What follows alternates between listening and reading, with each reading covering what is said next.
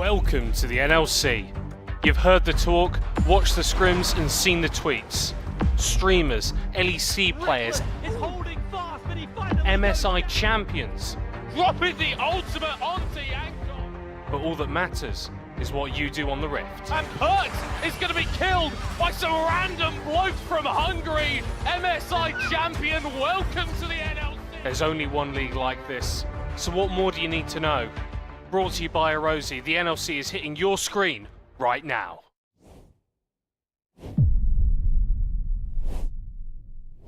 Happy Valentine's, lovely people from the other side. My name is Alexandre Ashanomaya. I will be your host for the day. I do hope you're having a wonderful day.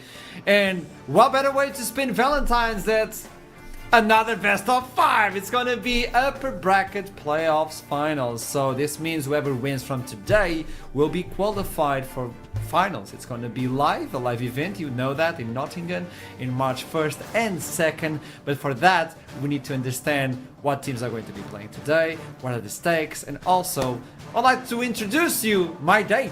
Well, Foxdrop and Gemana, join in. I'm so honoured to be your date today for Valentine's Day. What better way to spend it? Like you said, some good old League of Legends.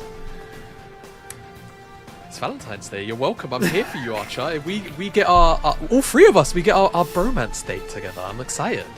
I love it how both of you are like, hey, you got me, okay? Don't worry, Asha.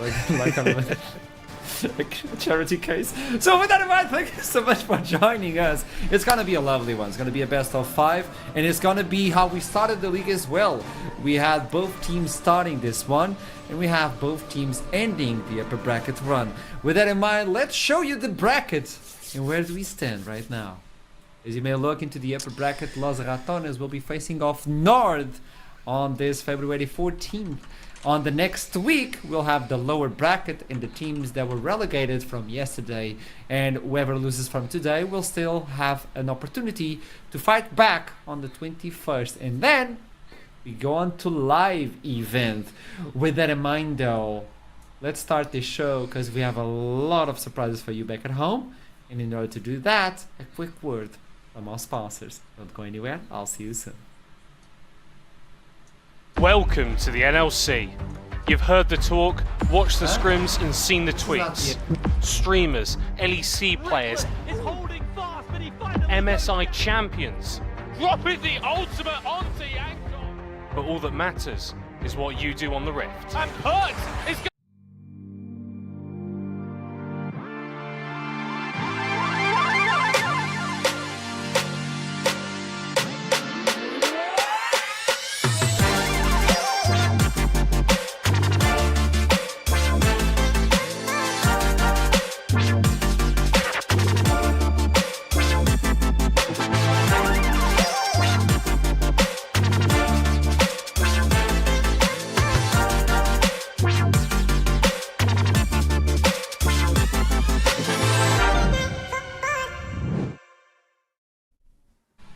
Now, this is what I was talking about. There you go. From Arozzi, this is the chair we've been seeing as well. And you can get your discount 15% off with NLC LOL at the website from Arozzi. But, gentlemen, you're here with me on Valentine's, and I want to be here for both of you with a special prize and a special gift. A game show. Let's play a game of Who Am I? Quote Edition. Ooh, easy. We're back. Easy. As long as I pay With the champion. quotes. Yeah. Ha. As long as it's not junglers, I think I'm good. To be honest. As long as it's junglers, I think I'm good. Oh boy, I have a surprise for both of you then. With this in mind, both of you are 2-2. We're reaching the end of the road. Keep in mind, there's a date, a real date, with all you can eat sushi. And so far, both of you are in the leads. So this be the tiebreaker. Oh, this is a tiebreaker. Okay. Oh, sick. So this how is is the this- Lost of yeah. Jonas Nord of the town. Okay, sure. For sushi. So, I'll present a quote. You let me know what champion it is. If you fail, we'll present the next one. And the third quote is always the easiest one. If you fail, I don't know how. I made sure the third one is extremely easy. I don't believe you. With that, I don't believe you. with that in mind, Okay. let's toss it to the first one. We're gonna do this My way, quick and deadly. Ooh. No, I actually don't know this one. Can I? Yes, Jamada was first. I am nearly second. This feels like a Zaya quote. Aha, my way. It's not. Second quote. Okay. It is. Forget balance. This is a reckoning. Oh, Jesus. Yes. Oh. Yes. Akali. Akali, that's the point Yeah. of Jamada, starting off with the right foot. Alright. And the third one would be Fear the Assassin with no master, which is the when you pick Akali. So yeah. you know the third one is always how you pick it. Second one, Okay. the moment Justice bends, it breaks. Yes, Jamada. KO. Wow! He's hot. He's hot. That It is is jungle Cal. champions, bro. I can't play Akali or Cow jungle. Don't worry, don't worry. I got your I'm in jungler. I got trouble. your jungler. 2-0 You're in trouble. so You're in far. trouble, Foxy, man. Come on. Stop chopping. Lock in. Lock I'm in. Lock sweating. in. Let's go. So, Third one, it's gonna be if the enemy asks, I am the answer.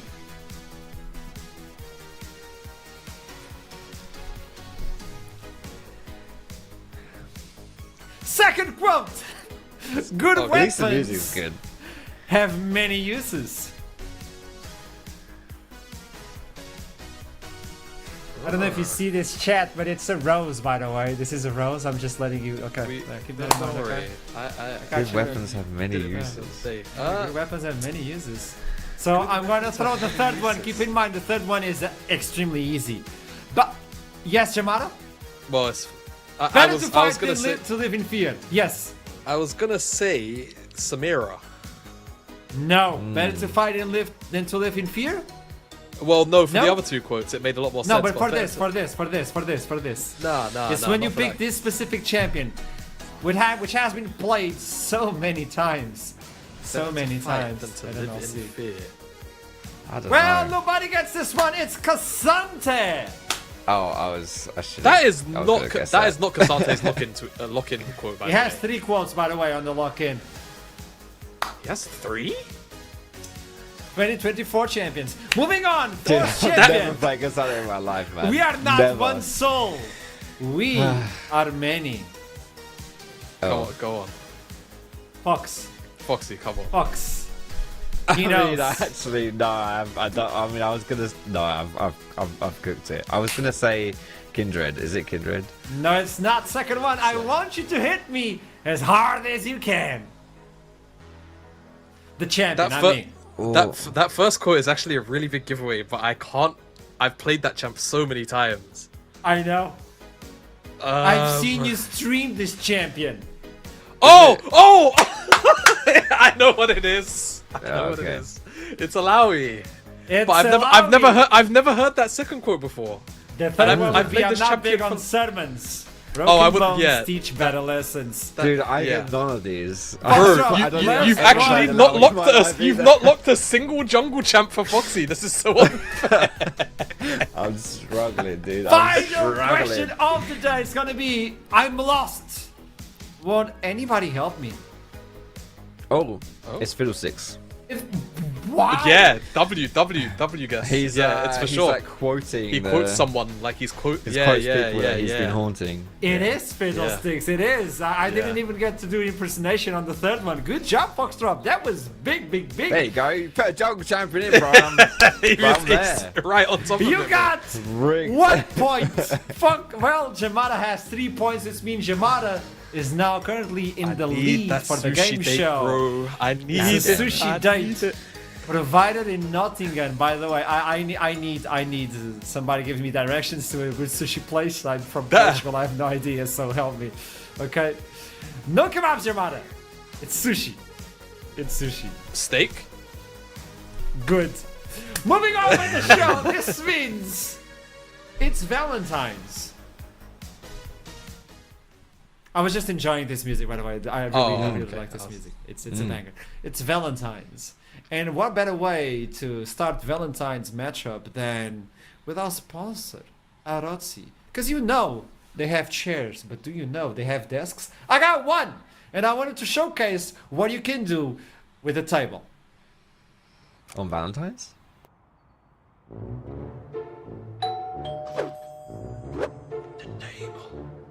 Arozzi.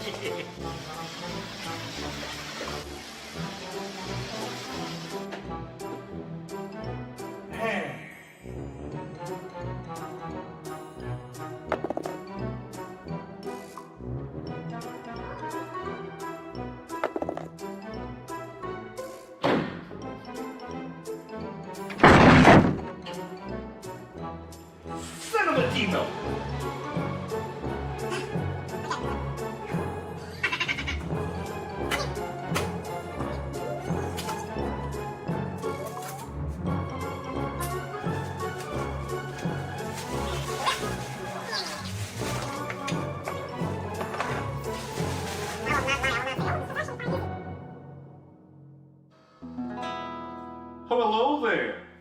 How are you doing? What is this, you may ask? This is the greatest table to ever exist by Arozzi. Arozzi. Well, you want to know more about this table? Then raise an individual of 84 kilos like an angel. Stick around, I'll let you know more. But until then, I'll go downstairs. It is actually the right button.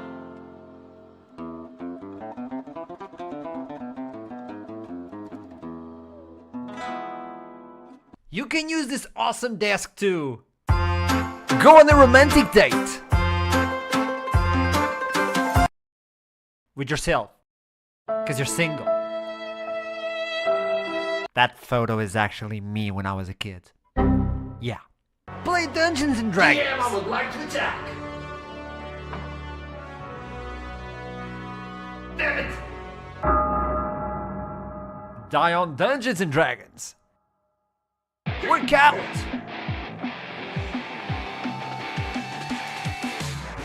Squat the desk. Please don't do this at home. It's a horrible idea. Please don't. Play League of Legends. Feed in League of Legends. Rage quit in League of Legends. The only issue is the owner. So head on to Arozzi and use the code NLCLOL to get 15% discount. Get comfortable. Get Arozzi.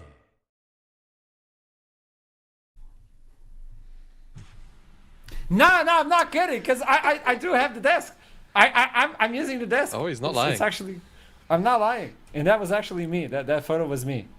We need more kid pics of We you, need more Archer. kid pics of you. I agree. We do. Okay, as I we can't go imagine you forward without a with the day, beard, so. I'll Right? show more pictures. I have more pictures. I'll And you, Jamada, as well, without a beard. What's going on there? Yeah. What are you hiding? You guys don't need to know what's under here. the lack of a chin. But with that in mind, let's talk about the matchup for today. It is Los Ratones versus Nord Esports. We started the split with this actual matchup. It was the best of one. It was Group A, the blessed one, obviously, and Los Ratones run away with the score. And so far, no single L. 100% win rate professionally for Baus at least. The other members of the team may have lost in the past, but ever since Baus joined the team, they got a clean record, so keep that in mind. Let's talk about both teams. I would like to actually have a head-to-head between these two, and this is Nord Esports. Yes, that is Nord Esports. Yeah. Bang on, mate. Yeah, this letting you squad know. has been arguably these are the two best teams in the NLC up until this point. Nord were phenomenal outside of the game that they played versus Los Ratones in the seeding stage. And yesterday, to be honest, though, I'm not going to lie, it was a pretty close series. Well, somewhat close series, I guess you could say, versus Verdant here. So, yeah, it's still got a little... To me, that's the question mark, right? The question mark is what we saw yesterday. Is that going to be the team we see today? Because if so, I don't think it's good enough to beat Los Ratones. But at their best, Nord can definitely challenge. Yeah, look, yesterday's series was not a very convincing one to me, to be frank, right? Nord definitely... You know, they took a big chunk out of Verdant, don't get me wrong. But Verdant pushed them to their limit time and time again throughout that series, whether it was Macro, whether it was team fighting. And Verdant have been a very, very up and down team. So to see a not so convincing win out of a roster that is, by all rights, outside of that original loss to Los Ratones at the start of the split, been very dominant. Kind of small warning signs. And there are plenty of issues that we've highlighted throughout the split so far about this Nord lineup that seemingly haven't been cleaned up, and it's only a one-day turnaround between yesterday and today, right? So, given what we saw out of Los Ratones, I think it's going to be an uphill battle that, hopefully, for Nord's sake, they've prepped sufficiently for, because we could be in for a short series if they show up how they did last night. Oh, so we're getting predictions already. I like the way you put it. And I agree.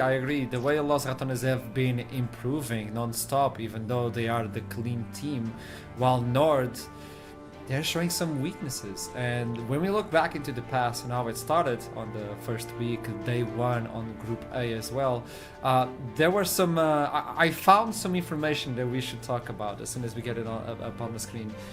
There you go. So this is how the score ended with these champions, and if you look into the mid lane, I think there's a massive difference. Eventually we'll talk about the bot side, obviously, but No Way versus Nemesis. I think we should take like a big look into this matchup and how this matchup can actually bleed across the map. Yeah, I mean, you're right there. 0-3-2 versus 2-0-14. Obviously, KDA doesn't say everything in and of itself, but I would say...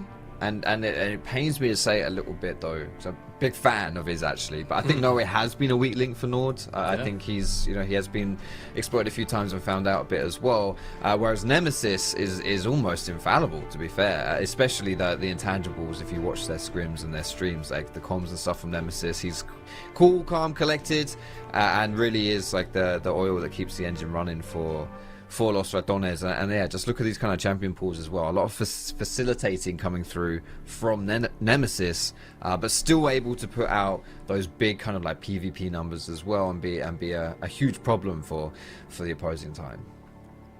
You look into the kills in a way that No Way is falling behind in terms of what he can provide to the team, even though he has a good kill participation, but the damage also... It's kind of weird, because if you look into Nemesis and he's like 20%. That's what gonna do you happen. mean?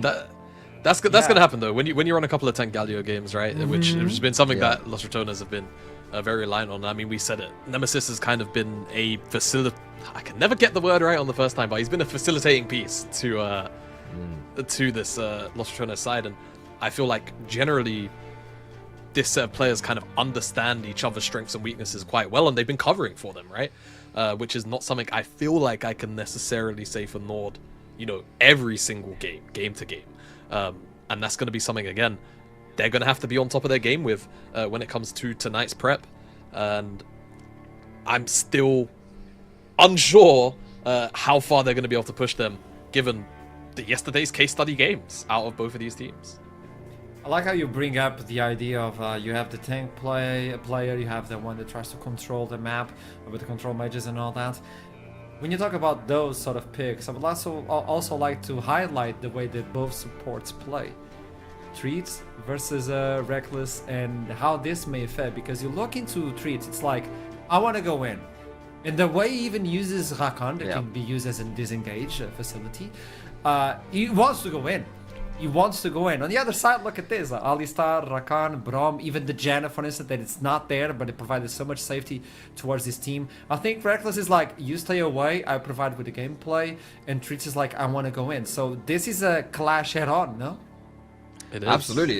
Yeah, Reckless wants to kind of kite back a bit and play a bit more chill with his champion pool. As you mentioned, the Janna is kind of just the epitome of that, right? And he's the only one who plays Janna in our league, so it's yeah, he does that kind of thing, and treats, even when he plays some more disengagey, some more chill champions. His Braum game is a good example of this. He still plays it like, you know, he W's forward and Q's aggressive all the time and tries to roam around and make plays. So it can be, you know, when you have that more aggressive style support, something that can be an X factor in these games, especially if you're looking to snowball. If you have like a death ball, like a pick comp, definitely something that enemy teams can and have fallen foul to here in the NLC. Yeah, and there's a stat there that I would really love to highlight. It's off the screen now, but the XP difference. Obviously, if you're winning, you're gonna be ahead in XP. It's just natural. Yeah. But for the support role specifically, I think the fact that Reckless is averaging almost 1k XP at 14, that's almost the whole level at that point, right? Like, a 1k XP is usually around kind of that level 8 and 9 mark off the top of my head, worth of XP. That means that Reckless is not only finding successful roam timers, but he's also making it back to where he needs to be to occasionally catch XP when he needs it for those critical level break points, especially early on. So again, this kind of lends into not only Reckless having a pretty good understanding of when he needs to roam, and on those peeling champions, actually kind of important, weirdly, to roam a lot of the time. It's not just about engaging. You have to be there to help your team's plays. He's getting back to where he needs to be to catch XP additionally, which I think is a very rare skill to find in roaming supports, or such heavily roaming style supports. I'm glad you brought that up, because I was studying Reckless and the way he plays, and that scares me a lot. The fact that he can find the perfect timing to go away and help. And when you look into the vision score and the way it works, Reckless is not at the top, because eventually the team buy wards, not Baus, because Baus doesn't believe wards will do damage, so he doesn't care. But the way that Reckless provides those wards and the engages and the rotation, and still is ahead, so far ahead in terms of experience, this is a really good reading on the map, and I believe this is extremely scary. But when you look into Los Ratones and the way they've reached this position right now, completely undefeated on the league, we had some ups and downs, and we were able to communicate with Velja about that on the post-game interview, but it feels comfortable. And yesterday, well, everybody was like, hey, Bulldogs have been rising, but it's not at the same level. Yeah, this was... It just wasn't enough. Bulldog are actually a good team, right? They are a good team, but they looked pretty mediocre and average against Los Ratones. They are just a step above everyone else, really. It's so tough to beat them. And from my perspective, when I look at this squad and I think, okay, this team identity for the Rats, it's like they have 5 players and 5 threats, which is so difficult to play versus, not just on the Rift, but in the draft as well. If you can lock one of them down, another one's going to come out swinging instead. And it's just, as a unit, they're so well oiled together. It's such a tough team to beat, and it's why they're overwhelming favorites for this series, even though Nord are the second best team here in the NLC. Okay, I'm glad you put it that way. And yeah, we've been seeing Nord trying to step up. We talked with John, the coach, in the way he stated, like, oh, we needed some time to get the motor running. But I think yesterday left a big picture of, yeah, I see the armor, but there's a lot of flaws in the armor, and Los Ratones are so good at exploring those flaws, especially on the macro. And when you look into the bot side, obviously you have those names from Nord that are just screaming with experience, but we have Crowny and Reckless. Both of them also have a lot of experience. In the way this individual played yesterday with Ezreal, this is what I would like to highlight. I don't know if everybody got to see this one, but it was kind of disgusting. It looked like he was playing Caitlyn, just pushing the enemy under the turret, and he kept landing those Qs even behind the minions. I don't know what happened. I don't know if he could check his PC, but Crowny's a danger, no? Crowny's been a danger since day one, right? But he existed, yesterday, yesterday he was trying to get himself on that list of the prohibited Ezreal players of either being Chinese, Korean, or your name is Dragdar. Like, that is it. That is like the collective groups of people. That's the kind of performance and shift that Crowny put in yesterday. And I mean, granted, I will say Bulldog kind of let it happen, right? And when you really kind of look and break down that game, they did leave Exofeng on a bit of an island, and it did mean that Crowny got a very free lane. But just because Crowny gets a free lane doesn't mean that the game then becomes free. Crowny has to use that lead, and he did, like, throughout. He did not let anyone breathe, and it was ridiculous. He was like 2 items at 15 minutes. It was probably one of the kind of games where if you're trying to learn Ezreal, you go and watch that game. If you're like trying to see if there's any kind of tape you can learn from. It was one of those kind of performances yesterday. I just want to point out. tell me. Sorry, I just want to point out. Okay, so Crowny and Reckless as a bot lane are insane, like really, really insane, like LEC level bot lane, hands down, easy peasy. But Crowny specifically, his death stats, he's died more than once in a game, right? So far, he's played 8 games, and he's died more than once, one time in all of his games. And guess how many times he died? 2? It would have been Sacrilegious, sacrilegious 2 times. 100% more. So it's he doubled it. Like honestly, doubled, yeah. he's so reliable. It's so reliable, and he's played so many different champions as well. So you might be like, oh yeah, but you're just saying he was playing Ez. It's so easy to stay safe on Ez. You stay far away, you shift out. No, he doesn't just play Ez, man. He's got so many different champions he plays. It's just so hard to lock him down and to find those kills on Crowny. Especially when you know Corki exists, and the way Crowny plays with Corki, I don't think that's legal, but yeah, he's pulling it off. And eventually I want to look into both teams as we're trying to build an identity for both of them. I'd like to get your opinion as we go, and how can Nord actually take down Los Ratones after we built this identity, because you say LEC level, but Nord's bot lane is LEC level because yeah, you know, but we'll talk about that a little bit later on. Talking about the top side, it has been a concern for every single top laner in the league when this individual exists. How do you die so many times and you have more than an item advantage over your enemy and you have more experience? This is Baus. What can we talk about this, sir? Well, put some Baus is a special respect on cookie. his name, you know? Look. See, the problem for me is I'm always going to have a bit of personal bias against Baus, because what he has done to the Sion player base in solo queue is irredeemable. That said, what he's been able to bring to, pro play so far, his experience, has been honestly nothing but quite respectable, I think he has run circles around quite a few top laners where perhaps you would think maybe he shouldn't be. Obviously has a very unique champion pool. And I think more importantly, and this is more kind of credit I think to Los Ratones as a whole as opposed to just explicitly Baus, but I've loved how they've incorporated his playstyle into, in the early game, into how they respond on the map macro-wise, right? They are, generally speaking, always primed to try and get some cross maps or just lose as little as they can when those kind of plays are being made. And I think it's such a unique can of worms that has been opened by allowing Baus to play pro. That it's been very, very fun to watch. And yeah, his contributions outside of that, outside of those early lanes have been very, very strong and very consistent too. So I just about have nothing but praise for Baus so far. I do look at that top lane matchup and wonder though, and I don't know how you feel, Foxy, being an old head yourself, Vizichachi on the opposite side, if there is like a player, listen, buddy. Old. I could say something that's gonna make you feel old. Don't make me do it. But you used to watch my videos when you were 10 years old. When I used to come home and watch your videos after school, so yeah, you're gonna get called the old head now, unfortunately. Chachi, he's like he's the grandfather of like these weird top lane champion picks, right? So if there is anyone who's realistically going to be able to come in and try and match some of this weird shit going on top, it would be Chachi, but Baus has been incredible so far. Yeah, for sure. I want to echo your sentiment about Baus's his playstyle and how specifically Los Ratones play around it, because you're right. They get the cross maps, they make the macro plays happen. It's like there just doesn't seem to be a good answer against Baus. No one's found the answer, at least, right? Like you either attack him directly, in which case you lose the rest of the map, or you ignore him and he does loads of other things anyway. I just, we haven't quite found the solution. It must exist out there, there is a solution to it, but yeah, not found it yet. And Vizichachi, I think this is the kind of guy that absolutely could bring it to Baus, and to have, I think he understands the game well enough. Let's not forget, this is a real weird, this might be a weird thing to say, but this was like, he was the faker of Age of Empires 2, right?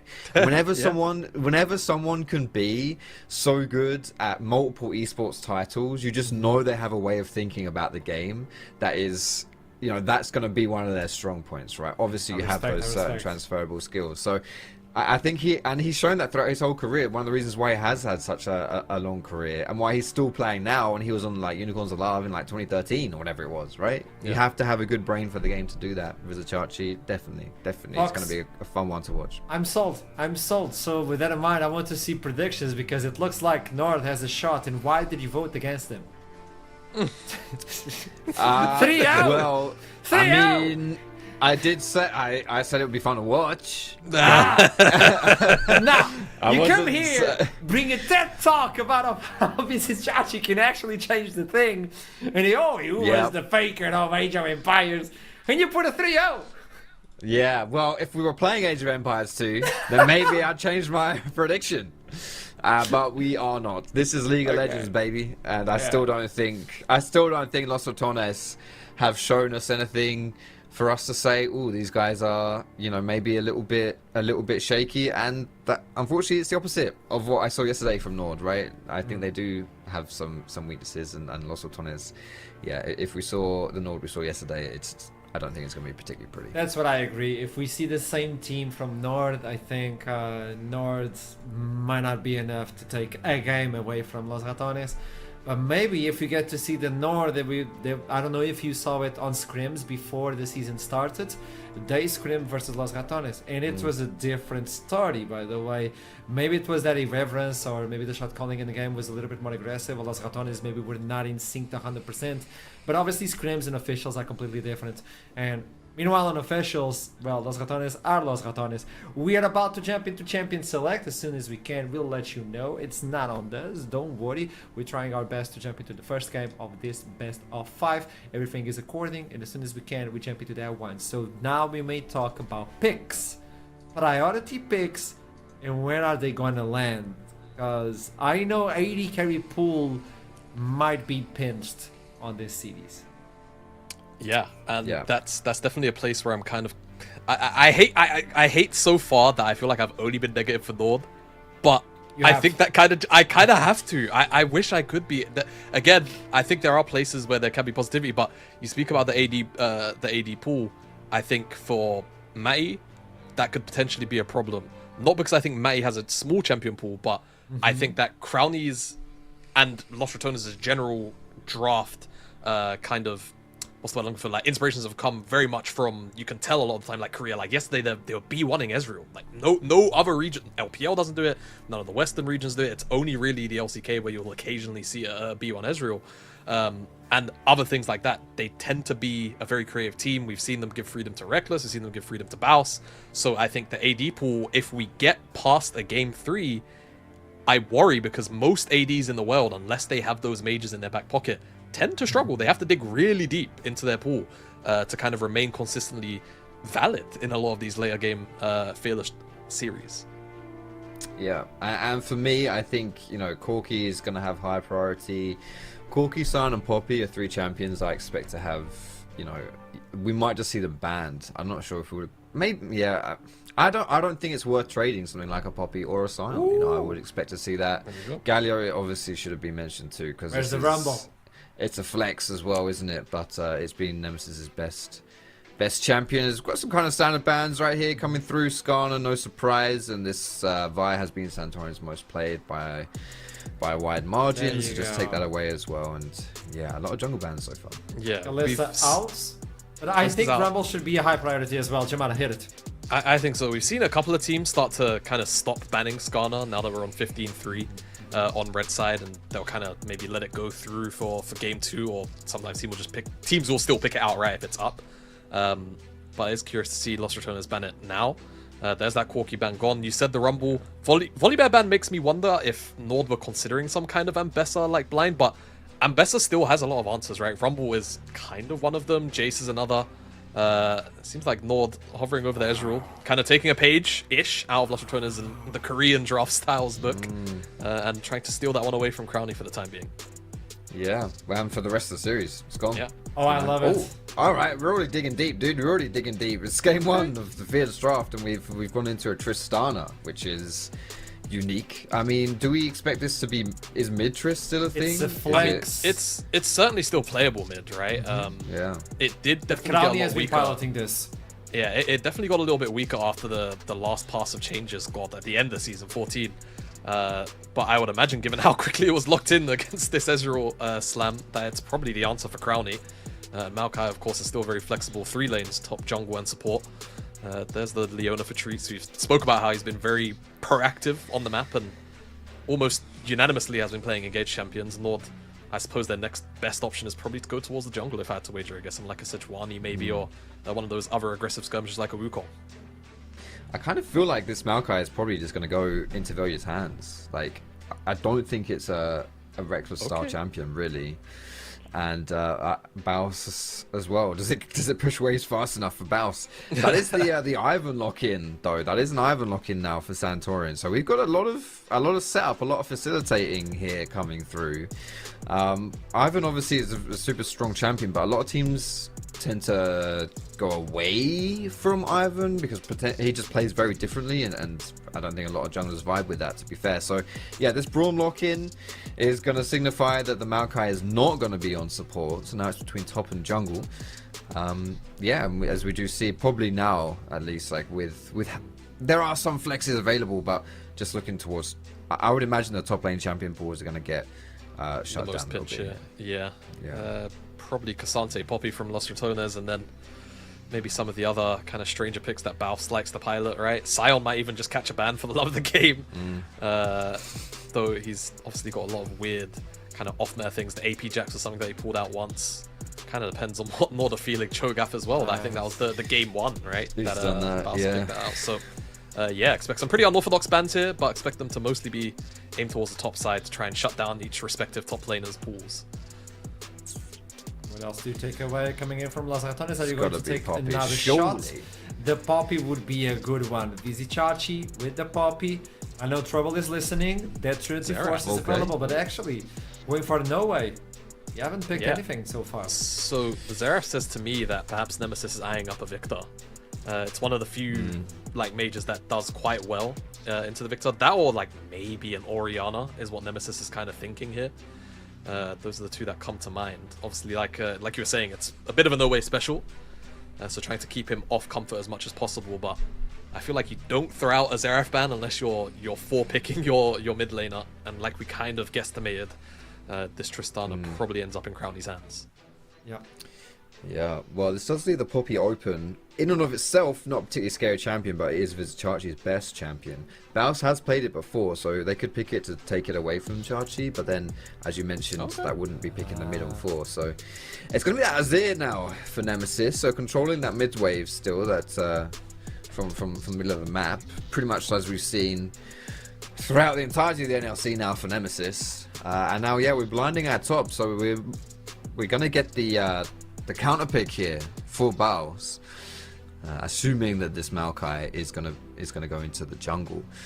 And yeah, let's see what Noe does in response. He's had a few champions that, okay, yeah, this is interesting, to be honest. This is a little bit more aggressive. You do have the disengage for the jump in from Tristana, but it doesn't work versus Maokai, right? So that's a little bit concerning. It's aggressive, and I also think it's kind of bold, right? You're playing against Braum. Obviously, the lane matchup is one that I think historically has always been kind of favored to Syndra, almost quite heavily, to be honest. You can always scatter Azir out of any of the attempts to try and scoop you back when there's jungle ganks. And just generally you spike a lot harder earlier. There's that Poppy for Vizicachi. He had a fantastic game on it yesterday. I think one of his engages was kind of game-winning. I think it was the game-winning play to give Santorian a triple kill on that Kha'Zix.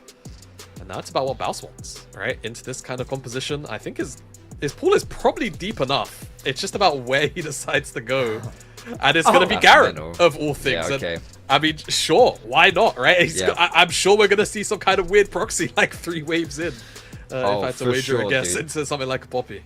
For sure. That judgment, Garen, he was made for proxying. Like, this feels like a very Baus style champion, to be fair. And yeah, like he's chilling. He's chilling. You don't want to pick one of those champions that, you know, would get denied by Poppy's W either. So he loves it. He loves this kind of thing. He's gonna Raybos Garen, just yeah. And to be perfectly honest, like when you look at Nord's side, it's not easy to kill someone like Garen, right? Like, you can press W against Syndra's combo, and Ezreal is not the greatest, like, high DPS style thing, right? And especially if you've got a lot of move speed, which Garen tends to get in his build, you can dodge a lot of those skill shots. So I think it could be quite tough to actually bring down Baus in this game. And yeah, I like the way that one's rounded out here in game number 1 of our series. How it started on the seeding stage, it's how it's going to end at the top of the bracket. Do we get another repeat, or is it time for Nord to shine? There's the Poppy, there's the Garen, a lot of questions, but the answer is right after the break with our casters. I'll see you soon.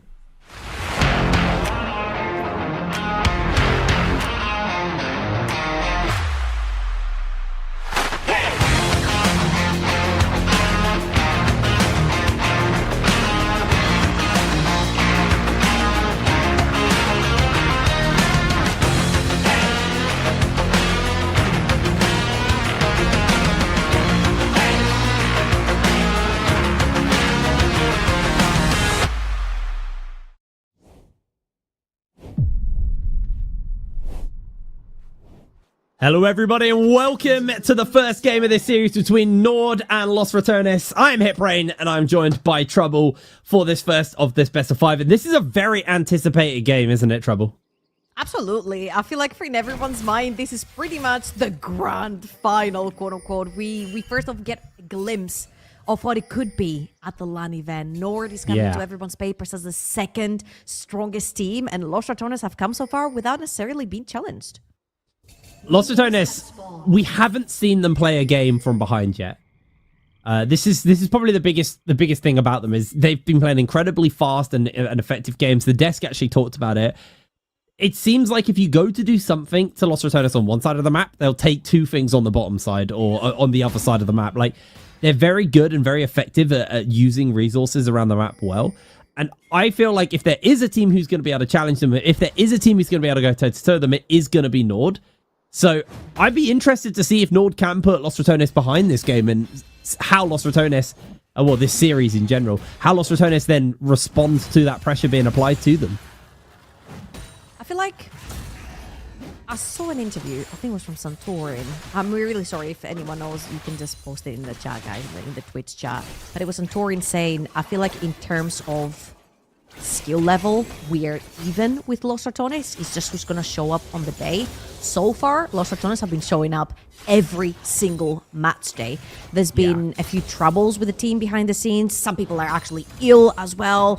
Sometimes they couldn't all scream. So there's been a lot of things behind the scenes. But when it comes to the gameplay, it actually has not showed yet. Now, walking into that game, number 1, the first thing that really struck me as weird was the ex-Mati B1 Ezreal. We saw Crowny do it yesterday, absolutely demolished lane with that Ezreal. It was some LPL, LCK type of shish down in the bot lane. And I actually want to have my eyes on ex-Mati in this particular game to see what he can do, what that B1 that was snatched away from Los Ratones can actually do in the hands of Nord. I have a lot of faith in ex-Maddie, but I'm also a bit of a fanboy, so it's a little biased. But I've also casted this guy for a very long time. I know he's a very capable Ezreal. Is actually quite a hard champion to make work really, really well. Crowny, like you said, yes, they had an amazing performance on it. And yeah, ex-Maddie, he gets himself a nice reset off, gets that tier started up already. And it is interesting to have a look at what's going on with the Visit Chachi Baus lane, because right now, Chachi is controlling that lane. He's up in farm. He's forced Baus to go for a reset. He's now going to have to teleport back into the wave. And Chachi, he can just shove this wave and then look for a recall without having to burn that at all as Baus. Just going to full in with the judgment, spinning around on top of him. And Chachi, he's just going to have to walk away from it. There's not much he can do. Arozzi, go back to base, bought his call. Is going to play a very patient game, very CS focused, if you will. Santori now heading towards the top side of the map. Covering right there for Chachi to push in that lane. And the first thing that also strikes me here is that Ivern, we don't necessarily see a lot of Ivern unless one, you've got a bunch of melee champions. And 2, you've got at least some like bruiser, more aggro type of champions. But saying this, they could potentially be picking up a kill on the top. Oh, that's going to be Baus forced to flash already. No level 6 available on anyone, but the red buff from Santorin burning Baus down. Chachi slowly whistling him down. He's quite tanky, but there it is. First blood to visit Chachi. I feel like the flash was a little bit too much right there from Baus. I don't think he could actually get away. But right here, this is great game going on for Nord so far. No Way is pushing in Nemesis on that Syndra. Xmati and Treats are having lots of priority down the bot lane, and the kill solidified on the top side of the map. Now, again, yesterday, it was a whole different game because you had a Kha'Zix together with the Poppy. So Santorin could benefit from this. I wonder how much a Poppy being fed in this game is going to influence that mid to late game transition. I feel like the tankiness is going to be good enough because until the Azir is on the 2-item power spike, until we've got 1.5 items onto the Tristana, Chachi can really dictate how these fights are being played. Noah is just locking Nemesis in this lane. Every time he goes for a reset, he plays the interrupt. There isn't much mana on No Way, though, so it does definitely make this a little bit harder. But Santorin coming in, looking to go on Baus once again. He's going to try and clear that wave out, and he's done his best to do so, but Chachi will secure yet another kill. They found a lane to play through with this Ivern, and it is going to be Chachi on the Poppy top side, so... Okay. You know what? If that Bami Cinder was not locked into Chachi's inventory, I was like, this is it. That's a Trinity Force game for Chachi.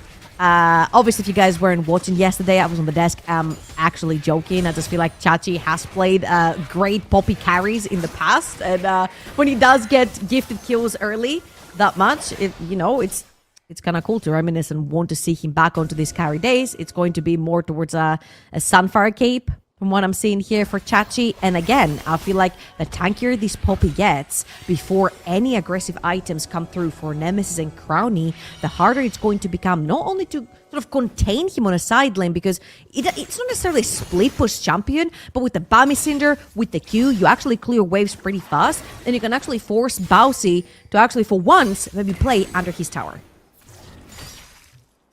Yeah, or he could just go looking for a proxy, which is... From the way he's positioning on the map, that might just be the game plan here for Baus. But the problem is there's a... I mean, Peter Crouch is in the area. Santorin on the Ivern. Going to be a complete menace. He's actually going to turn his attention towards the grubs, and they're going to seed these minion waves and the potential for tower plates just because they want to secure themselves an objective trade. Baus is going to make sure that he knows what's going on with that ward drop. Checking. Goes and catches another wave. I think he knows he's going to have to at the least execute here, but he's going to try and just grab as many waves as he can. And this is something we haven't seen a lot of teams do versus Los Ratones, is they're not really good at kind of trading blow for blow. So if Los Ratones go and take something, they don't take something else on the other side of the map because they're bundling too much to try and shut Los Ratones down. Nor are happy to say, okay, you can take that dragon. We're going to take another neutral objective for ourselves, and we'll be quite happy with that trade. And really smart play not to just greed and try and kill Baus again and actually get something off the map on return, including a jungle camp, which Santorin was able to steal away and secure his level 6. Yeah, I feel like it was kind of impossible right there to also chase Bowsy because there was a huge wave coming through from the top side of the map, and Chachi was helping with the void grubs as well. So I feel like clearing the jungle, pushing out the waves, just let Bowsy do his thing. I feel like this is a lot of teams falling into the trap of trying to dissuade the situation, trying to stop Bowsy from proxying. Right here, just let him do his thing. You've got plenty of scaling. Well, Treats is in danger. He's going to look to try and break away, but Crowny with a buster shot secures the kill. It is a 2 versus 2 solo, well, not solo, but, solo lane kill for Los Ratones. What happened there? I'd like to see a replay on that. Treats a little bit too far up. Obviously, we do say that the Brom lanes are usually a neutralizer to any melee support lanes down the bot lane. And this is the case here as well. And Crowny locked in that Tristana super quickly when that Ezreal got B1 from the side of North. Tristana traditionally a champion that is really good at pushing in the lane really fast and actually creating situations of priority down the bot lane. And let's watch this one more time. What's just happened here? Treats walks up. He wants the cannon minion. Reckless knows, tags him with the Q, and they hit level 6 before Treats does. Now, I don't know. I think it was that one last creep probably that Treats needed for that level 6. I don't think it would have saved him necessarily, but that was a pretty good engage, pretty good Q from Reckless to engage the fight. Well, they were looking for him again there, but Treats was able to move away nice and safely. Smanny's going to continue to catch the wave as Chachi and Baus continue to go toe-to-toe. Is a brutal lane versus the Poppy, especially when she's got those 2 kills. Got the recall boots, which I can never remember the name of these boots, but they've got the recall boots here on the Poppy. So they're called souls, something souls. Something souls. Yeah. I can't remember the name. Mouse is actually looking for it. I mean, he's got ultimate. He's looking for the all-in. Vizichachi, though, able to trade back very effectively there. As he flashes forwards, comes in with a passive, and I think Chachi just maybe misplayed there a little bit as Nemesis was looking for a play on No Way. There was just a whole bunch that was breaking out there. Nothing really caught either side, though, as Santorin does find the opening. Reckless is going to get locked down as Daisy gets summoned up. Solar Flare lands onto Reckless. He actually avoids Daisy's knock-up as he throws down the Glacial Fissure to break away. And meanwhile, in the mid-lane, No Way is in danger. No flash, no way to go. He's secured. Down he goes. Nemesis picks the kill up as Chachi. Let me rest my voice, guys. There's so much fighting in the last few moments. Yeah, we had the 1v1 over in the top lane, then the attempted gank over in the mid lane onto No Way. Then No Way ends up overextending, trying to join the bot lane skirmish. Reckless just about gets away by blowing his flash, and No Way getting caught. No man's land ends up going down. That's going to cost him quite a lot. You see Nemesis grabs a plate right there, that he grabs the first kill as well. And when you see champions like Azir, who are one of the very few AP mages that can dish out consistent damage into tanks and into shields like the Ivern, you have to get kind of worried. I feel like Nemesis put on a show yesterday on lane dominance, and right here getting the first kill early in the game, about 10 minutes in, getting quickly to that first item is sort of going to unlock Los Ratones playing around those neutral objectives. Yeah, absolutely. Well, looks like X-Matty maybe getting his back slowed down. We'll still get back to base nice and safely. Los Ratones able to find something on the map there. They were down a kill, answered back with that one on to No Way. As Centauran heads back to base, picks up his redemption. Got the Blackfire onto No Way finished up here. So items are starting to come in across the board.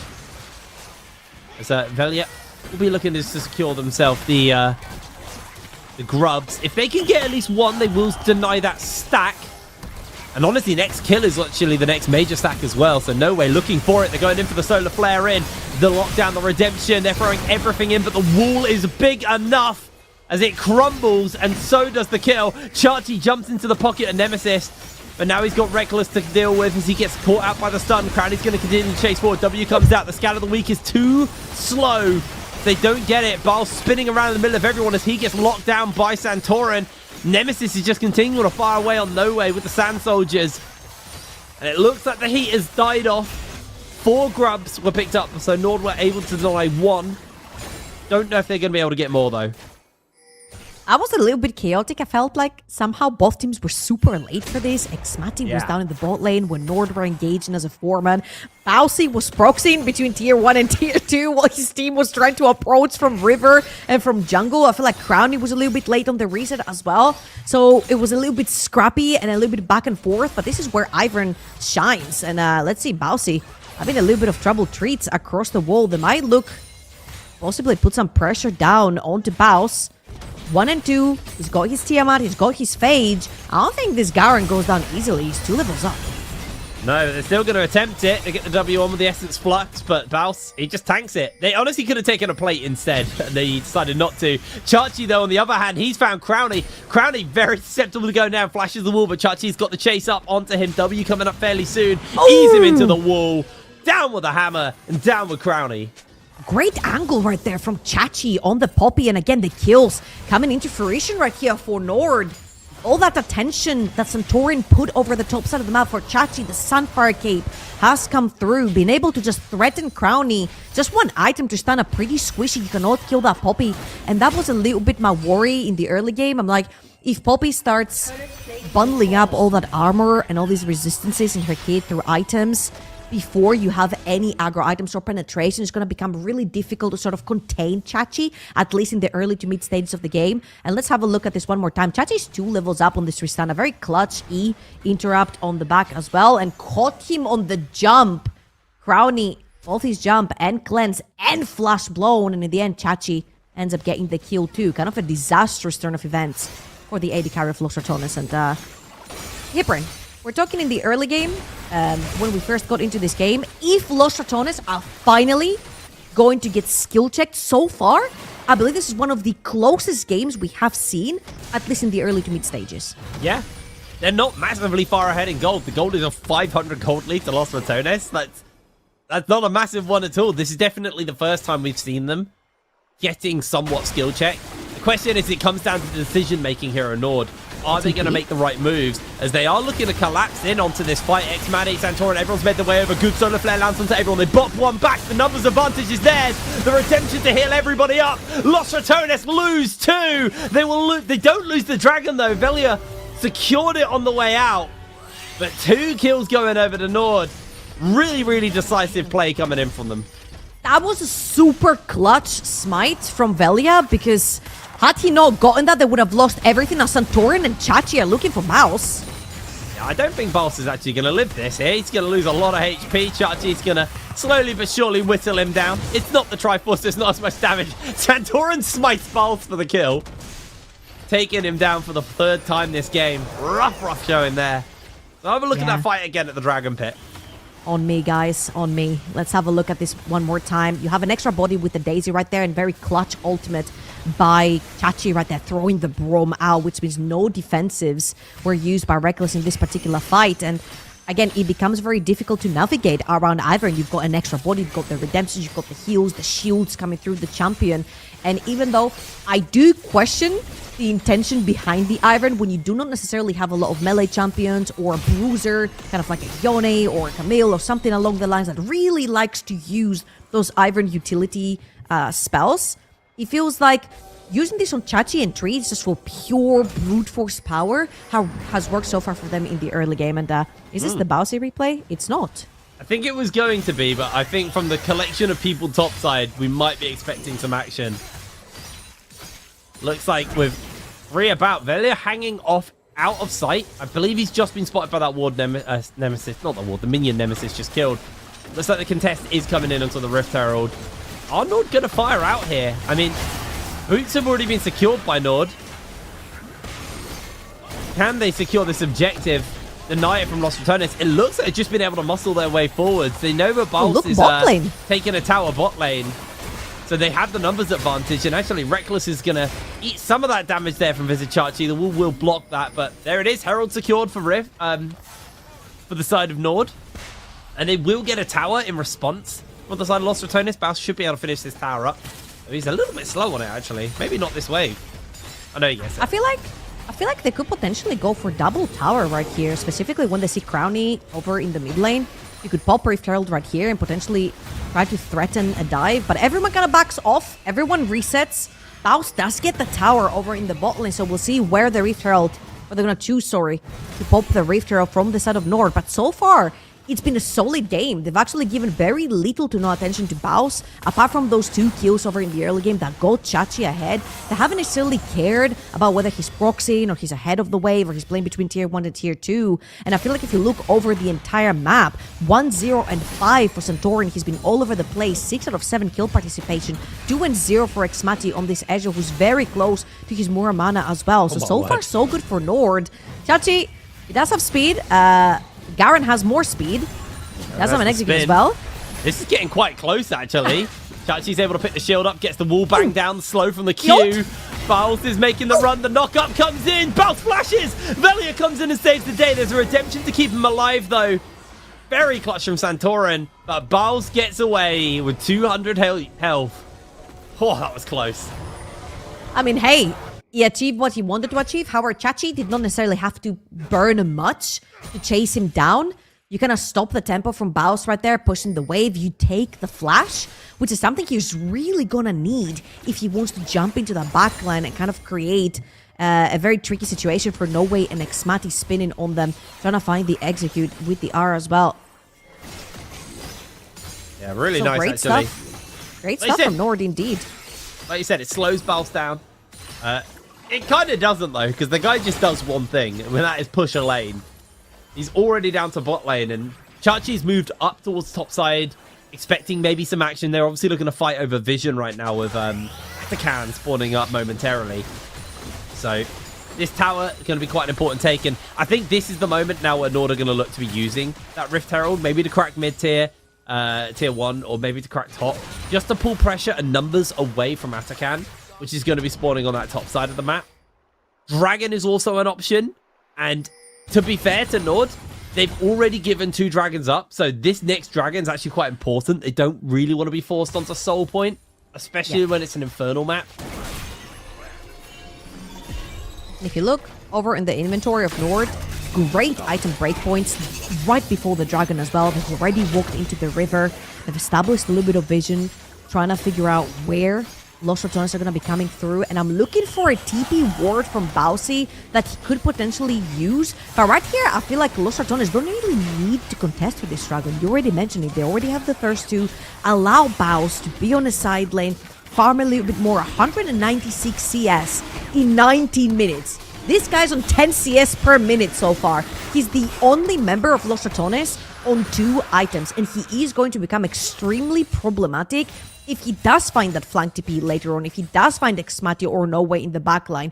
Reminder that Nord only have 2 damage sources, and one is a burst, which is Syndra, the other one is a poke champ. So they don't necessarily have that consistent damage profile that we're looking for on ADC and APC. So you take one of the 2 out of the fight, it's going to be very little damage remaining for Nord.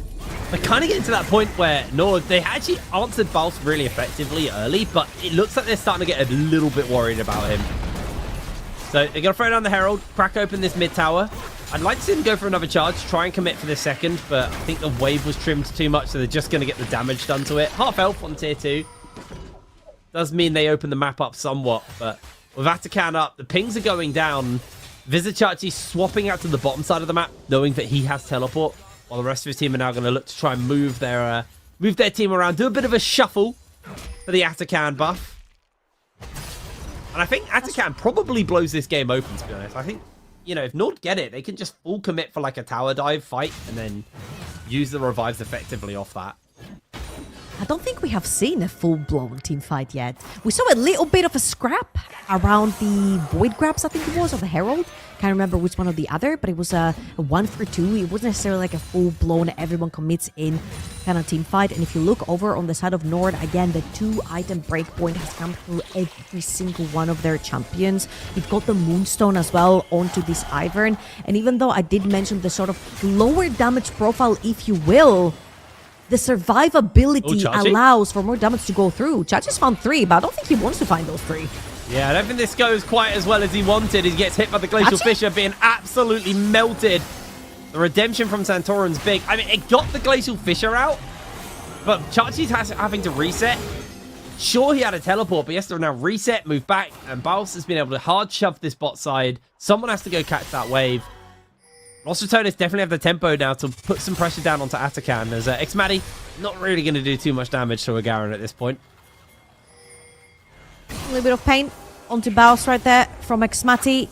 Gold dead even. About 700 gold between those 2 teams. And the funny thing is that the later you take Atakan into the game, the closer he is to a Baron.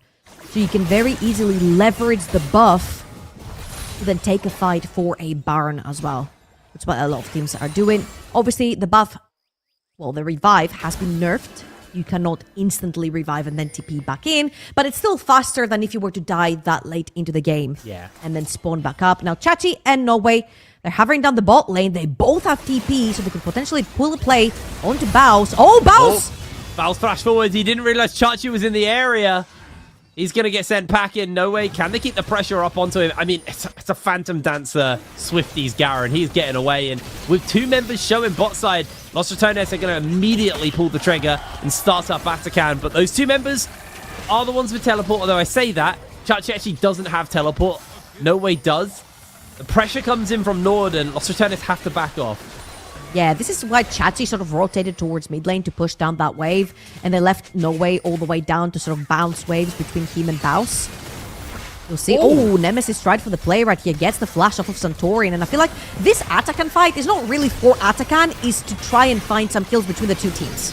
Yeah, well, there's going to be a lot down. Everybody is seeming to be committed, but there's Baus coming in on that flank. Teleport coming in from No Way as well. Chachi's got his own flank locked down immediately, but Matty is one shot. Crowley did so much damage to him. Chachi in the middle of 4. Can he hold his own? No, he can't. Shut down to Baus, and that is going to be Atakan. Great aggression coming through from Crown. He jumps forward to assassinate Xmati. Xmati once again between yesterday and today, caught completely out of position on a champion that you would think is really hard to catch in these situations. No way trying to salvage this previous skirmish that we just saw. Atakan going over to Los Ratones, but no way, he's gonna take that mid lane tier 2. And not gonna lie, that was a little bit of a whoopsie from Nord. There were a bunch of ultimates and flashes and engages that were exchanged between the two. I feel like Velia 3's old, Nemesis 3's old. They tried to take Santorin right there. Santorin flashes away, and then there was pretty much, I think even Treats tries to ult Nemesis right here. So there was pretty much a bounce back and forth of every ultimate under the sun. But look on the minimap right here. Baus TP's right behind the triplet of Nord. Xmati gets slowed by the seed, and I'm gonna stop because we have more. Treats finds the lockdown onto multiple people. Immediately knocked back by Nemesis' ult though to save the day. The whole team's caught by the grasping roots as they're getting poked down by Maddie. Baus is low, but he has that revive, remember. Dragon now starting to whittle down Los Ratones' health bars. There's the redemption to heal. The members of Nord back up to full. Baus just gonna go on the old long flank. He's a Garen. He'll heal up. Got a mini Warmogs built into him. Chachi's just trying to play zoning right now, but Dragon should be secured here for the side of Nord. And they just need to get back on the map and get a grip of those waves once again. We saw what Crownie was able to do to Xmati. The lockdown actually hits onto Treats as he gets the concussive blows built up. Crownie can just continue to chase forwards. Dragon, though, still not secured. I don't know who got that. No! Nemesis stole the dragon away from Nord. It's gone so wrong. Chachi tries to escape, but he is blown back. And Los Ratones have blown the game wide open. Los Ratones have forced Nord to go dizzy in 30 seconds. Nord forces Los Ratones out of Baron. Then they feel like they're safe, so they split on the map. And then Los Ratones hit them individually in different sides of the map. The mid lane skirmish, the 2 versus 2, and then down the dragon. Nemesis, when Santorin was around with Smite, steals the dragon from them.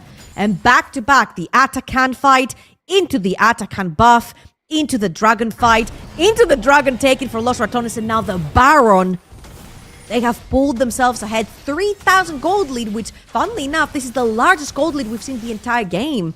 And what in the world happened? Because this here should never happen. Baus, as you mentioned, with the mini Warmogs built into his passive, he jumps back in, and Santorin completely gives up the dragon. He cannot walk through, doesn't have the flash, he doesn't want to give away his life.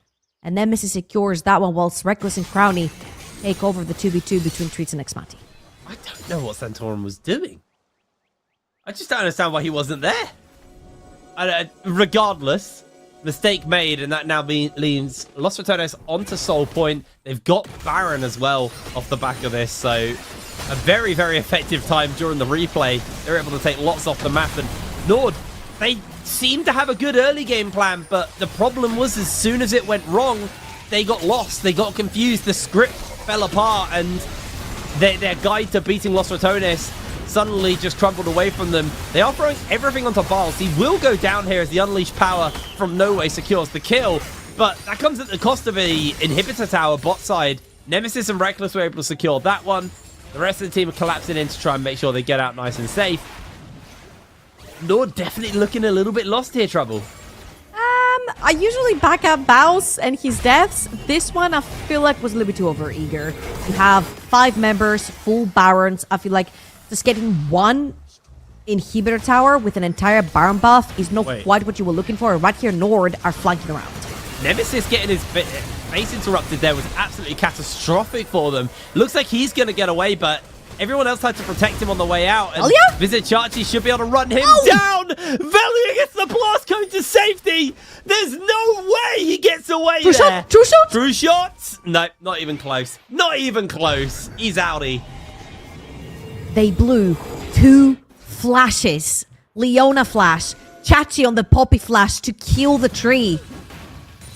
The Zaza leaves another day. And Velia gets to go back to base and regen his HP, while Crownie taking another outer tower. Only one in mid lane remaining for the side of Nord. And even though you said it felt like Nord were doing great in the early game, I feel like Los Ratones are pulling them apart on the map. And this is where teams excel. In the chaos, in the panic, in the fast macro, way too many skirmishes around the map. What is your decision making? And Los Ratones have always been taking some sort of objective with whatever fight breaks through. Now, of course, the Baron buff is not going to stay onto them for much longer. It's going to be expiring very, very soon. But we already have both teams wanting to set up for the next Dragon. It's going to be Soul for Los Ratones. And an Infernal Soul, it's going to hurt a lot if it gets acquired. Yeah, especially with someone like an Azir who's got all that range and can quite easily land those Qs and poke your health bar down. Empowered a little bit more by the Infernal Soul. Really kind of stuck there as Ratones securing a little bit of vision around the map. I mean, Baron's not up for a while, so it's a bit bizarre that they were putting resources into Vision topside. As Vision toggle, thank you very much, from the Observer shows that actually Los Ratones have put most of their Vision topside, which means that maybe they're okay trading the Dragon here, knowing that this isn't even going to be sole point for Nord, and they could just attack the top side of the map. A potential avenue for them. Now they came back from the resets, I think they are going to take some control over the bot side, especially Vision. No. Looking for Xmatty, he's able to get away safely thanks to the Buster Shot, but the lockdown doesn't quite land on the Crownie. Crownie's continuing to make an escape away.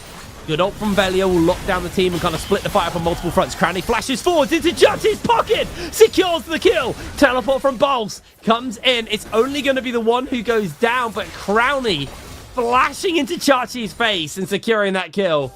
That was they're serious confidence. They're playing so heavily for the kills right here from Los Ratones, and I'm just sitting here scratching my head because Mati, again, the most slippery member of Nord, playing super far forward and aggressive, getting instantly punished in 2 iterations. And yes, here, he did not die, but he was completely out of the picture. Again, Nord have a very low damage profile. They play to play as a death ball, they play for the protection, they play for to have the Iron and the shields and the utility and the heals. So the longer you survive, the more damage you can do as you're chipping away with Syndra and the Ezreal. However, if you take one of the 2 pieces out of the equation breaks. There is not enough damage to take down Los Ratones, and you feel like every time Nord splits, you see the Crown or Nemesis chasing someone off and taking the kills. Yeah, it's a little bit of a bizarre playstyle. The gold lead right now, I'm starting to get to the point where it gets a little bit less relevant, but it is 5,000 gold. Actually, we're not full items, so we're only 30 minutes in. It feels like the game's later than it is, but then I just forget how fast Los Ratones games are. So already, teams starting to stack up on items. I mean, Crownie's almost full build. He's just got to finish his QSS. I can't remember the name of the item it turns into. Scimitar. No. Mercurial Scimitar? Yeah. It is Mercurial. Yeah. I honestly forgot the name of that item because it's been a while since I've seen it, but he's almost got that finished up for himself. Almost full build. So it looks like Nord still continuing to kind of, like you said, death all around, looking for these picks. I mean, Bals is not the one they want to commit resources onto. Crownie definitely a more worthy target for them. Crownie or Nemesis. The bushes go up. How comes the ultimate from Chachi? I mean, who's he going to hit? Cancels it. Look for the lockdown onto Reckless. But yeah, Bals is just going for a flank angle. I mean, he's got Stride Breaker. He doesn't even actually need to get the angle. Just the fact that they know Baus is behind them and he's threatening them and he shows every time they need to be careful. There we go. Here we go. This dude said he's gone. Baus takes out Santora and throws the oldie onto Xmatty. Not enough to finish him up, but Treats will go down regardless. In comes Nemesis. The shuffle doesn't hit. No Way gets some damage down and is followed up with the kill. Velia trying to lock Maddie down. Maddie healing himself up as much as possible, but that one Vampiric Scepter may not be enough. Reckless sends the Winter's Bite in and secures the kill. Nord lose everyone but No Way. They've got their DPS. They can secure this Baron. Yeah, Nord tried to stay together as a death ball, but again, the threat of being flanked, of being split apart, and the Ivern dying first in the fight was huge. No more shields, no more bushes, no more hiding, no more Daisy, no nothing of that. Your utility is absolutely gone. Again, Nord have created an equation of a composition. You take a member out, and it just doesn't function anymore. And Los Ratones with their second Baron of the game. They're waiting for Velia and Nemesis. I mean, Bal, sorry, more importantly. I'm just going to get it nice and low. Nice play here, actually. They're waiting for everyone to come up, make sure the whole team gets that Baron buff. There's the secure. Oh, Nemesis didn't get it. But he'll be grouped with the team. It was more important that Bal's got it because he's a side lane menace.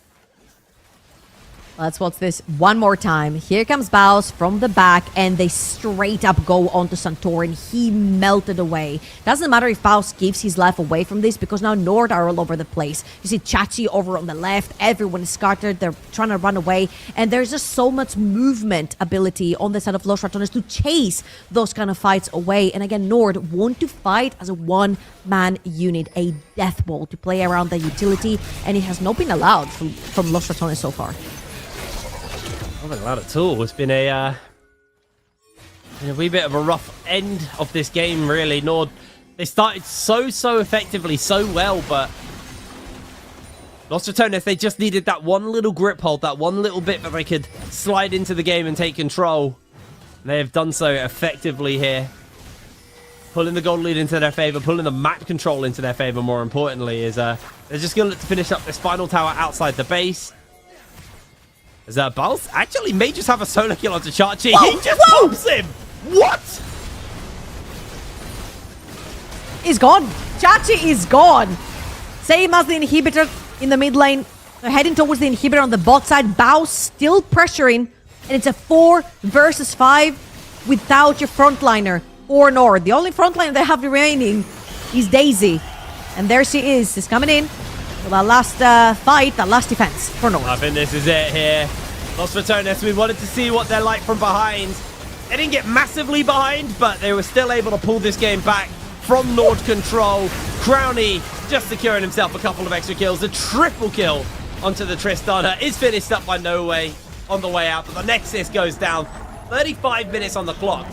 That's a relatively lengthy Los Ratones game. This team have been closing games very fast so far. So it was nice to see from Nord them actually challenge them. Now they just got to take the next couple of steps towards actually closing a game out versus them.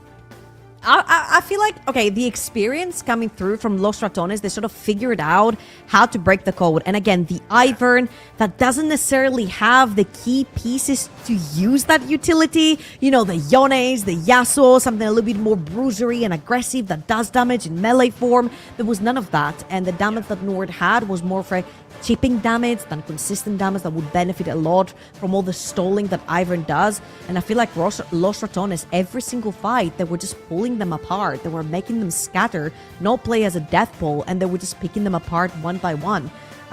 Again, I just want to point out, because I know it was talked about on the desk, but Reckless has not died again. I don't think he died at all yesterday. He was on 0 deaths today, and he was literally on the front of every team fight. He was the front line for this team this game. Excellent game. Excellent game. An absolutely killer game coming in from Los Ratones. I mean, they're showing us why they're strong. There's definitely starting to be a book placed together on how to beat them. But, I mean, it's not long left in the season, really. Like, finals are in 2 weeks' time, so someone's got to put that book together. And realistically, everyone expects it to be a Nord Los Ratones final, unless Roddy can pull that miracle out and take it. But someone has to figure this one out, because this team is looking unstoppable. We're going to pass it over to Death, though, to break that game down, and then we'll be back for game 2, so we'll see you in a bit.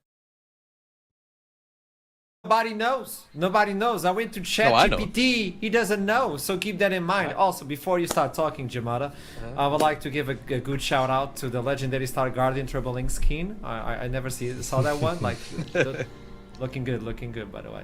Jamada, tell me, so what's the secret sauce? How do you know? It's still their early game. Los Ratones' early game is still a little bit shaky. If there is a place to be critical about LR, it is there, right? Nord found a couple of good skirmishes. I think this is one of them, right? The only thing really that goes bad here for Nord is they don't get this dragon, which really kind of sets the game state in a bit of an awkward position where there's no longer kind of a soft threat of, at the very least, we can get, you know, a snowball of dragons stacking after we lost the first one. And yeah, that's really, I think, to me, where Los Ratones still kind of lack.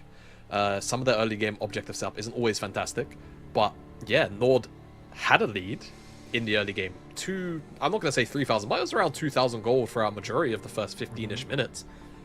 Couldn't make anything of it, and I mean, the majority of the reason is because a lot of that gold fell into Poppy's hands on kind of the not relevant side of the map. That's, yeah, it's problematic. It's difficult because, like, teams seem to get early leads by killing Baus, right? And yeah, you know, he always has his death's always worth it, whatever, blah blah blah. But you know, he dies, he gives gold to the enemy team, right?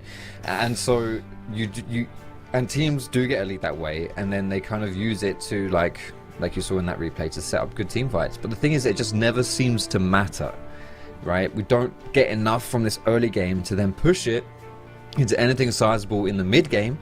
And then Baus is always going to be relevant because of the playstyle he has, right? Like we saw, it was relatively quickly after that team fight, maybe like 5 or 10 minutes later, then Los Ratones started taking over the game once again, you know, and with these team fights again happening in Los Ratones' favor, it was just... It's too difficult, man. It's too difficult to actually keep them down. Like, you can get these early advantages, and that is, I agree, maybe a weak point for the Rats, where they could be exploited, but yeah, never amounts to anything. But I want to bring this question up because, yeah, the early game might be a small dent in the armor of Los Ratones, but you brought something up, Jamara. We were talking in the green room, the idea that their macro mid-game is absurd. So their knowledge of how to slow down a game when they are under the deficit is ridiculous. So isn't that like absurd at this point? Like, how do you stop it? Because they know how to slow. It's just a consistency thing, right? I think Los Ratones' ability to understand what side of the map is their strong side of the map consistently, knowing where they can't put numbers, knowing where they can get resources off the map, is second to none. I mean, hell, if I'm being honest, it's better than not to like hard glaze guys, but it's better than like the bottom half of a lot of the LEC teams. This specific aspect of their macro, like specifically, because teams even in the LEC struggle with this. These guys don't. They know when and where they can put their numbers, and when it's acceptable to kind of be stepping into areas of the map 9 times out of 10. So this is what makes Los Ratones a very, in many ways, frustrating team to play against. If you don't have the ability to play out your stronger members to get them further and further ahead, if you can't set them up to succeed in team fights, then passively you're just going to bleed gold, because their understanding of tempo, their understanding of waves and dead waves and all of these different concepts is just being played out in front of us over a small, or over a long period of time rather, where we saw that gold lead kind of dissipate, and then it takes 1 or 2 fights where, when that gold lead isn't really there, the game state goes back to being even, right? Yeah, and without crucially, us really noticing anything. Sorry, mate, I thought you were finished. No, you're there. good. Sorry, No, you're stuck fine. going. I'm done. Crucially, Go. what we were saying about how Nord specifically, you know, you get the leads and then weren't able to really, you know, make anything of it. That is absolutely not something that you can say about Los Ratones. Once they get a whiff of an advantage in a game, Yeah. they run with it. Boom, sorted. You're screwed. That's it. You know, like, they don't throw. They don't throw, and they are surgical, right? They are surgical with the way that they use even the slight advantages to then snowball it out of control. I mean, this is now 30 minutes since the game. Baus with his Infinity Edge, one-shot Santorin. I mean, this is, Yeah. to be fair, this is just Garen being stupid with this build, right? Like, Yeah. as a champion. But it works. That's the thing. Yeah, it does, and like, at the end of the day, you know, again, going back to some of the pre-game amble that we gave, it's just a part of Baus and his weird champion picks. I didn't even necessarily think that Garen was like a great pick into a majority of that composition from Nord, right? It was just more or less a pretty decent answer to the Poppy. It did its thing, and then yeah, you kind of get to scale and eventually play some team fights, and it worked out. It does make me wonder, before I ramble on too long, if this is like a potential issue that Los Ratones kind of, if they acknowledge it as an issue, because I'm not sure if you look at that composition, you think Garen is the answer. It does kind of make me wonder how deep Baus' champion pool actually is. It worked this game, but I'm kind of curious on if they're going to allow Baus' champion pool to get pinched anymore throughout this series. And I think that's maybe something that Nord, you know, assuming we don't see earlier picks out of Baus in the draft, look to abuse if they can try and, you know, manipulate situations where Nord have to pick, but Los Ratones have to pick between a top pick and something else very early on in the draft. So, to dive in on a little bit of what you just stated, and I know chat will be like, oh, he's glazing. The idea is like, I think it was a big issue, like for Baus when he started playing professionally, but it has been taken care. And when you look into the 1v1s he has been pulling off, for instance, he beat up Spear Shot with Pantheon I think everybody saw that on Howling Abyss. He beat up Spear Shot. Spear Shot plays Pantheon. That's the thing. And somehow Baus is, I'm sorry, Spear Shot, better than Spear Shot. So with that in mind, I think the champion pool is just upgrading and you have a lot of flex. So how can you target that with the Volibear, with the Cyan, with the Pantheon? You can also have like the Gragas, the Embessa. It moves on. It moves on. You get to a point where you're like, it's concerning. Also Reckless, Trouble stated that out. Reckless hasn't died in a long time. I don't think the monitor from Reckless has picked any gray recently. Like, it doesn't exist. So all of those things piled up. So with this in mind, what I want to translate into is, how can North pull it off? Because yeah, Los Ratones, yada yada, blah blah blah. How can North pull it off? Because you just lost the Poppy, for instance. Yeah. That's a big pick. I personally, I think it's kind of simple. You just do what you did this game and don't mess it up. 5 games. And just don't, then play the objectives, get those snowballing, and then we saw the big turnaround was the Atakan fight, which we saw the replay of, and that was kind of poor setup. Like, Centaur was a little bit caught. We weren't all together. The TP from Norway wasn't all there, and the flank from Baus wasn't respected. If that fight goes well and you take Atakan, especially at that point, maybe you can actually move from it there. So I honestly feel like the blueprint of what Nord did wasn't terrible. It wasn't terrible. Yeah, so it's just an execution thing, which is very difficult to do against the best team in NLC. I want to ask a question for you and Jamada that much. often is disregarded in broadcasts. It's always about like trying to build up the story. I want honesty, and yeah, Trouble just told me 5 games without dying for Reckless, by the way. 5 games. In a row? Yeah. 5 games in a row. Yeah, as a support. Okay, so Jamada and Foxtrot, blank, is that a way for Nord to pull it off? No, I want honesty. Is that a way for Nord? Yeah. To win? You asked for like a 100% honest. I don't want. No, you asked for a blueprint or a plan. I think what Foxy is saying is close to on point. I think where I would maybe not disagree, but I would argue the more efficient plan is actually not to target Baus, because I think Baus has shown a tendency to not only just die on, not to fall into the meme, but like he has enough good deaths in these settings where it's fine. I think you target Velia. I think in-game, not through draft per se. Velia's the least experienced player, I suppose, in terms of, like... Well, no, he's not, because Baus is there, but I think that Velia, out of that lineup, is maybe the only player where I would look at and I would say, if Velia's in a position where he can't facilitate the rest of his team, if he doesn't have tools to start fights or just generally be useful, I wonder if the wheels kind of fall off in a game for Los Ratones. Even if their macro looks good, even if, lane assignments, all of these different things look fine, is that an opportunity for Nord to try and snowball our game if they just kind of play Velia out of it entirely? Because I think we've seen a game or two where that's happened, and that's when Los Ratones have looked the shakiest, but I don't think teams have necessarily looked at that and gone, yeah, that's a strategy. I think they go into a lot of these games, they go, let's try and get an early lead off Baus and snowball off that, and it never works, because then they don't have to play that afterwards. I'll buy that, because on the interview with Bulldog, they said the same thing. It has to be through the jungle, through Velja. There you go. They didn't pull it off. They were not able to pull it off yesterday, not even close. But I buy that. Second time I hear that, will there be a third? I don't know. But a second game will definitely happen after this quick break, and we'll be right back. Don't go anywhere. It's Valentine's. I'm waiting for you. I'll see you soon.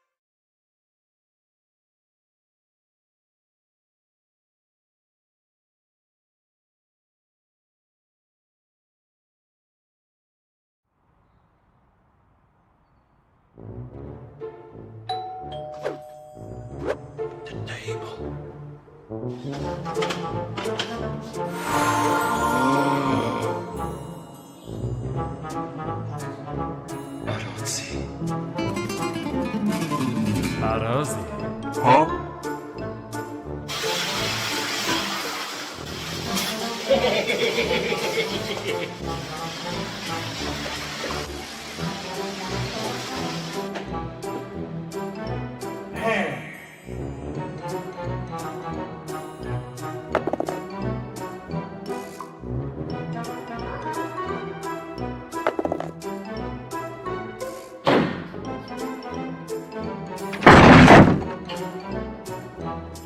Son of a Timo!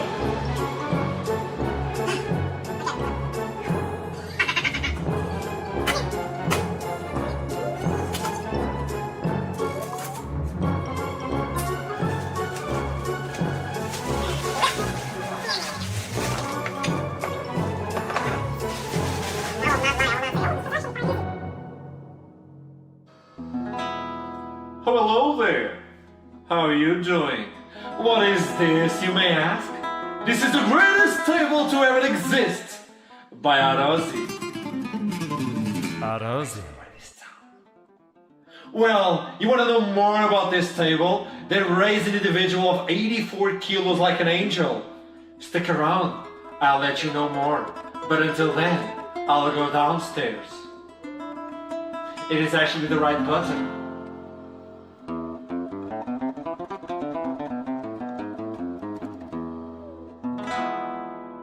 You can use this awesome desk to go on a romantic date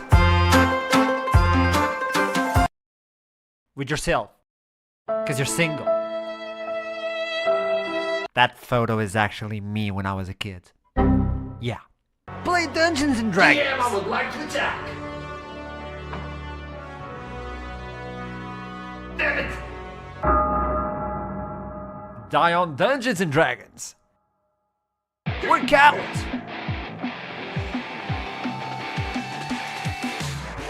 Squat the desk.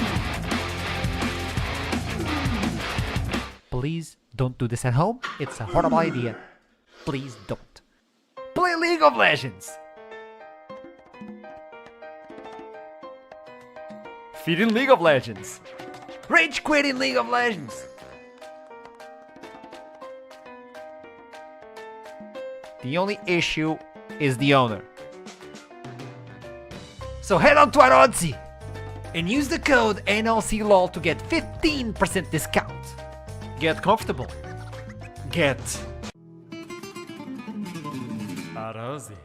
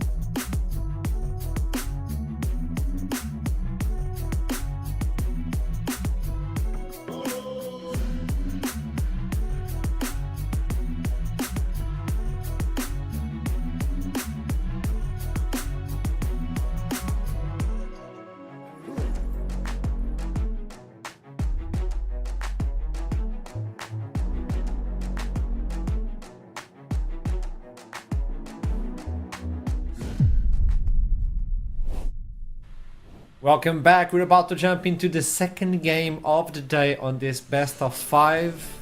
A lot of them, Jamada, don't worry. I was bullied for an entire split.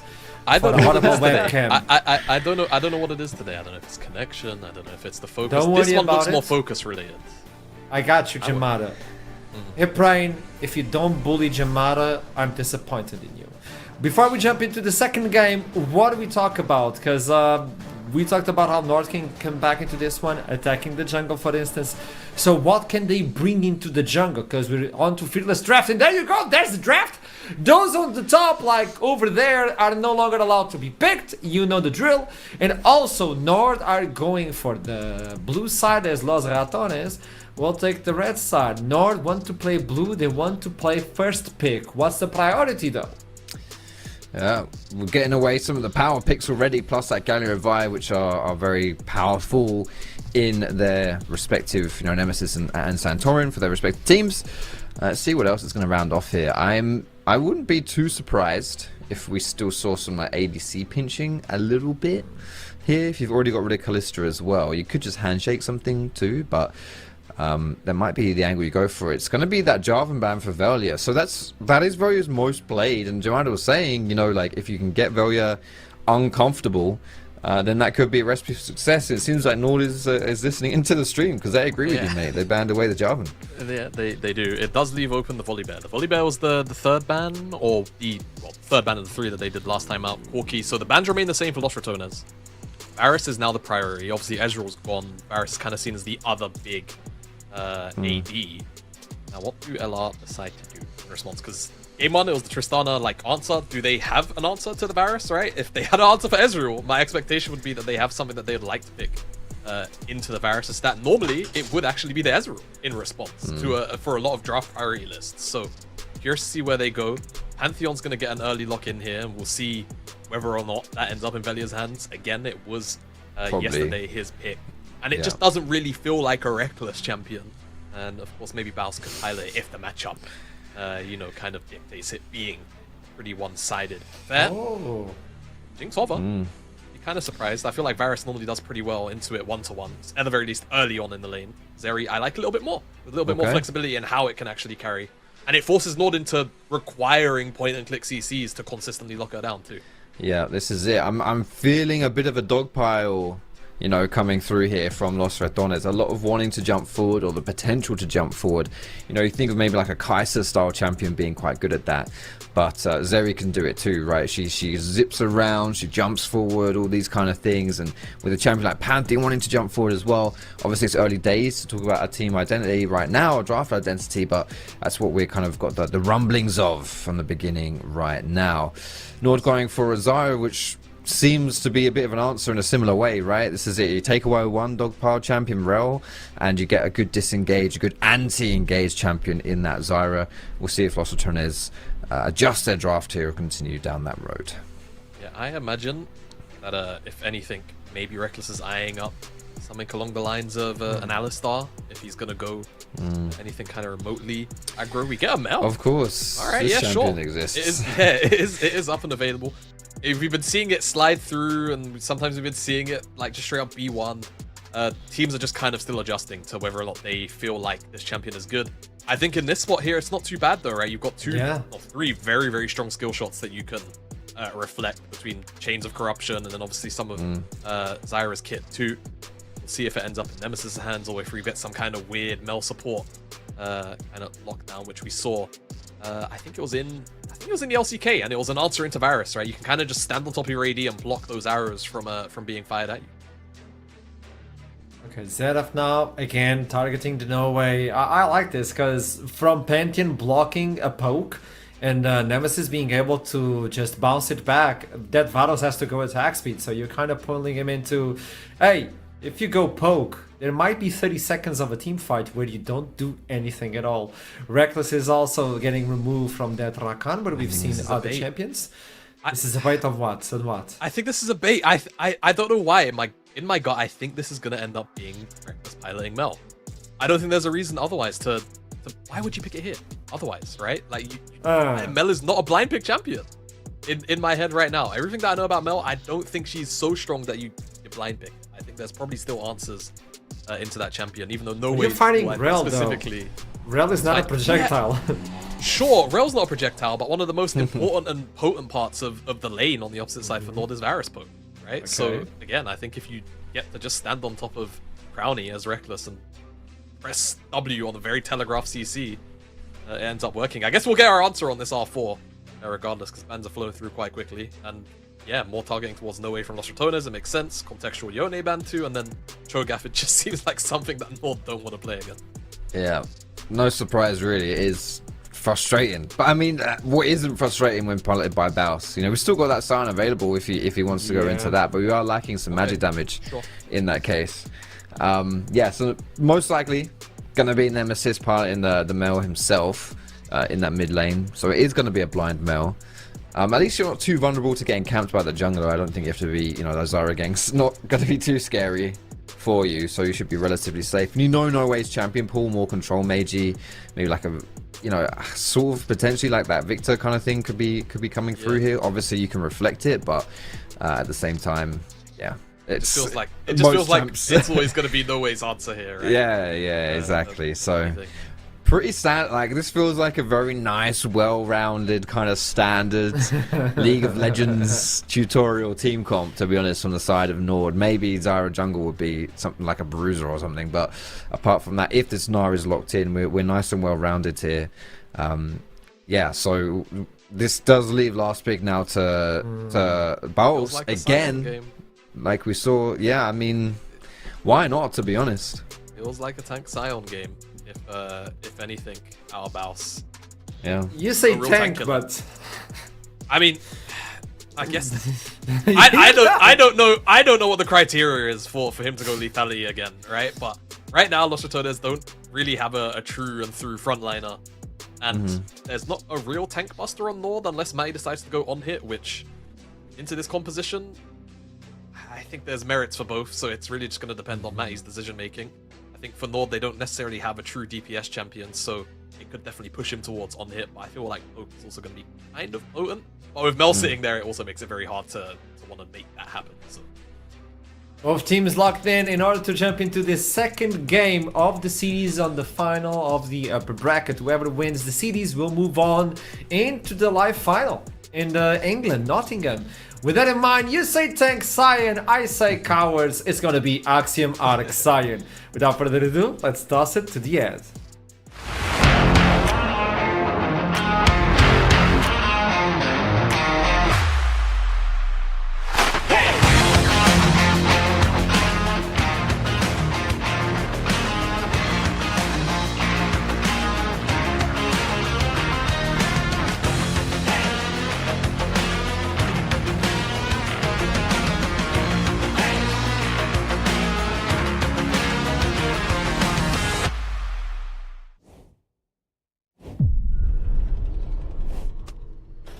And we are on to the Rift for our second game of this best of 5 between Nord and Los Ratones. I am kind of in love with this Los Ratones draft. I feel like Nord got a pretty scary game, and you said something to me, Trouble, before we actually got onto camera. How the hell do you catch Crowny? He is going to be very hard to kill with a Lulu while being on Zeri. Yeah, and I'm pretty sure right here, Los Ratones are looking for a lane swap scenario as well. Of course, it's Gnar and then Sion on the other side. Baus in a bit of a pickle, but I think he's actually baiting for Nord to get a little bit too deep. As you can see, there was a 3-man of Los Ratones in the bottom lane, on the bottom bush. New screens, and Santorin's going to have to be forced off. Now, here's the deal, right? Crowny and Reckless are looking to play through topside, but I feel like it has been read out. Actually, I'm seeing Chachi. He's walking towards the top side, and Santorin might be in for a treat right here. No way did spot them, but I think this is going to be lane swap. And Sion is the best lane swap champion you want to have when you're getting dived in a 1 versus 2 or 1 versus 3 scenario. Yeah, there's not many champions who handle the lane dive quite as effectively. Doesn't look like it's just going to be both the top laners in the mid lane. So it does slow down their mid lane power spikes as well. Is the potential only like really big downside you can take from this, but Baus is just gonna, now he knows that the action's going bot side. He's heading bot side. The problem is this Chachi is waiting for him with treats. That's the flash out, and he just carries on walking. This guy doesn't give a damn. Just gonna get underneath that tower. There's gonna be 3 people, but like you said, he's on Sion. He's on his main. Like, if he dies, he just clears the wave anyway. So this could potentially be risky. Here's the problem. He's going to get dived and die on the first wave that they're stuck in right now. However, he's going to clear enough minions that when he TPs back to lane, he's going to be level 2. So when they go for the repeat dive, he's going to take someone with. Oh, he's trying his There you best go. just to pull him around, getting some damage out. Matty's actually eating a couple of tower he's chopped shots. up! He's chopped up! Bounce doesn't go down. Chachi's going to go for the tank. He gets the kill off. That's going to be the killing response. He does get an execute off in there, but Bounce just pulled 4 people to his side of the map. And he gets away with it. And now Velia is finding with the Q. Santorin can't even steal the camp. Bounce is going to teleport back. Oh, what a fumble from Nord. What a fumble. I mean, it was really difficult. Treats was just about level 1. You need level 2 on that rel to dive that tower. And I actually thought that we're going to pretty much easily dive him. Was the rel level 2? Get a kill on him, and maybe he'll be able to return one on the TP on the repeat dive. But that wasn't the case. That is best case scenario for Baus right here. 18 CS versus 2 for Chachi, who's struggling to even see the minion wave on the top side of the map. Trouble. And now Baus has the boots, he has that level 4, and he's heading straight to another gray screen, I think. He has more farm than Matty as well. He is doing so effectively, and with that phase rush, he actually got enough movement speed to potentially break away. No flash available to him. Treats is going to have to use the flash to close the gap onto him. Bowls should go down. No Way's making his way over. They may even give the kill to No Way.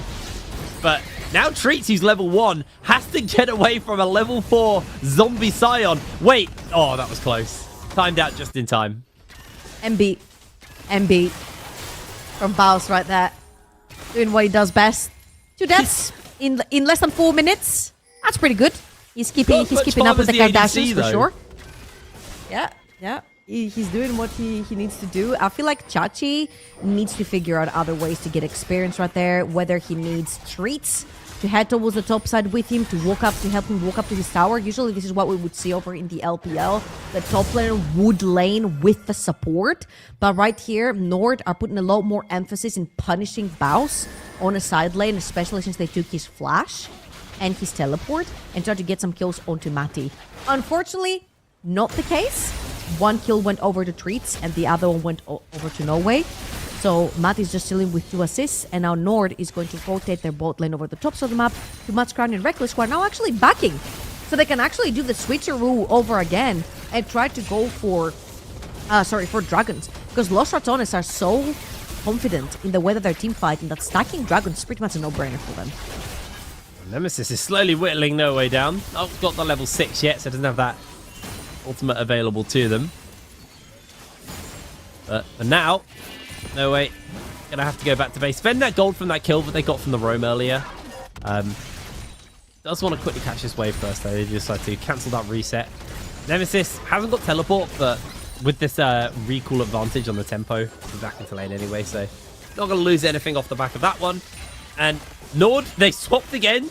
Chachi thinking, right, finally I'm versus Baus. Has just realized that he's not. He's versus Cranny and Reckless again, so Yeah.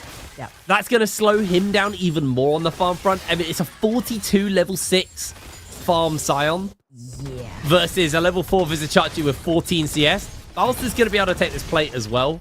Actually decides not to and does what he does best, and that is going to be proxy the wave.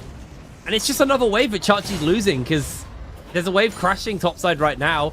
Baus has 6. He has phase rush. He's going to be very hard to pin down. Chachi positions himself very effectively here. They find the route onto Baus, but he's going to try and clear the wave out. That may just be the opportunity for Chachi to get back into the game as he secures himself the kill. Baus should be able to pick up the cannon minion. But Chachi wasted a lot of time. He may even get a plate. Okay. Wait, I think he still gets it. It's been nerfed. He just about loses it, actually, I think, right there. Because his ghost times out. His zombie, rather, times out. And the damage from zombie Scion has been quite nerfed onto the towers, as well as the extra fortification earlier on. So, you're not going to get quite that plate. However, I think he was trying to, like, reposition with phase rush to try and get past Chachi. But Chachi body blocked him really well in case Baus wanted to ult right there. And this is where Chachi can actually start getting closer to to the experience and the CS of Baus right here. One thing that's really worrying me for Baus is that I'm seeing a crystal in his inventory. I'm sorry, but I don't think crystal builds into Youmuu's Ghostblade. So, I'm confused. It's supposed to be a Ghostblade into item. Axiom Arc. It might have been like an early buy just for like the potential dives that were getting thrown off at him. No way, that's Tank Scion, right? No way. I mean, I'd be surprised if it's Tank Scion from Baus, but I feel like that was just like a 400 gold investment to make sure that if they try and dive him continuously, he'll have that little bit of extra health to kind of make that harder for them. That's what that screams to me. I feel like this Ruby Crystal may just stay a Ruby Crystal for a while. Is that Velia looking for the invade? Baus has actually found Chachi here. He connects onto him with the ultimate and the tail end of that Q. Chachi getting heavily chunked out. I mean, he's a 2-level disadvantage, but Velia is going to be looking to try and break away from Santorin, but Chachi's coming into the area. Baus has no ultimate to really keep him alive. Velia just flashes forward, collects his kill on the way out. And now with the numbers advantage, they're out of there. Starfall to safety. That was beautiful from Velia. Wow, Nord are really scrapping right here, trying to find any play on the map. Baus answers his odds on a 1v2. Yeah, I'm not sure if he's going to pull that one off. That may have been a little greedy from him. Has to flash away, but does get caught by the roots. Santorin gets hit by the knockup from the Q. Baus should be able to walk away from this one. But did have to burn his flash. Definitely a little bit of a light mistake on his half, unless Velia wants to cook something up. Baus isn't going. There's no mana on No Way, to be fair. This is potentially doable. This is to land the minion slow. No Way. He has the flash. Gonna get hit by the knockup from the Q, but Velia decides not to go for it. I think they saw Chachi moving over and they realized this is potentially just gonna be a free double kill. Yeah, there's also Lost Chapter onto No Way, so he's regenerating mana quite quickly. Chachi now on the flank right there. He's gonna force Velia out of the bush, chasing him as well. Misses the Q very crucially, doesn't get the initial slow from the boomerang, and Baus just about makes it out as well. Daylight robbery right there from Los Ratones and Nord. He's got no way. He's got a Cinder. They've changed him. They have changed him. They could fix him. Hashtag not my Bausi. I am surprised. It's the Valentine's Day special. He changed for them. He changed for them. It's the commitment. So the one game they get. This is the one time I'm gonna play Tank Scion for you. All right. Let's see then how Bausi frontlines for them with the Tank Scion. Oh, Crowny? Crowny. Ooh, You said he's hard out. to catch. They did not catch him. 42 HP. Crowny gets outie. Absolutely beautiful. Yeah, they just find him just about as Reckless had reset and was walking towards the lane. Found him all alone. They did commit Flash over from Treats and Ignite, but that's huge because they burn both summoners from Crowny. Unfortunate event from Nord, but they don't actually get the kill right there. And Chachi has to flash away from Baus's Tank Scion. So far, so good. Nord have been trying to play really aggressively in the early game, trying to get Chachi a little bit ahead. And how far behind he fell. And we mentioned it over in the very early game that champions like Ezreal and like Zeri are very hard to catch. You usually want a point-click CC follow-up like Vi, Nautilus, Maokai. And none of that was available for the side of Nord. And Nemesis taking trades here versus No Way, but being a full item to a lost chapter makes that fight incredibly hard for Nemesis. As heading off back to base after getting his torch finished up. Velia ulted in. That's because the grubs are up, not because he was going for a kill, I see. I thought that was a very optimistic ult there from Velia, but no, it's going to be towards these grubs. They want to play the denial game. 3 were already picked up by Nord. Nord are going to try their best to try and deny at least 1. This is almost the textbook Los Ratones play, is just to go for that denial, but Velia getting incredibly low here. Nemesis can't quite connect the snare onto them as Baus and Chachi also going toe-to-toe. Baus actually losing this fight pretty hard. Hasn't got that much damage, but Chachi finds the solo kill.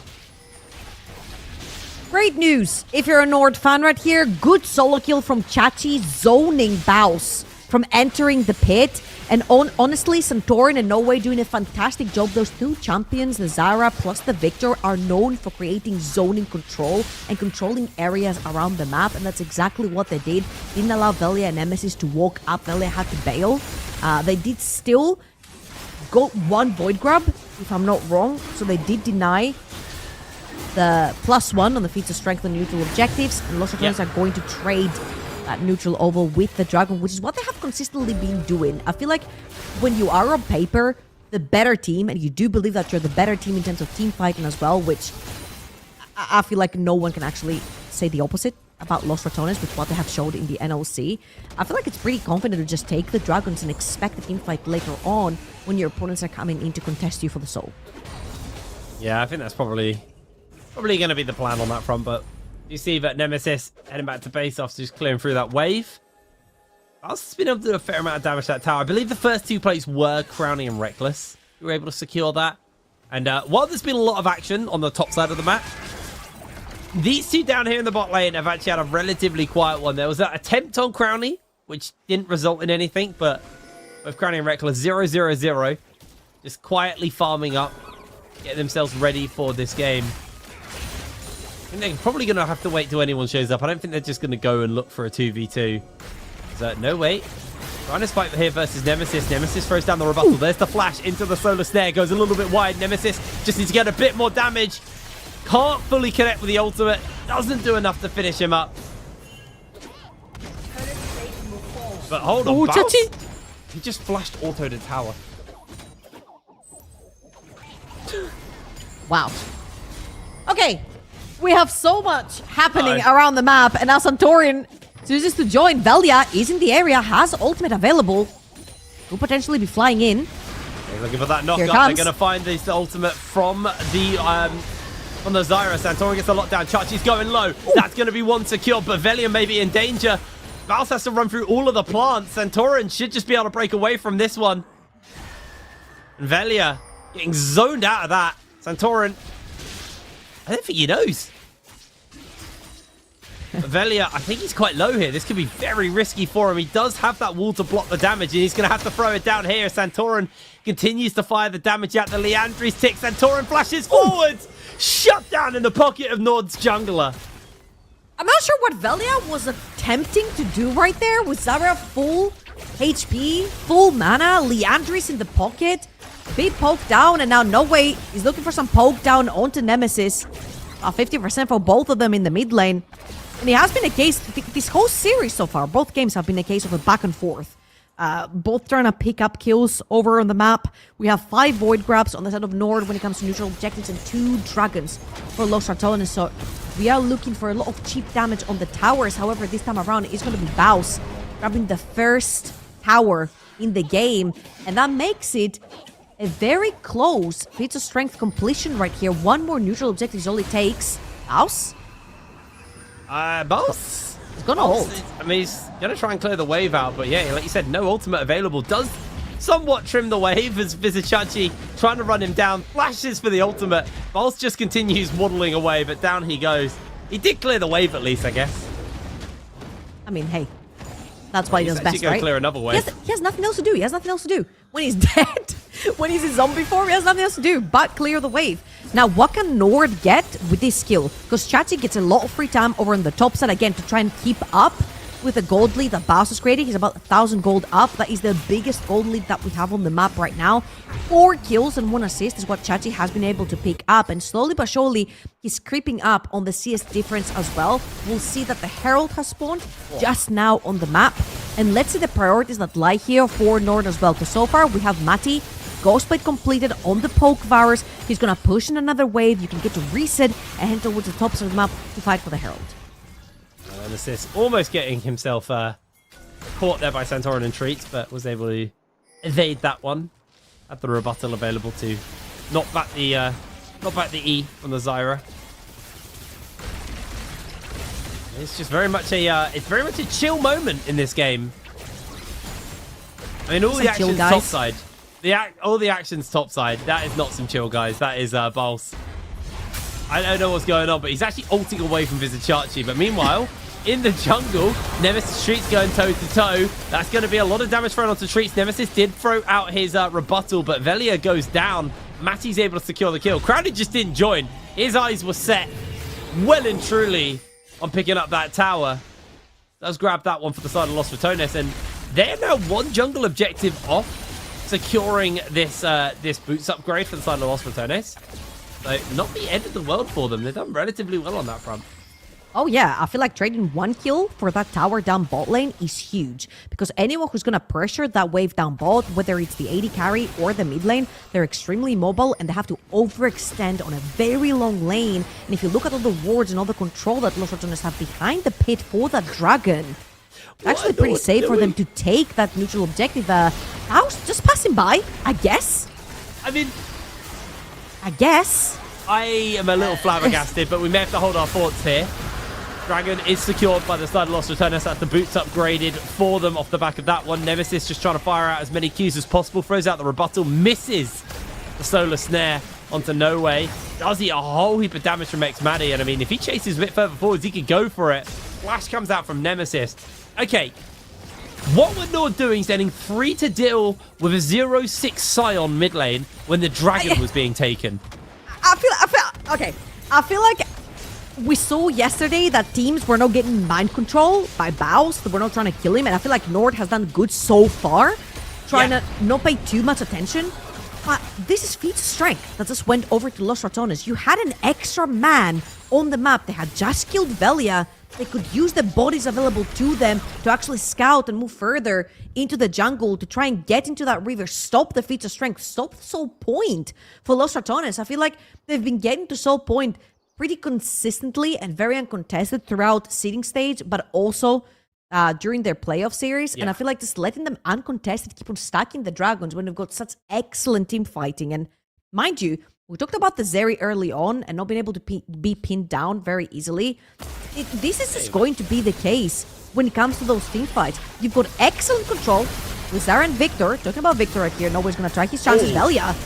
Nemesis going to throw out the golden eclipse to try and finish No Way up. It's going to be 1 Q from Velia to get that shutdown. Beautifully played. Baus and Chachi now going toe-to-toe. We've seen this tale 1,000 times. Chachi started behind, but he has just been collecting kills on Baus, who is able to walk away this time. He's slowly but surely getting tankier and tankier. But Los Ratones are going to be able to do a whole heap of damage to this tower down here on the bottom side. Maddie and Treats are in the area. Maddie is absolutely massive. There's the Magnet Storm into the lockdown from the chains, waiting out that E from Maddie. Gets the slowdown onto Vela. They're slowly whittling him down. Another Q comes in. Nemesis gets the solar snare off, but now he's got to deal 1 versus 2. Continue to fire Qs out as Baus flashes away. 12 HP in his pocket. Nemesis gets the rebuttal on the arrow, and he's able to escape with his life. While this was going on, there was also a fight in the mid lane between Crowny, Reckless, and Centaurin trying to defend the tower. Crowny was trying to take that mid lane tier 1. Velia ends up going down, overextends, Streets finds the angle. But again, there's so many summoners and spells exchanged. There is no real anything that you can get on the map, apart from 1 extra kill onto Matty, who is dead even in gold with Crowny at this point. And as you can see, the entirety of Los Ratones heading towards the top side of the map. You do have Atakan, you do have the Rift Herald as well. I feel like both teams are going to be focusing on the top side for quite a while. However, I see Baus heading towards the bot side of the map. No ultimate here to join, no TP available to him. Chachi does have his TP, does a fight break out to join them. We'll have to see right now. Crowny getting absolutely chunked by Maddie. Maddie's got the Serpent's Fang as well, which is obviously very nice when you're playing into the likes of a Lulu and all the shielding that that can bring. Nord are first on the punch for this Rift Herald. I don't think Los Ratones can even bother contesting this, and I think they agree with me, so they just decide to take off in a different direction. Try and just clear up the jungle as Baus and Chachi going toe-to-toe. This time, Baus actually seems to have the upper hand. He's still got the ultimate. Crowny going to surf over this wall. Chachi uses the ultimate to put some distance between him, but Chachi, I don't think you're going far. He jumps away from Baus, playing the dodge game, but 3 members collapsing in on you. That should just be the end of Chachi, and that'll be the first kill over to Crowny. The problem is, if they just use 3 in the bot side, Nord now just send their entire team to the top side. I feel like Los Ratones just fell for their own game. Absolutely. I feel like that was a little bit questionable with Rift Herald in the pocket as well. Oh, come on. You get a charge in the mid lane. Now you Drift. possibly can get the first tower on the second tower on the top lane as well. Oh, treats. Fails the driving test treat. right there. But also, opening up that mid lane tier 2 will give you a lot of access to the jungle, which is very much a big priority right now because Atakan has spawned on the top side of the map. You've got 1 minute for Soul, for Los Ratones, and Atakan on the other side of the map for Nord.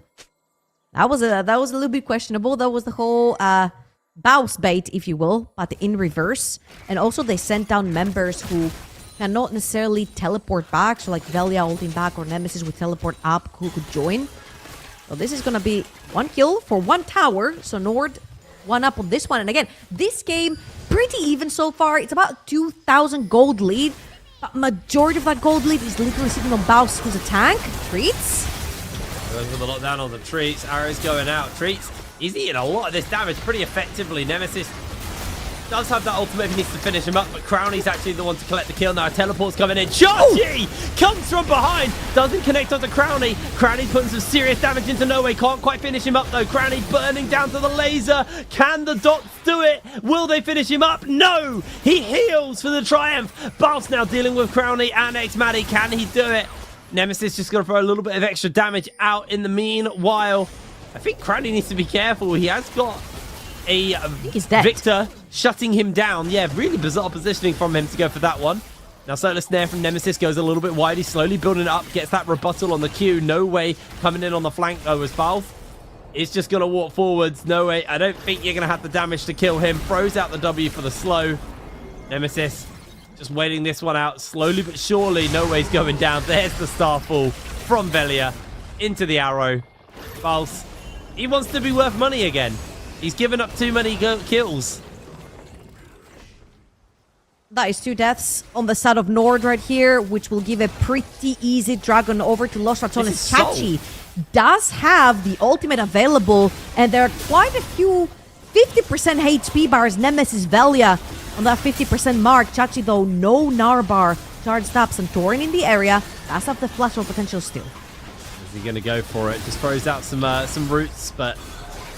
Oh. It's soul, but I don't think it's worth your flash and then dying for.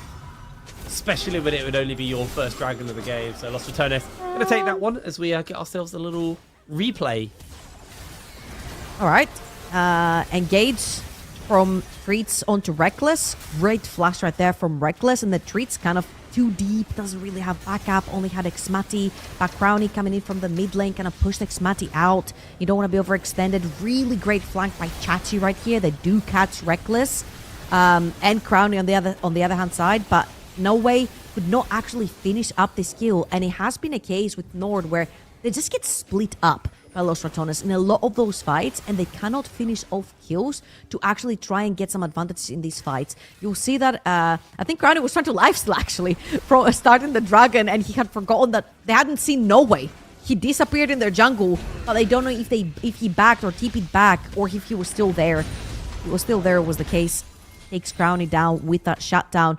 However, at the end of the day, it's a 3,000 gold lead for Los Ratones. Feats of strength, 4 dragons, which means soul. It's going to be a mountain.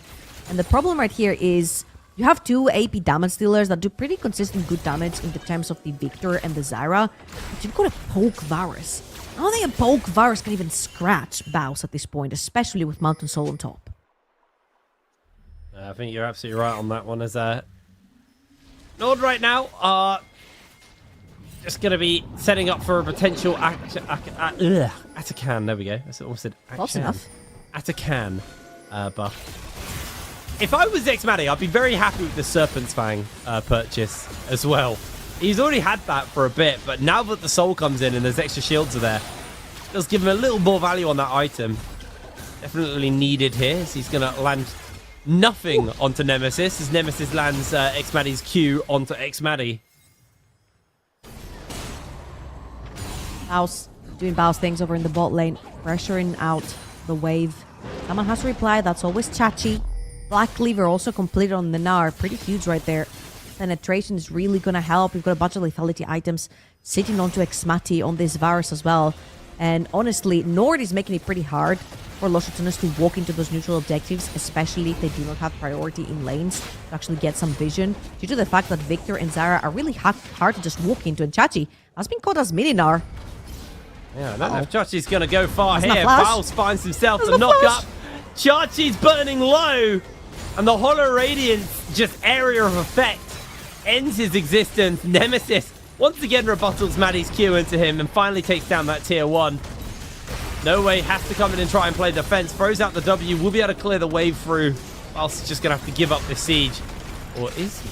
He's quite tanky, Nah. to be honest. I No think Way he's fine. is not hurting him. He's got a ton of MR on him as well. I feel he's got a ton of MR. He's got another Negatron in his pocket. He's got the Mountain Soul on him. I feel like he's an immovable object. Solo Bolo coming through, and that pretty much frees up the map. Santorin again has flash. Is he gonna be using it for the Atakan? He is! I don't know who got it. It's actually going to be Los Ratones who secured it. In comes the Magnet Storm. No, can they find that turnaround? X-Manny getting some damage off. 2 withdrawals used. Crowley pops the ultimate as he chases onto X-Manny. He's able to find the kill. And the Grand Star Fruit from Velia saves Crowley's life. Velia continues to praise forwards as now Baus and Nowhere going toe-to-toe. But Crowley is into the mix. Can Vizichachi finish him up? Absolutely not. That will be Baron for Los Ratones. Watch out though, because No Way is around. Full mana bar and a blue buff, but Baus, I think, is going to be the object that's going to stand between No Way and that Baron and the HP bars of Velia and Crowny. Huge teamfight win right here from Los Ratones, and yet another objective in their pocket. And I feel like Nord have to seriously sit down and think about game number 3, because it could very easily be their last game in this upper bracket for the time being. And we're going back to our initial question right here. Who is going to challenge Los Ratones? Because at the beginning, I was like, Nord are putting up a pretty good fight, but I just feel like Los Ratones is just taking it slow. It feels like Los Ratones, they figured out Nord's playstyle. Game 1 was a bit shaky for them, and now they figured out how to make Nord play that style in favor of Los Ratones. Like, it's definitely slower. Los Ratones are normally a pretty quick team. Cloudy? I mean, he's got the withdraw, I guess, but now Baus, he'll also be using that withdraw as he goes back to base. And yes, it takes a little bit longer before you can leave the base than before. Nemesis does get a bit of free time on that tower. Hasn't really seen that big Mel execute yet. We're waiting on that one. I mean, 2-1-4. He's been doing great. That's what he needs to do. Reflects all the cues from Xmati back at him and his team. Let's have a look one more time right here. Santorin is going to flash in. He's been saving this flash smite for quite a while, and he uses right here to try and get that Atakan. You see on the right of your screens, No Way TP's in for the flank as well. Unfortunately, that Zara ult was a little bit too much in the middle. Everyone was able to sort of like walk around it. And right here, Crowny, after every ability has been used, solidified the first 2 kills. He's pretty free. Rain all his damage onto Nord. And again, my question mark here has been answered. I feel like Los Ratones in this specific best of, they've just been taking it a little bit slower. They haven't necessarily had to rush anything. It hasn't been a case of, oh, Nord are doing so well against them. It's been a case of Los Ratones is displaying a more slow, methodical game versus Nord. I feel it's more the respect that Los Ratones are giving here than anything else. Well, now with a 9,000 gold lead in the favor of Los Ratones, I think Nord are probably going to have to look for one miracle play, but that doesn't work out for them. It is not going to work out at all as Baus splashes into No Way's face. Nemesis has the damage, and the Golden Eclipse will end No Way's time on the rift. Sends him to the grey screen. Treats trying to come in onto that flank. Crowny jumps forward. They've got the Lulu Bot to keep him up and alive, and Crowny is refusing to go down. The shielding is too much. Crowny, 154 health. Stays alive, secures the kills. Baus is inside the base. This game, I think it might be a little bit done here for Nord. I think we're going to game 3. Yeah, Nemesis feels TP's in. It just feels like Nord have the playbook, but it doesn't come assembled, and they just need to figure it out.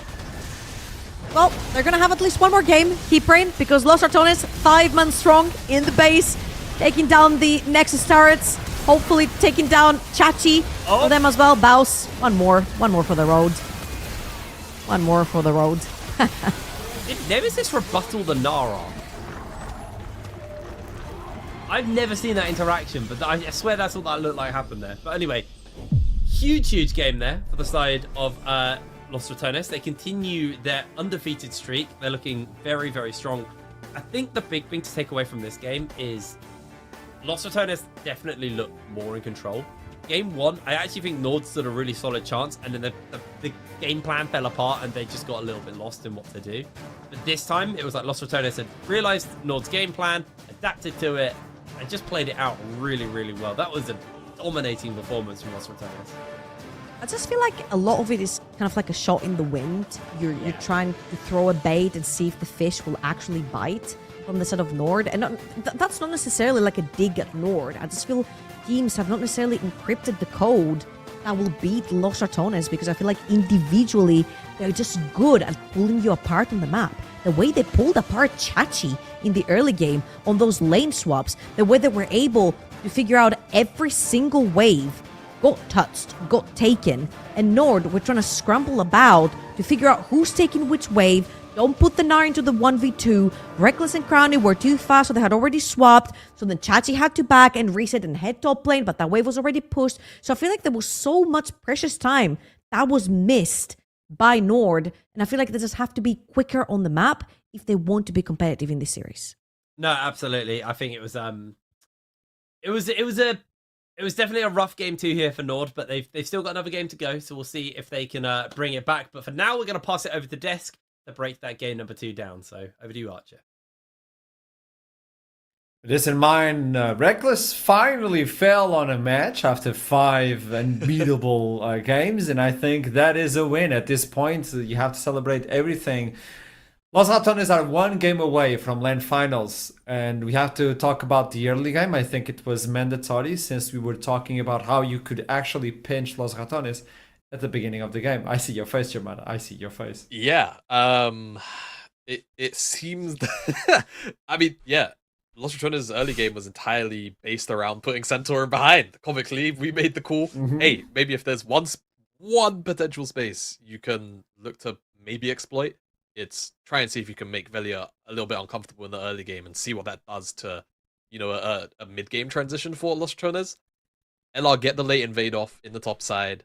They force Santorin into basically only being allowed to take 4 camps. And they even managed to steal some of the respawn camps off the back of that too, just because Crowny and Reckless was still kind of left unattended on that side of the map. The lane swap was just a horror, like a absolute horror show for Nord for the first 5 minutes of the game, and I think that bled into a lot of what we ended up seeing after that point as well. Yeah, Chachi couldn't get a hold of a single wave. He was so far behind, so many levels behind as well, and that also means that the jungler had to keep up with him. So you were talking about, hey, let's hit Velja, let's try to pull him behind. And remember how Pantheon was doing at the beginning of the game. It was so far ahead. He stole those wolves as well as soon as they respawn.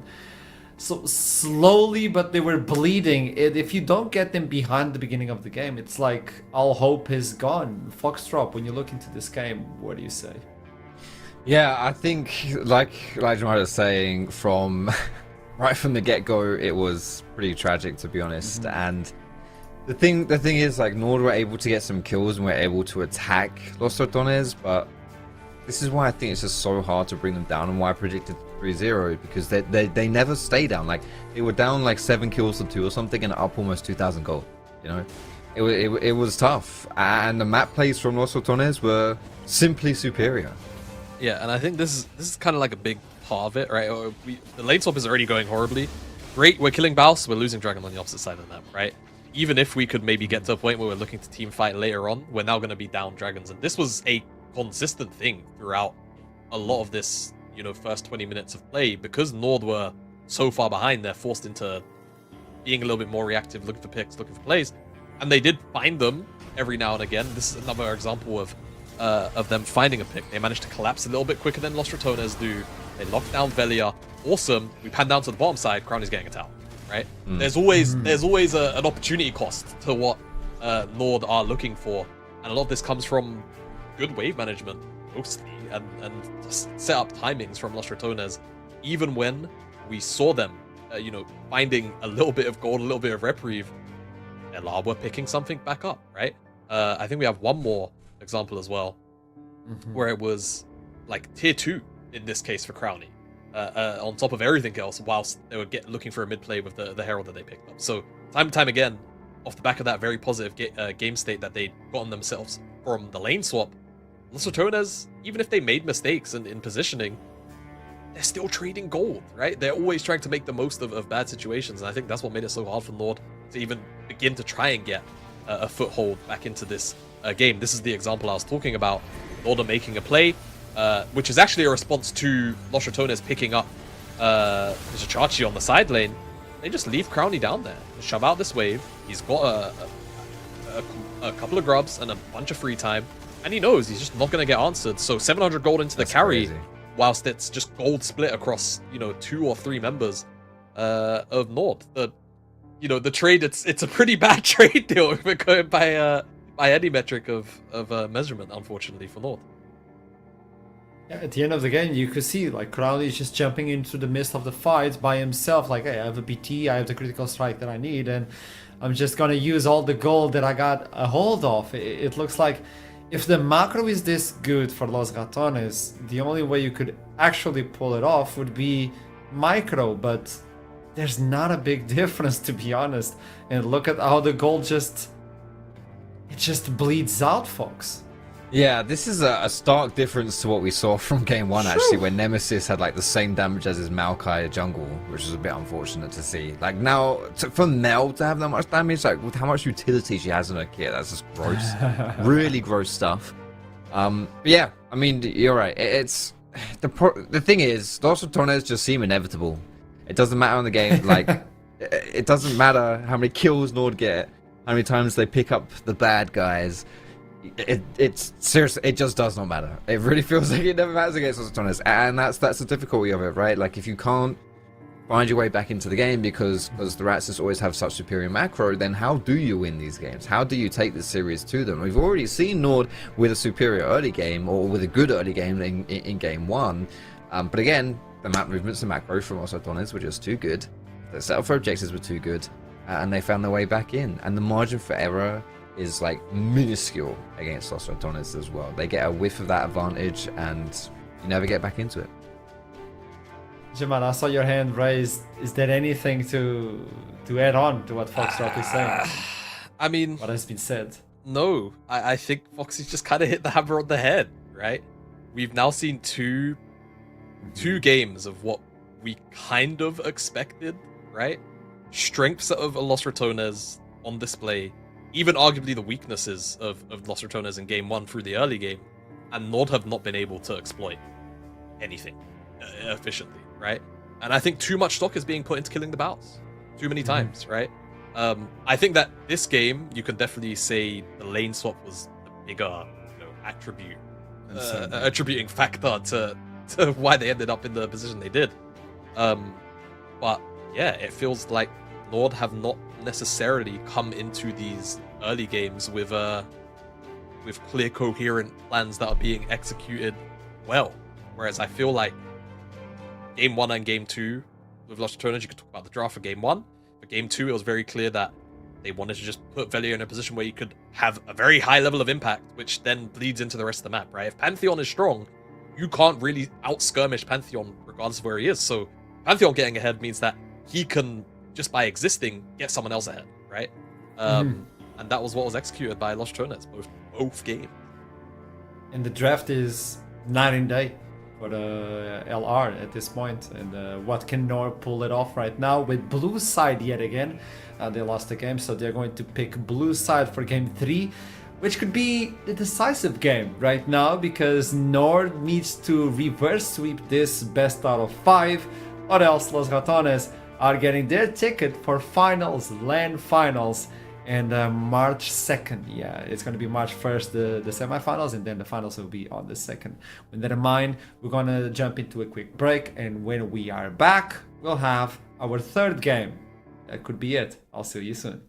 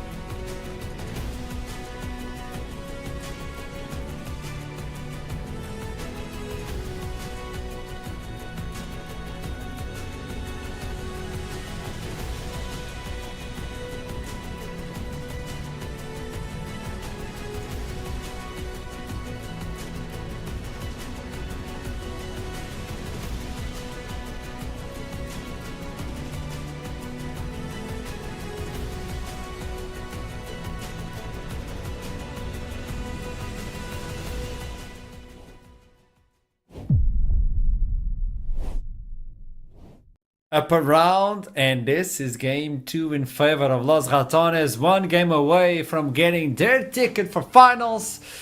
We're getting close to the end of Winter Split actually, but Nord are not getting close to their first W versus Los Ratones. So far, a big 0 on the side of the Ls for Los Ratones throughout the entire split. I've heard a lot of proposals on how you can beat them, but so far, I don't think there's a way right now. And with Fearless Draft, what else can we expect right now? I think a lot of champions are still open to bring something new, but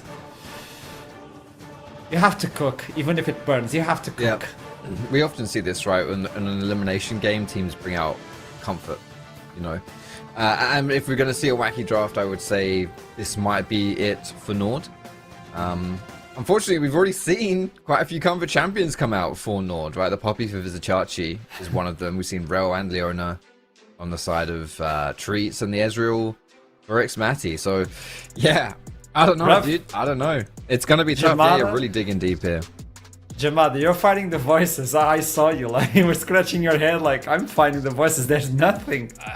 There's silence. Are we just going to keep the same bans?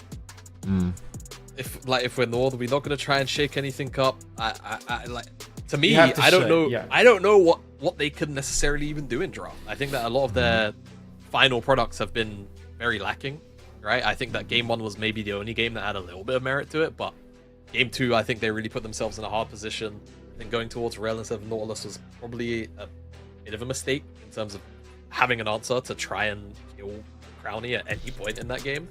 On the Zeri when it was already showing. So yeah, I think that Nord are just in a really, really tough spot. Sejuani is probably the premier jungle still left up and available in the tank side of things, but this does leave room for, you know, LR to probably answer with a like with a Wukong or a Viego, and kind of just take the skirmishing mantle a little bit more seriously, which is something they've been very happy to do. They don't even necessarily have to do it in 1 or 2 either, right? If they want to keep their or if they want to prioritize other stronger champions, they can do that. They can even go down a more carry route like this Lilia Hover as well. Like, the options really are super wide for Los Ratones. They do go towards the Jarvan because it was left up. It was banned in game number 2. And yeah, now if I'm Nord, if I see an immobile AD, I'm going to be kind of vexed. But even then, there's only really immobile ADs left in the pool, right? Outside of the really kind of obscure-ish ones like maybe a Caitlyn or a Lucian. Yeah, there we go. We've seen the Jenks for Crowny. He has gone to this one before. We've already got the makings of a pretty sick kind of front to back, good old-fashioned teamfight comp for Los Ratones here as well. The Cho'Gath is open for Baus too. That's been a perma ban so far for Nord. They swapped that for the Gragas ban here in game number 3. I think honestly, I was gonna say, are you just going Jax if you're Vizichachi here? Because like it's a pretty common ban, the Gragas, to if you want to play Jax, like Gragas is good into Jax. And I think if you're gonna throw in a curveball in the draft, then I feel like topside is where you do it, right? Because I think Vizichachi has shown us that I think he's been their best performing player throughout NLC so far. And Noe's also getting a little bit of comfort there as well with that Xerath, which has been banned against him in all games so far as well. So yeah, full comfort right now for Nord. Okay, I like this. I think if I'm LR, I'm probably still kind of happy to maybe slam a support and get 2 bans in. We'll see though what they go for. Quinn! It was buffed, by the way. Oh my goodness. Obviously a very big like solo queue answer. The Quinn here. Gonna be fine in terms of finding lane priority, assuming we don't see a lane swap, and this is where my big question comes in for this pick. Quinn, 1v1 into Jax, awesome in the early game, you're gonna set him really, really far behind.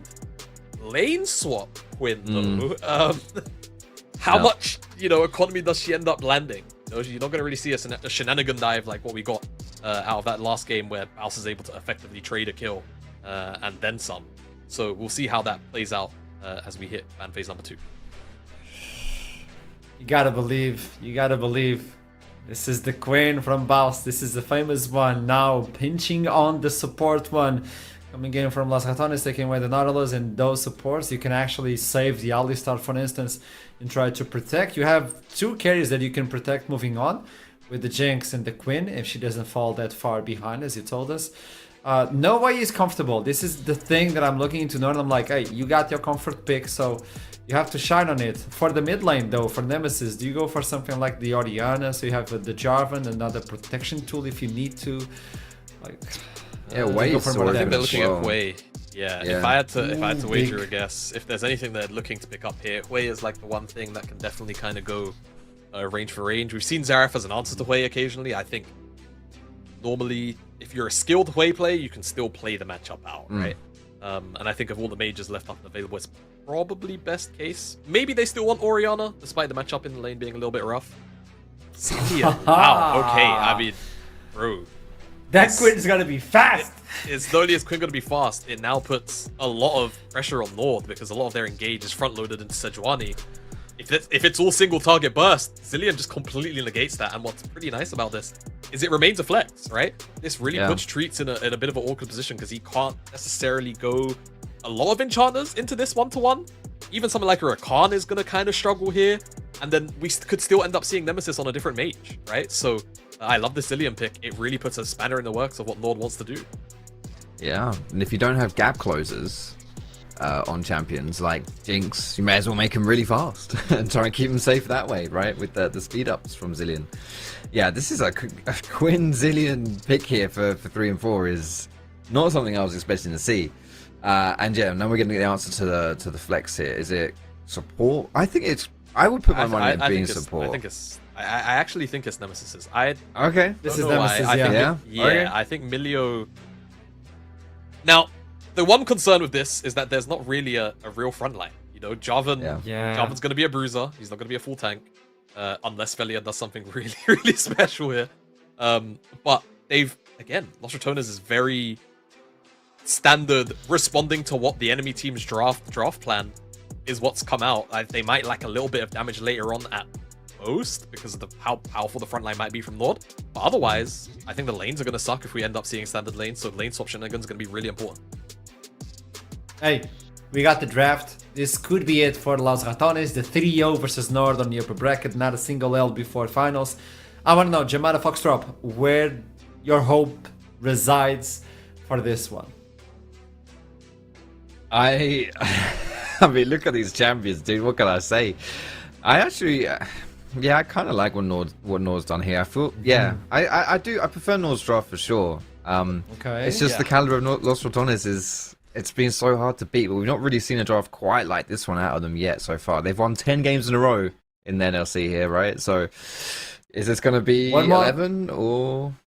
Yeah. Jamada, just a name. Just a name.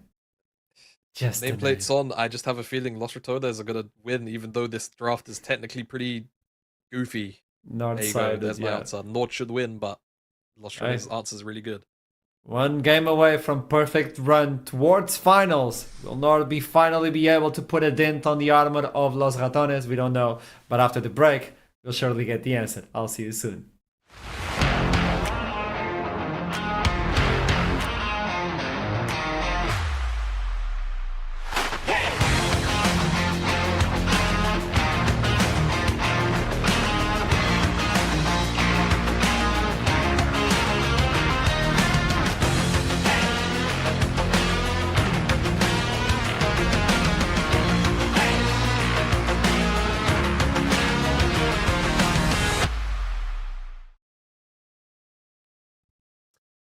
Hello, everybody. We're getting ready to go into our third game of this best of 5 between Los Ratones and Nord. Nord have definitely struggled in this series so far. Game 1, a little bit closer.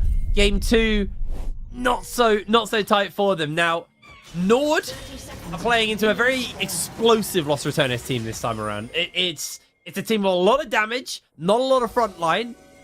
Trouble, what can Nord do here? Oh, they can start by killing Nemesis. That's an option for them. Nemesis ignited. I think he's down. He's dead. He's gone. First blood to X-Maddie. That's a good start. That's a huge start right there. They take the flash off of Nemesis as well. Pretty good start right here from... I'm not gonna lie. Bounce. I feel like from Los Ratones, this is a Mickey Mouse comp right here. Everyone's playing whatever they feel like playing. Another very BLG-esque flair on the side of Los Ratones, where everyone is pretty much having ways to fight. They've got a lot of consistent damage coming through, specifically AD through the Jinx and the Queen. They've got split push, Velia. they've got team fight, they've got revives. They'll be fine. They're not gonna get spotted yet. No, it's just a really And a lot smart of- ward. Yeah, He's and a lot right of in the agency corner. Yeah. in a lot of their champions. So I feel like with how we've seen Los Ratones execute the team fights, there is a lot of trust in the players from Cadril as well, I'm assuming, to pick this draft. Oh, However, no. do they fall behind? Like, you can't do that. Like, you can't do that. You can't do that. You cannot die. If you die in the early game, you're screwed. Well, this is what we were talking about before we got into game, was some of the win conditions, and I believe that a lane swap really favors Nord. You put Pulse behind on the Quinn, it's not like a Scion, it's not like a Garen. It just falls off. If this champion falls behind, it just falls off, and denying him now access to this wave, this experience, and Nord going to be able to keep him at arm's length. They're just going to catch the wave in between the towers. It's Maddie. He's on a Xayah. Xayah's very good and effective at clearing the waves. How do you walk up? Pulse is... I mean, this is so risky for him. He's going to lose so much HP. Goes in for the E, but Treats can just keep the pressure in. There's going to be the kill for that! Maddie. A massive mistake there from Pulse. You can't do that. Velia was on his way around. All you had to do was wait just a little bit. Now Velia is gonna lose very precious room in his own jungle as well. Nemesis has no flash from that level 1, so he can't walk up. He's a little bit screwed in terms of wave clear, because the wave clear is a little bit better in the early game than Zillion, and he gets to poke him with that. Oh, Nemesis just flashes over the Q and secures himself the solo kill.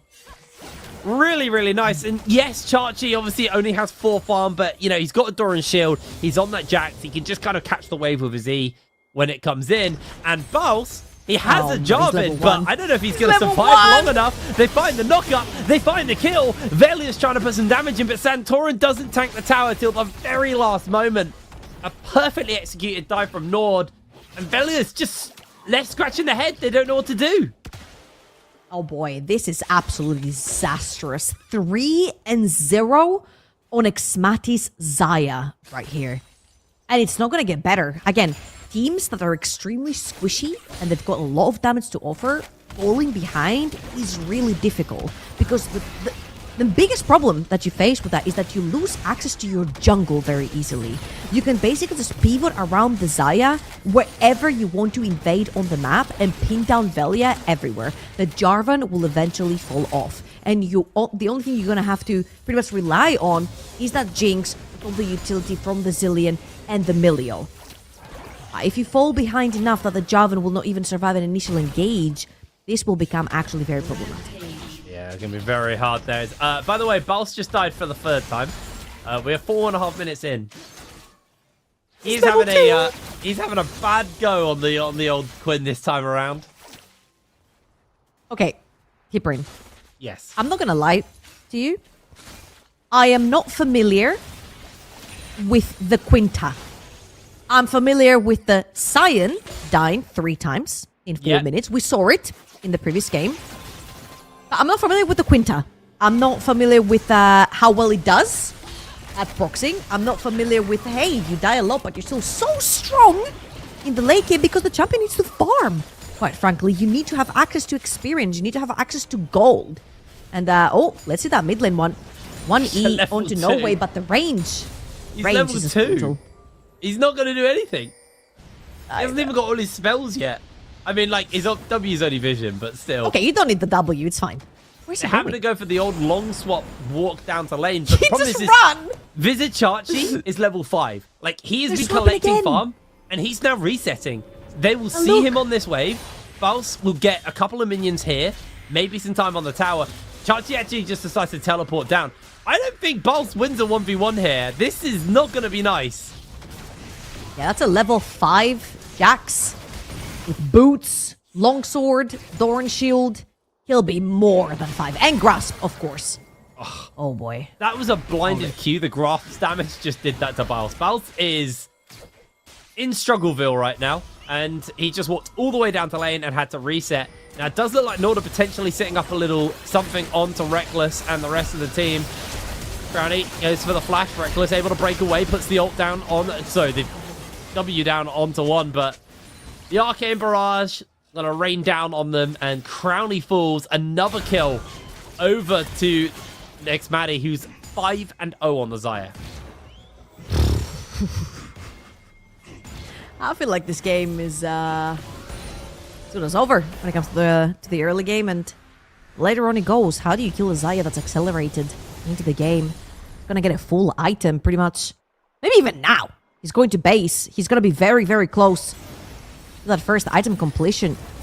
So much gold onto Xmati. 1.5k up already. Leaving base with the hammer as well. Very, very close again to first item for Xmati. And honestly, all you have to do is just pretty much use that Xayah, walk her around the map, and just brute force your way in. You've got tankiness with the Sejuani. You've got so many engage and disengage tools, range, raw damage coming through with Xayah. Right now, Los Ratones they're gonna need to find a way to attack a lane. I feel like that lane would most likely have to be No Way. He's the one that's sitting flashless right now. But their lanes are being pushed so hard that Velia just doesn't quite have an opening for a gank. No, and I mean, like, you're not really going to be ganking Bals, who's 14 CS on the Quinn. Oh boy. Very, very far behind. I mean, that Cole feels optimistic. Like, that feels so optimistic for him. Eventually, some point.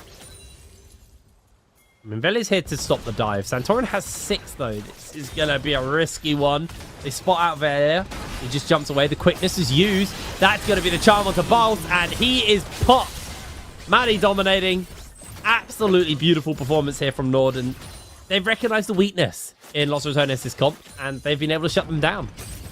Oh, and they're going to go for the repeat. There's still so much CC 6 between Sejuani and Rakan. Nice flag, nice drag, comes in, gets the lockdown in. The rocket comes onto Santorin, who's low. Crowley looking for the kill, but I don't think he can even get close enough. Santorin able to flash away to safety. Disaster. Absolute disaster. For Los Ratones, Velia goes down. Baus goes down for the 4th time. Oh boy. Make that the 5th time, mate. Chachi.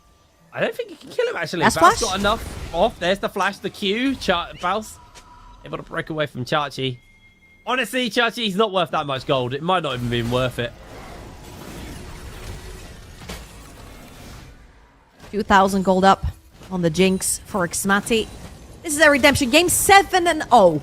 7 out of 8 kill participation. 7 kills out of all 8 in the entire game. Essence River, minute 9.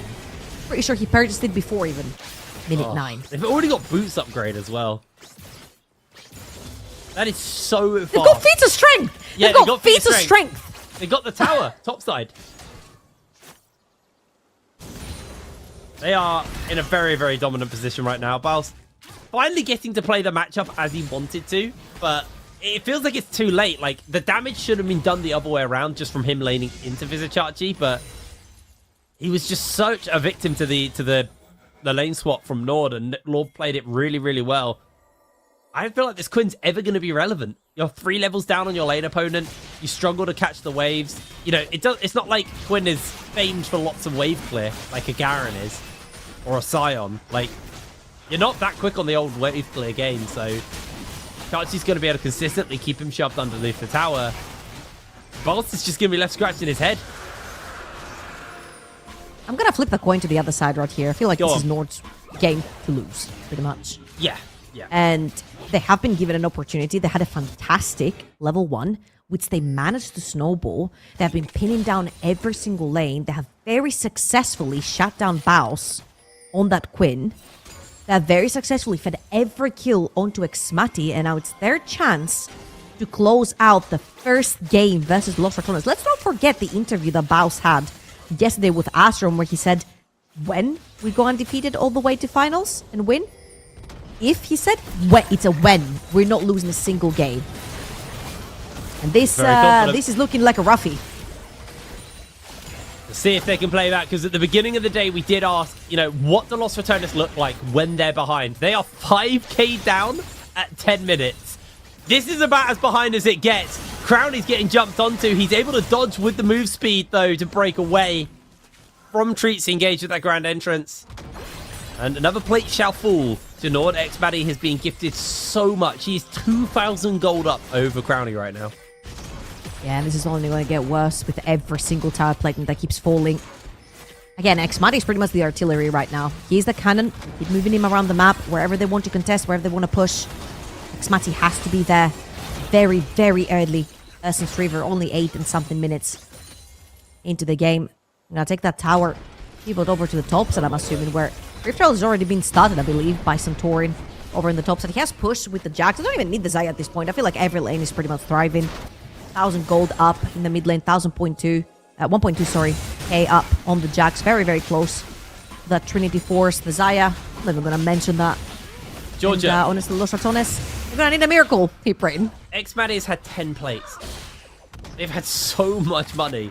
If they go mid lane and get the last 3 plates, 13 plates onto Azaya, who's 2,300 gold up at 12 minutes. And honestly, this is just... Like, Nord played very well to get to here, but, like, ultimately, it just comes down to... Los Ratones kind of made their graves here. And Baus jumped straight in. Like, really, really good lane swap from Nord, and they just shut him down time and time again. 12 minutes on the clock. A 5,000 gold lead separates these teams. Actually closing in on that 6,000 gold as well. Yeah. This is going to be an incredibly hard comeback if Los Ratones can do it. And if they can, this team wins Worlds, man. Like, they're going to be... I don't see how you come back from this. All right, I want everyone to look on the bot side quadrant of Velia, because that's where his jungle spawned. And this is where the bleeding begins. The first one to bleed when all the lanes are losing is the jungle. You end up getting invaded, a lot of vision goes down, and for a jungler that wants to be active like Jarvan, Velia has not had the chance to actually gank any lane, to actually have some action on the map. He's been playing very reactive as Baus here. Another one for the road, 0 and 5.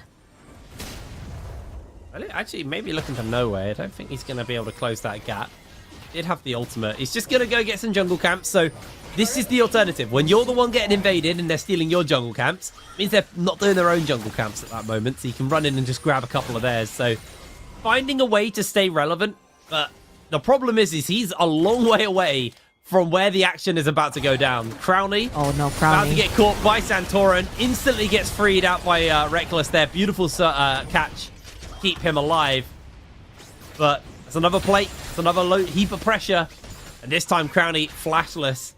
Does need to be a little bit more careful. And X-Maddie just going to casually collect his 12th plate of the game. Yep. Terrifying. That was what? A Sejuani ultimate for a flash, tower, potentially a second tower? Nemesis is tipping onto this, but he's tipping into 4 members. He's immediately charmed. He's immediately taken down. He doesn't even get the ult off in time. Velia can't do anything. Los Ratones, for the first time this split, looks so lost.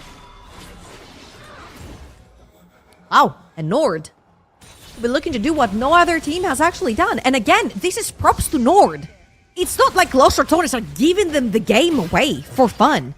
That was an incredible level 1 invade where they got Nemesis, they got the kill onto Zaya, they got his flash early, they lane swapped so they can pin down Baus on this queen so he can never become a Formula 1 card with Nemesis Zillion around the map. And I think it's been stellar reading what this Los Ratones composition wants to do. Is it a very volatile composition from Los Ratones? Absolutely. Was it shut down by Nord? Absolutely. Yeah, it's a bit of one of those, like, Los Ratones probably drafted the easiest to shut down comp they've drafted in a while, and Nord didn't even hesitate. They just took that chance, jumped in, played denial, put both 0-5 on the Quinn, and Rocket's coming in. No! Oh, wow! got it! Crowley stole it! I love how you They're coming celebrated this so much. Oh, Baus. Baus, I mean, the permafrost is worn out, but I mean, he has no damage. I also respect that he decided not to go for a hubris this game. Because you, before we came on camera, was saying that you expect this to be a hubris game. When you're 0-5, I don't think a hubris is going to be happening. So it just goes for the Hydra instead. As Velia going to get locked down by Santorin's permafrost. Reckless just going to do his best to keep him alive. Throws the football out whilst not going to get in range. But Velia flags, drags, flashes away from the arcane barrage. No way secures the kill. Easy pickup. Nice little pick up from there from Norway. And Baus, I think you're going to have to get on your bird, mate, and get away. Fancy feet, but not fancy enough. And now, I think Baus, they're looking towards the top side. They do have the ultimate onto Zilean. They want to go for it. Second bomb. Uber driver's on the way. Here comes Baus. He's going to deliver himself up a kill. Chachi! Not going to take him down. The chrono break saved his life. Oh, that was close. He survived the bomb. He survived the bomb. I think it was single digits. I didn't get to quite see how low Chachi got from that last bomb he ran away with. But it was very, very low. Everything blown away there. Not quite enough to take the Jacks down. Honestly, props to Velia. Considering like how bad the state of the game is, the fact that he is down, he's actually up 100 gold is impressive. Because like you said, junglers are normally the first to bleed. They're the ones who get invaded and lose objectives. A little bit early that time, Crowny. But Velia doing a fairly solid job of keeping himself somewhat relevant in this game. Herald, though, secured for Nord. So ultimately, with the pressure that Nord have been able to get, sitting pretty nice there. Baus loses half his health to an auto attack and a W reset. And this is gonna start becoming very problematic now. You don't have control of any lane. Nord are pushing 3 lanes at once. You lose control inside your jungle. And your engaged tools are not necessarily that great. You've got a Jarvan. Oh, Treats! Oh, what a knock-up! What an engage! Nothing they can do. They're trying to put some damage out, trying to clear the wave as best as possible. But Treats, that was just so smooth. Rift Herald gonna go down as well. And this is pretty much a case of how fast can Nord finish this game? Pretty much a done deal. They're about 10,000 gold up, 18 minutes into this game, and their composition scales so freakishly well into the late game. They've got pretty much everything they want in this compositions kit. Los Ratones are looking to see if they can catch anyone. Baus fancies his chances right here. Onto Chachi. For Chachi. I mean, if Los Ratones make their first loss happen and they get 0 kills, that would be so sad. Chachi, though, still trying to make the runaway. Gets the counter-strike off. He's out. We actually could see Los Ratones losing a game and not even getting a single kill. That'd be devastating for them. I'm telling you, there's going to be a kill. I'm pretty sure Baus is going to get one on the side lane. That was the whole point of the Zilean plus Quinn. And great engage from Treats. A lot of people could say Reckless ulted late. Reckless was taunted. He couldn't ult as fast as he wanted to try and save Nemesis. Ends up going down without even ulting. And 0-4 on the Zilean hasn't had a pretty happy game. Not even from level 1. Profane Hydra completed. First item for Baus. As you're looking on the left side. And Nord are working on the second. And if you're Xmati, third item on the Saya. Well, Nord playing this to try and tidy it up. Chachi, I think you overstayed there a little bit, mate. Baus is looking for the kill. Chachi, no backup nearby. He's going to try and get some damage onto Nemesis, but he's making a run for it. The rocket goes wide. Counter-strike comes out. Nemesis is going low. Chachi's fan is opening, and that is the shutdown for Nemesis. There you go. Little bit of a gold influx in the pockets. Again, still almost a 10,000 gold lead for Nord, but that is at least something. And we get to see the combo that everyone's been talking about. The Zilean Volibear, a lot of people said, but this is now the Zilean Quinn. And you're extremely fast on the side lane. You've got slows, you've got speed, you've got stuns through the bombs. If something goes wrong, you've got the revive as well with the Zilean ultimate. Chachi paid the price on that one. However, it's going to be another neutral objective. Going to the side of Nord. There is no Super Mega Death Rocket on Crowny. We'll try it for a steal right here. So this is going to be second Dragon going over to Nord. Atakan has also spawned on the top side, and Velia together with a Baus. They're trying to sneak into the jungle, see if they can get anything in advance. Baus throws out the W just to get a bit of scouting off. Just going to try and clear the wave away. He's got that Profane Hydra now, but the problem is the teleports are coming in. Baus has made himself a bit of a target. Treats lands the knockup. Chachi comes for revenge. Bonk goes the Baus. And now, with a gold deficit, they now have a team member deficit as Atakan spawns up. Someone's pinging the bot lane tower from the side of Los Ratones. They're like, hey guys, look, this tower is about 65%. Let's take this one down while I take Atakan. Velia is going to be hanging around. I don't think anyone's going to let him get anywhere near this Atakan. Already taken away by Nord. I mean, it's a case of a... Oh, Velia's there's dead. no case. There's no case for Velia. Case closed. Maddie absolutely crushing it on the Xayah. He's having a stellar performance. 10-0. No way. Got the Medjais, by the way. He had that very early in the game. He saw the state of the game. Bows! Gets caught. Flashes away to safety. Nord, they've got the revive, so they're feeling comfortable just to full-on pressure this. Tower goes down. No way's playing off on the side lanes. Bows jumps into his pocket. Gets hit by the W. Dodges away on that E. Followed up by a little bit more of that ranged damage coming out. Bows loses so much HP. The inhibitor stands, but the tower does not. Nord are going to go for the resets and put some pressure down elsewhere as they jump into safety. No, they are not. They're going to get caught by the bombs. Hey, it's going to be so difficult to pressure anything more than an inhibitor right here unless you kill multiple members from Los Ratones. And Nemesis is making Treat's life absolutely miserable while Nord is trying to reset and possibly go for more pushing on lanes. I mean, you can't do anything else right here. You have an open inhibitor. There is Baron in about 2 minutes. So if you've got a 2-minute window to try and get any pressure on the map, but every wave you push is going to be farmed away by Los Ratones. So you kind of give them a way to come back. And Nemesis? Oh no, you didn't want to go there. Oh no. Nemesis losing a lot of HP. He uses the Chrono Break on himself. Chachi's waiting it out perfectly. Nemesis flashes over the wall, but now Crowley could be the one who's under fire. Blasco and gets him to safety. Now they find the knock up onto Velia. Velia not going to be alive for long. They are removed from the game. Nemesis sprints back to base, sprints back to safety, but the cost has been so high here. 15-1. A 10,000 gold lead, 23 minutes in the game. I mean, Los Ratones games typically do end quick. Just not this way around. Normally it's the other person's Nexus exploding. This time, it feels like they're the ones in some real threat. They are looking to try and find an opening here. Val's putting some serious damage into No Way, but they're going to find the knock-up, use that withdraw route. Crowney now firing away onto Treats. They're going to give the kill over to Crowney, so you get some of that damage off. Treats able to dodge away and evade it. And now Santorin finds the lockdown onto Baus. Baus is going to just get back on the bird and try and keep the chase up. Can they find the opening? The W, the zap onto Santorin keeps him slowed. And it just looks like Los Ratones, they were able to get one withdraw out. And that's all they can do. That's all she wrote. That's a little bit of money as well. That's 200 gold, I believe. You're not going there. Maddie's got the damage. Maddie's got the hurt. That's going to be a killing spree given over. Maddie actually has now lost his revive. He's not going to be able to survive this, but he gets one. 1,000 gold to Crowley. Los Ratones, the best person who could have got that gold, just got it. Heavy is the Crowley. He has to make this game work.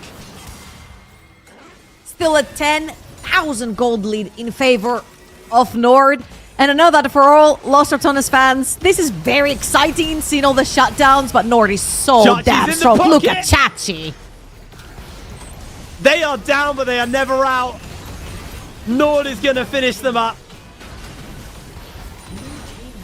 I don't think there is a world Los Ratones can bring this back. Baus is on the map. He's going to try his best to try and save at least one inhibitor. Velia also back on the map with him. Crowley coming up in 11 seconds. He's 3 items on the Jinx. Just got 1,000 gold shutdown as Baus finds Vizichachi. The knockup from Treats is huge. Baus is too low. He's going to slowly burn out. In comes the rocket. Santorin just about survives that fight. Crowley, can he hold the line? Okay, these fights are also happening because Nord are aware of how far ahead they are, or else they wouldn't be overextending the way they are. Velia, a little bit too far forward. He knows Crowley's coming, but he's very low HP, man. Yeah, Nemesis is coming in for the stuns. They're going to put some serious damage into No Way. The rockets are going to do it. Another shutdown into the pocket of Crowley.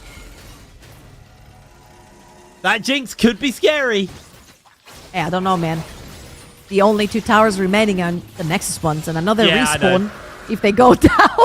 I know. You're honestly, inhaling some hopium here. Gold was like a small hit of copium, and now I'm straight back to sensible. I respect it. You know what? I respect it. You're seeing the glass half full from the side of Los Ratones. I'm just gonna bring us back to reality and say it's not even half empty, it's just empty. The glass is shattered. There's no glass, it's been taken away. It's just Belly is water not on the around table. for potential still. However, Crowny is. Maybe a super mega death rocket is what steals that Baron away, but look at that body block No from way. the side of Nord. There were 3 members in front of that Baron, so even if the rocket did land, it would just split open on treats. And that would be all she wrote. Baron going over to Nord, and right now it just becomes as simple as a very simple surgical extraction of something. I don't know, what's a simple extraction? Like a mole, maybe? A hair? An ingrown hair? I mean, That would be a simple extraction, right?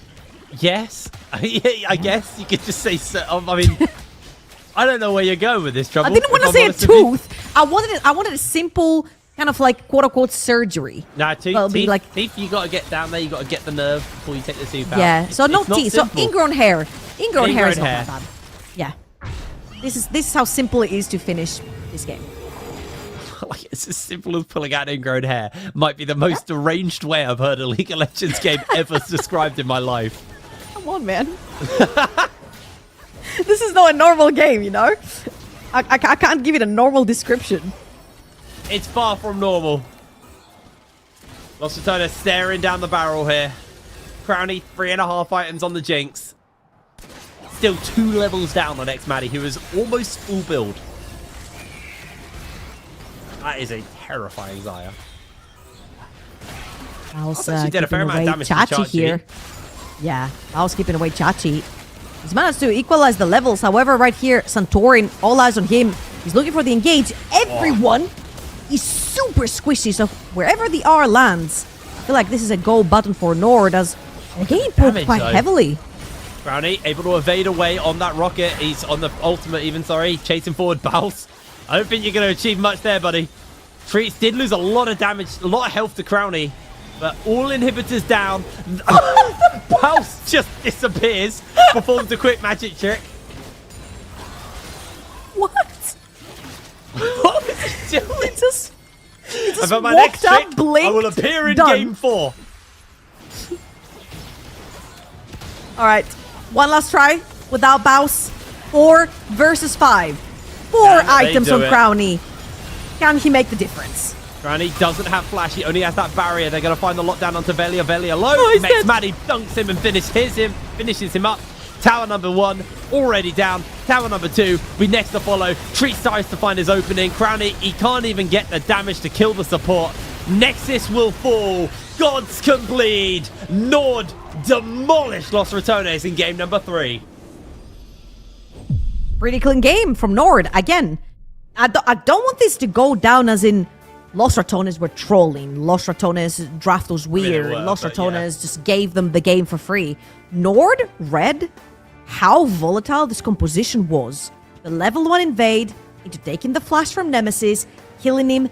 Very importantly, that kill went onto Matty's Xayah, and then they lane swapped onto Baus and pinned him down on the Queen. And the Queen is not a Scion. She cannot very easily build items and just be useful. She needs the damage, she needs the experience, she needs the gold, and they deprived him of all of that. Yeah. All in all, an incredible read from Nord and execution in game to make it come into fruition. It was definitely a bit of a fumble there from Los Ratones. I think they got ahead of themselves, and you know, the lane swap should have been predicted and should have been scouted out. But regardless, it cost them heavily, and that is a loss under the belt of Los Ratones. I think it's time we throw it over to the desk to break that game 3 down. They bleed. They bleed. The 3-0 and the clean run is no longer on the table. They tried to fish something weird, and I think they did. Nord finally capitalizing on those mistakes, and there's still some questions that we're going to be talking through this desk, obviously. But how did it start, and how did we get here? Yeah, it started with Quinn being forced to lane swap, which does not work very well.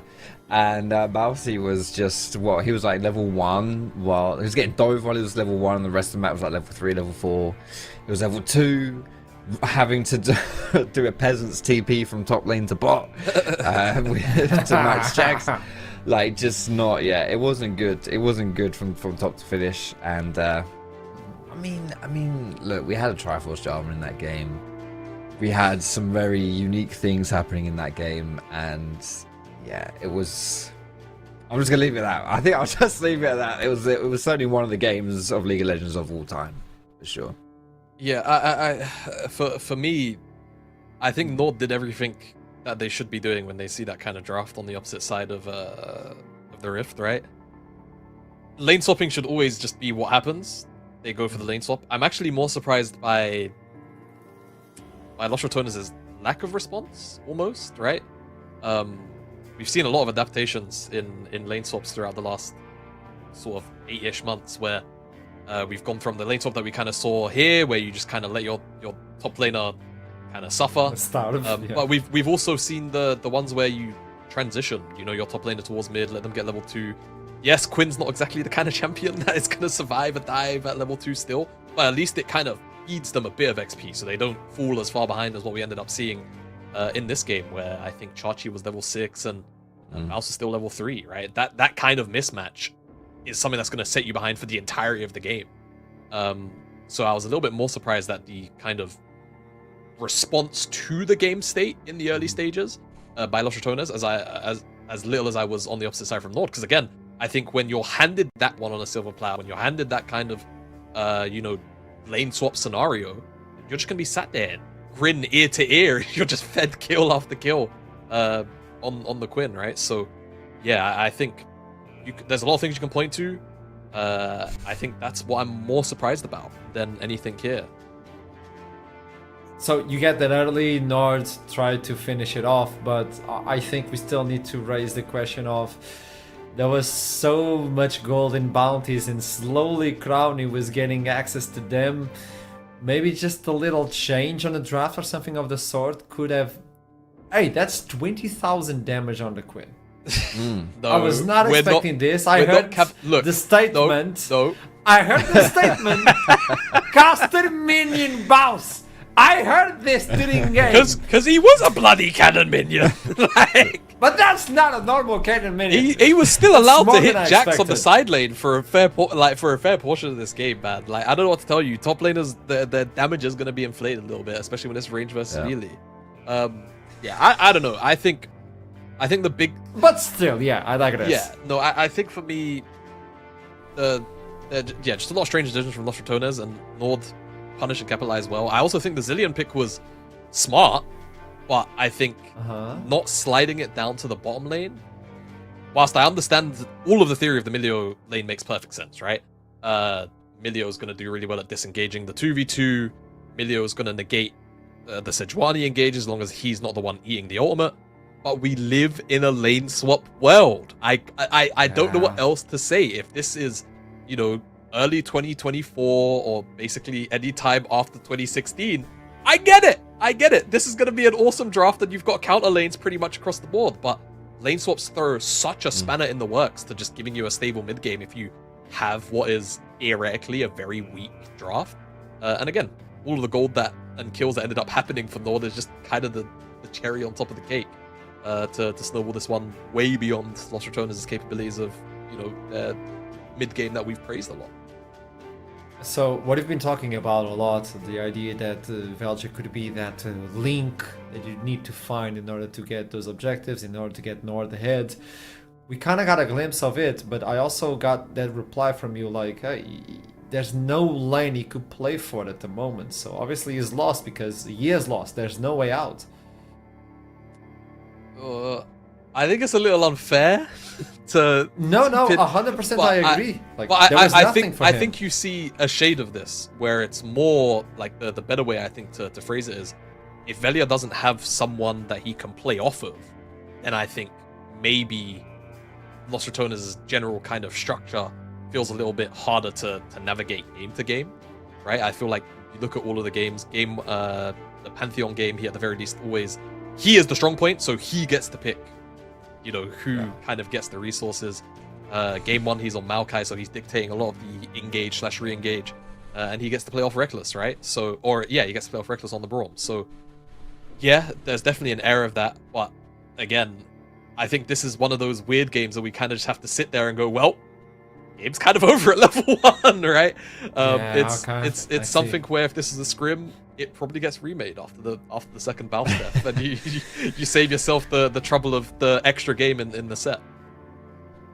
Well, information, Los Ratones are going to pick blue side for game 4, which means there's no longer the window for the clean run for Los Ratones, but Nord finally got a win versus Los Ratones. Maybe this victory will push him over the edge and try to get another one to get that reverse sweep. We don't know, but obviously after the quick break, we will jump into Champion Select, and I'll see you soon. Don't go anywhere.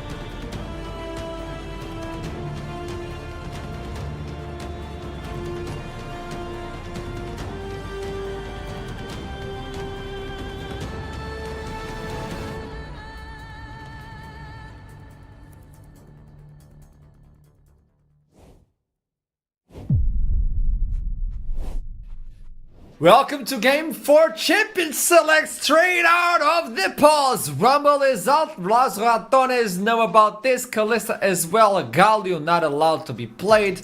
Give me that Skarner and let's get the same on the drafts. But now those champions up there are not allowed to be played. There's the Corki, Crowny. I'm so sorry. Keep in mind Quinn is also not allowed to be played again. Yeah, this is going to be a slightly different draft because... Yeah, whoa, okay. Yeah, I was going to say, mean, because surely Nord will have to ban Skarner now, but... That's the gamble you take, right, on red side. I beg your pardon, on red side.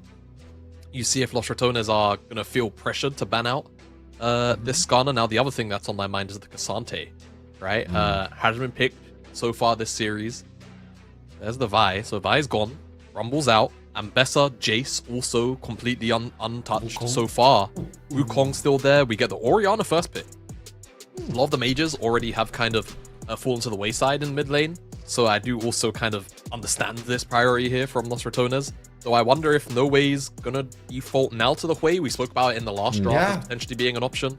We'll see if it ends up being one here. And again, all of the skirmishing junglers still up. Things like Wukong, things like Viego, things we know that Centaurian is very, very comfortable on. Priority can be there.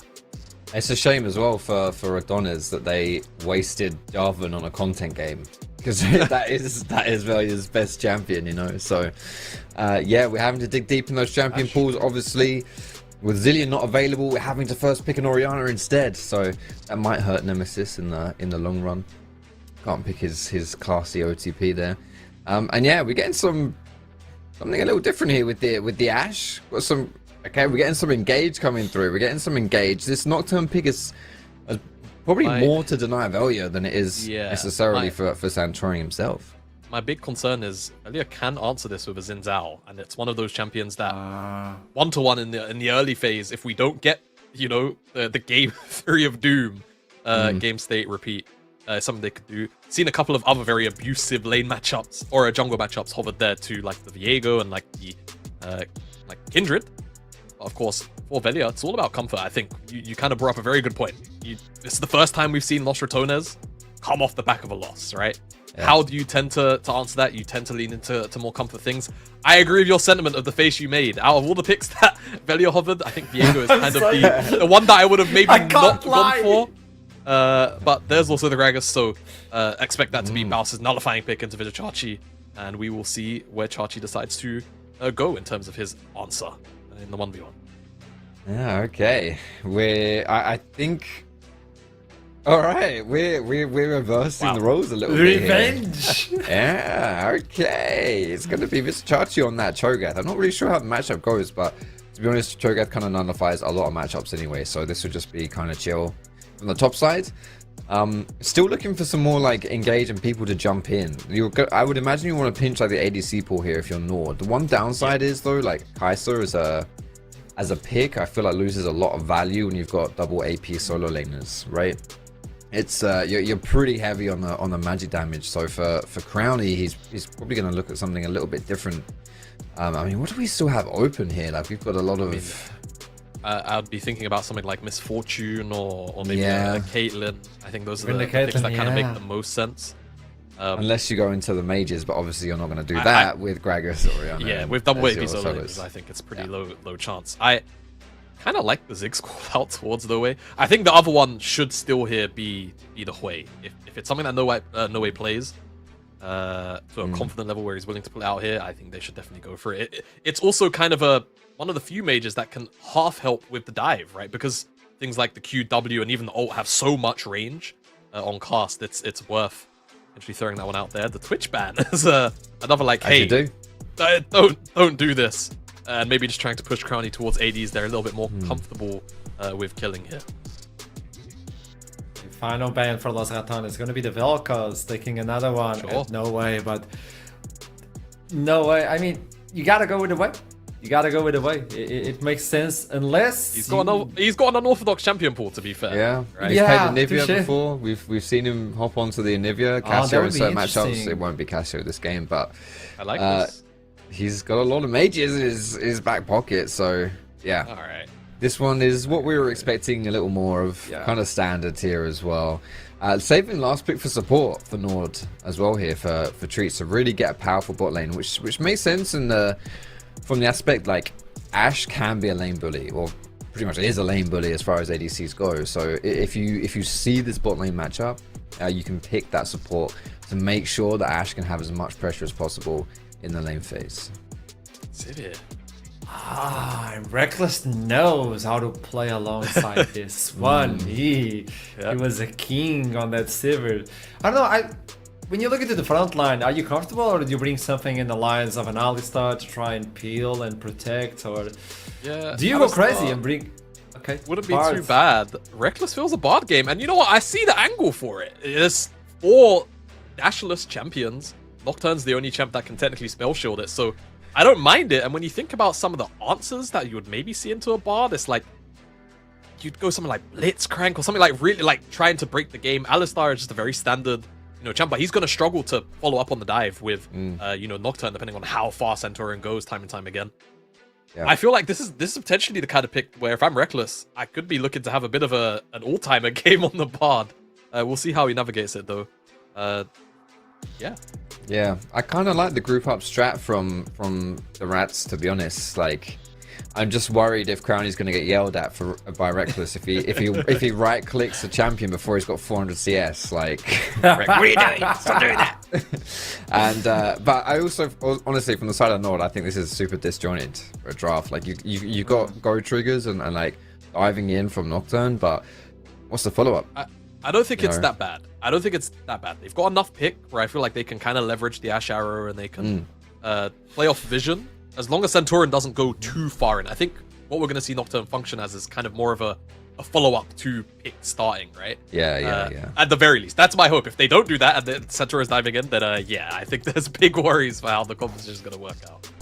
Well, composition is out on the table, and this is after a loss versus Los Ratones. So with this in mind, we finally got to see an L on the team. How do they bounce back? Can they finish? Or will Nord actually pull the reverse sweep? I'll see you soon as we jump.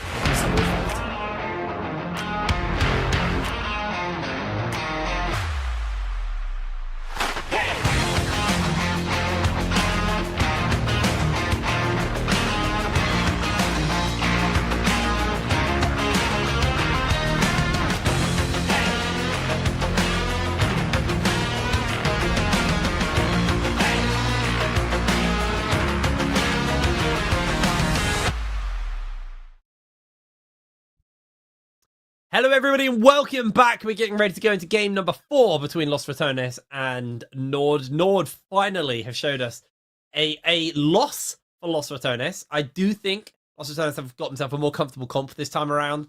The biggest problem was Bals fell behind on a Quinn, and Quinn just doesn't do anything when that champion falls behind. Gragas is a champion who can fall behind. It's not the end of the world, so I much prefer this draft for them. Nord, though, they're grouping up. They're looking for a little bit of a group play action here. Santorin separates himself from his team and just walks into all of Los Ratones, but Baus is actually the one who's now getting run down. He's isolated. He's going to belly bop over the wall towards Reckless and towards safety. Nobody goes down, but Nord, it looks like they're scouting for a potential lane swap here.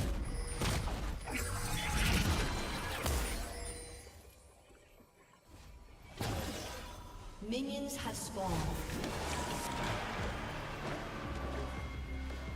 Trouble's muted, so I'm going to talk a little bit more. There we go. There we go. I'm Hello, right here. welcome back. I'm right here.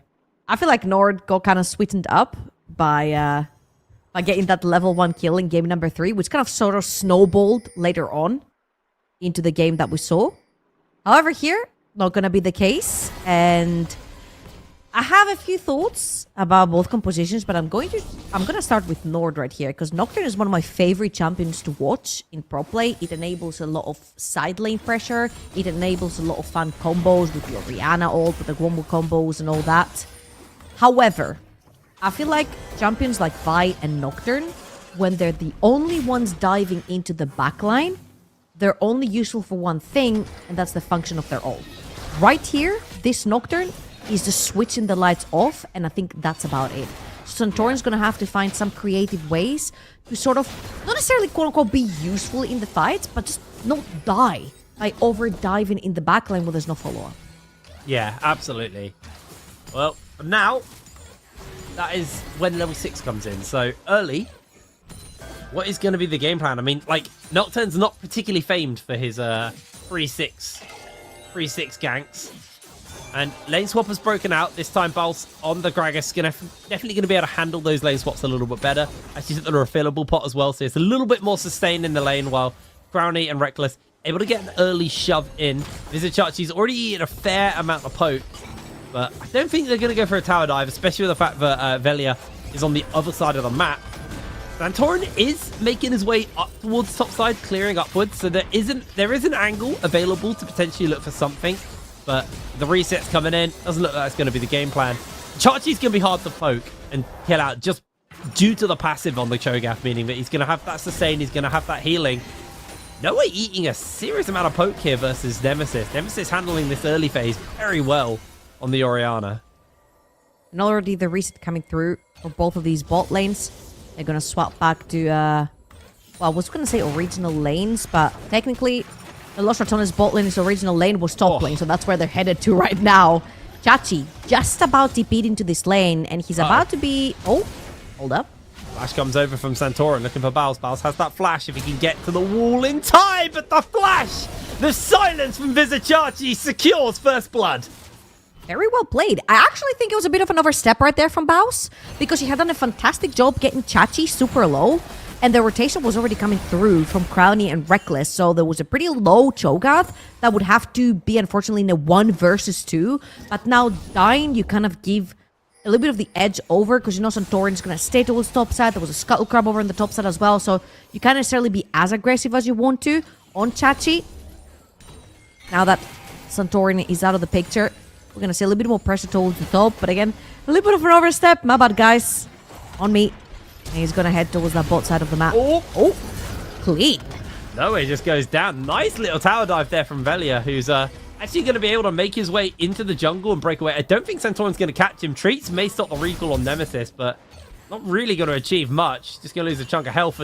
As Velia running into Santorin potentially, but Santorin not going to be able to find him. Reckless makes sure that Velia gets out nice and safe. And there we are. Easy pickup. Yeah, the state of that mid lane is not very healthy for Nemesis, especially if No Way keeps it right there. He's going to need a very quick help, but it's going to be a very quick push, forcing the TP off of Nemesis straight to that mid lane. So good stuff right there on the bounce. And Los Ratones getting their first tower plating over on the top side of the map. I'm not sure if it has been responded with a tower plating yet from Xmati and Treats over on the bot side. Thank you very much, observers. Nowhere near, actually. The wave gets pretty chipped every single time those creeps walk into the barrel. Yeah, it's gonna be able to hold the wave nice and easy here. Bit of a force here for the side of North. They're not really gonna be able to go for a tower dive. The Treats is angling it. They spot it out. They're actually bringing Santorin in the area. Ignite thrown down by Treats. Baus is gonna lose that healing cut on him fairly soon. Are they gonna be able to play the stop game? Is he going to be able to make the escape? Dodging all the spells, dodging the Qs. I mean, he can just catch the wave with the Q, clear it out as effectively as possible. Baus gets knocked back under the tower, gets caught by the knockup from Santorin, and Treats is the one to get the kill. They should be able to take a tower plate off the back of that. As Velia going to move over towards the grubs and answer back. I feel like we're finally in a game state where both these teams are actually firing on all cylinders.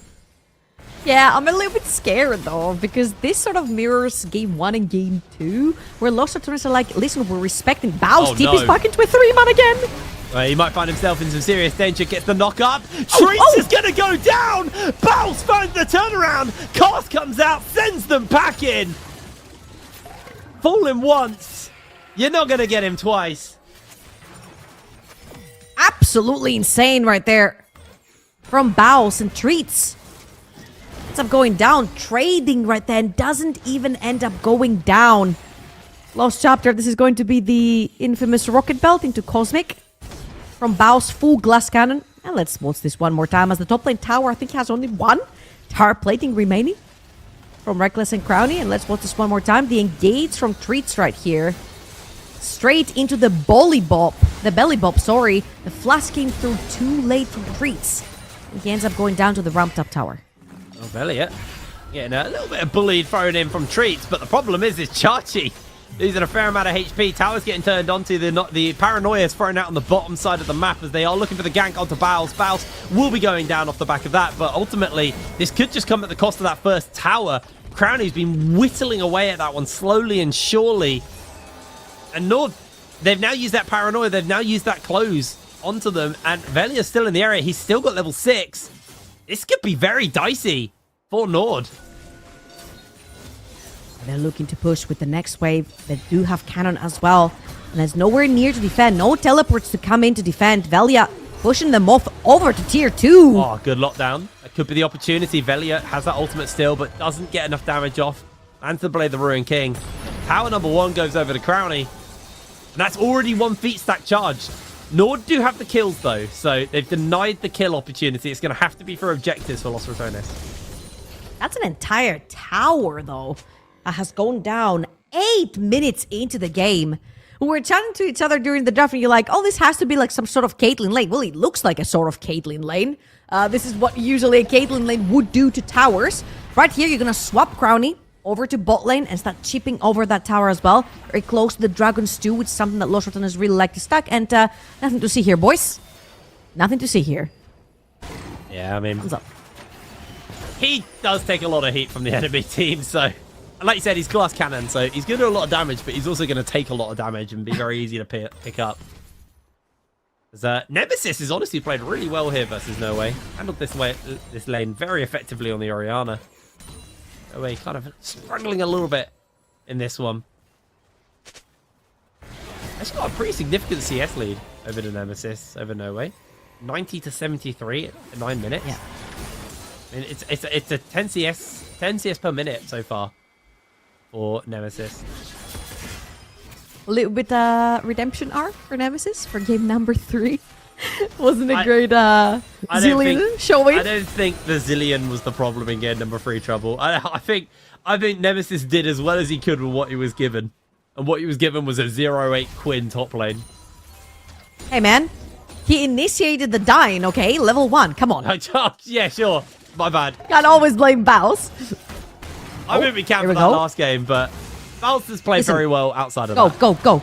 That's a fair and square level 1 right here. Level 8 on both. Ultimate up on both. Baus is doing good. He's juggling around the edge here. Chachi's actually losing a lot of HP. He's got the cask available. Catches him with the Q. Baus flash. Forces the flash out from Chachi. I think Chachi's just been out of mana meant. He knew that he couldn't take that fight anymore. He was losing the fight as it was. He had no spells. That was just donezo.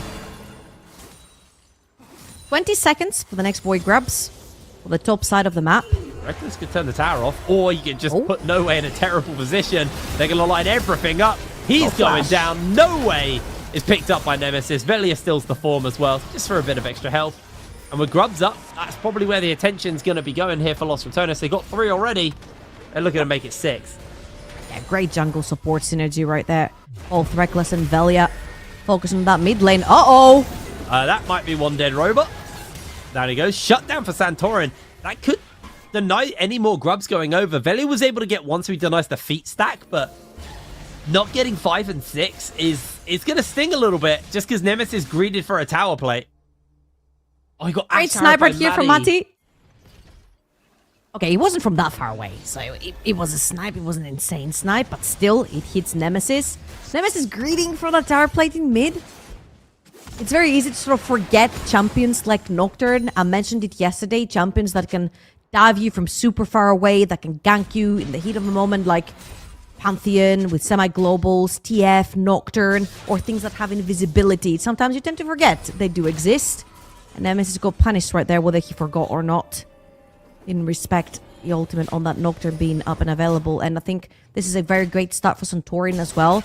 Reminder, what we said earlier on in the game. This is a Nocturne that's going to be diving solo wherever he's diving. There's not enough follow-up from the side of Nord to dive into the backline. So being strong in the early game, Stride Breaker just about completed as he leaves the base, is going to be huge, finding those key targets in the backline to assassinate.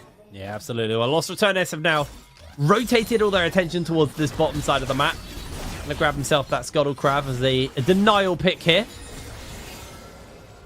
And the fight is on for those boot upgrades. Teleports coming in as Baus got a big, deep shove on the top side and now moves over to join his team. Treats needs to be a little bit careful. Baus hasn't been seen yet. He's on that ward, which is his own. As it will get spotted out by Maddie. They know what's going on. Santorin no ultimate though, so I think Los Returnes is just going to be able to pick up this first dragon for themselves. And their second stack, as No Way is forced to flash from Reckless's Tempered Fate. Does not want to be getting caught by that one. We saw an ult come out from X-Maddie. It went between the goalposts in the bot side. And, I think the action is going to simmer off now. I don't know if No Way has had flash for the last 12 minutes and 45 seconds at all. I feel like Los Ratones have done a stellar job at keeping him grounded in the mid lane and now bringing 5 members onto Treats and X-Mati, waiting for the wave. Santorin hiding in the bush, does have the ultimate. It could be catastrophic if you turn the lights off on a dive. So Los Ratones are just going to take whatever they can, push it in the wave, take some of that jungle away from Santorin, and just back off, come back in for a few more tower platings. Now they're pulling TP, Chachi on the back line. Throwing everything down onto Nemesis, who has flash. He's going to blow it out and try and get the escape.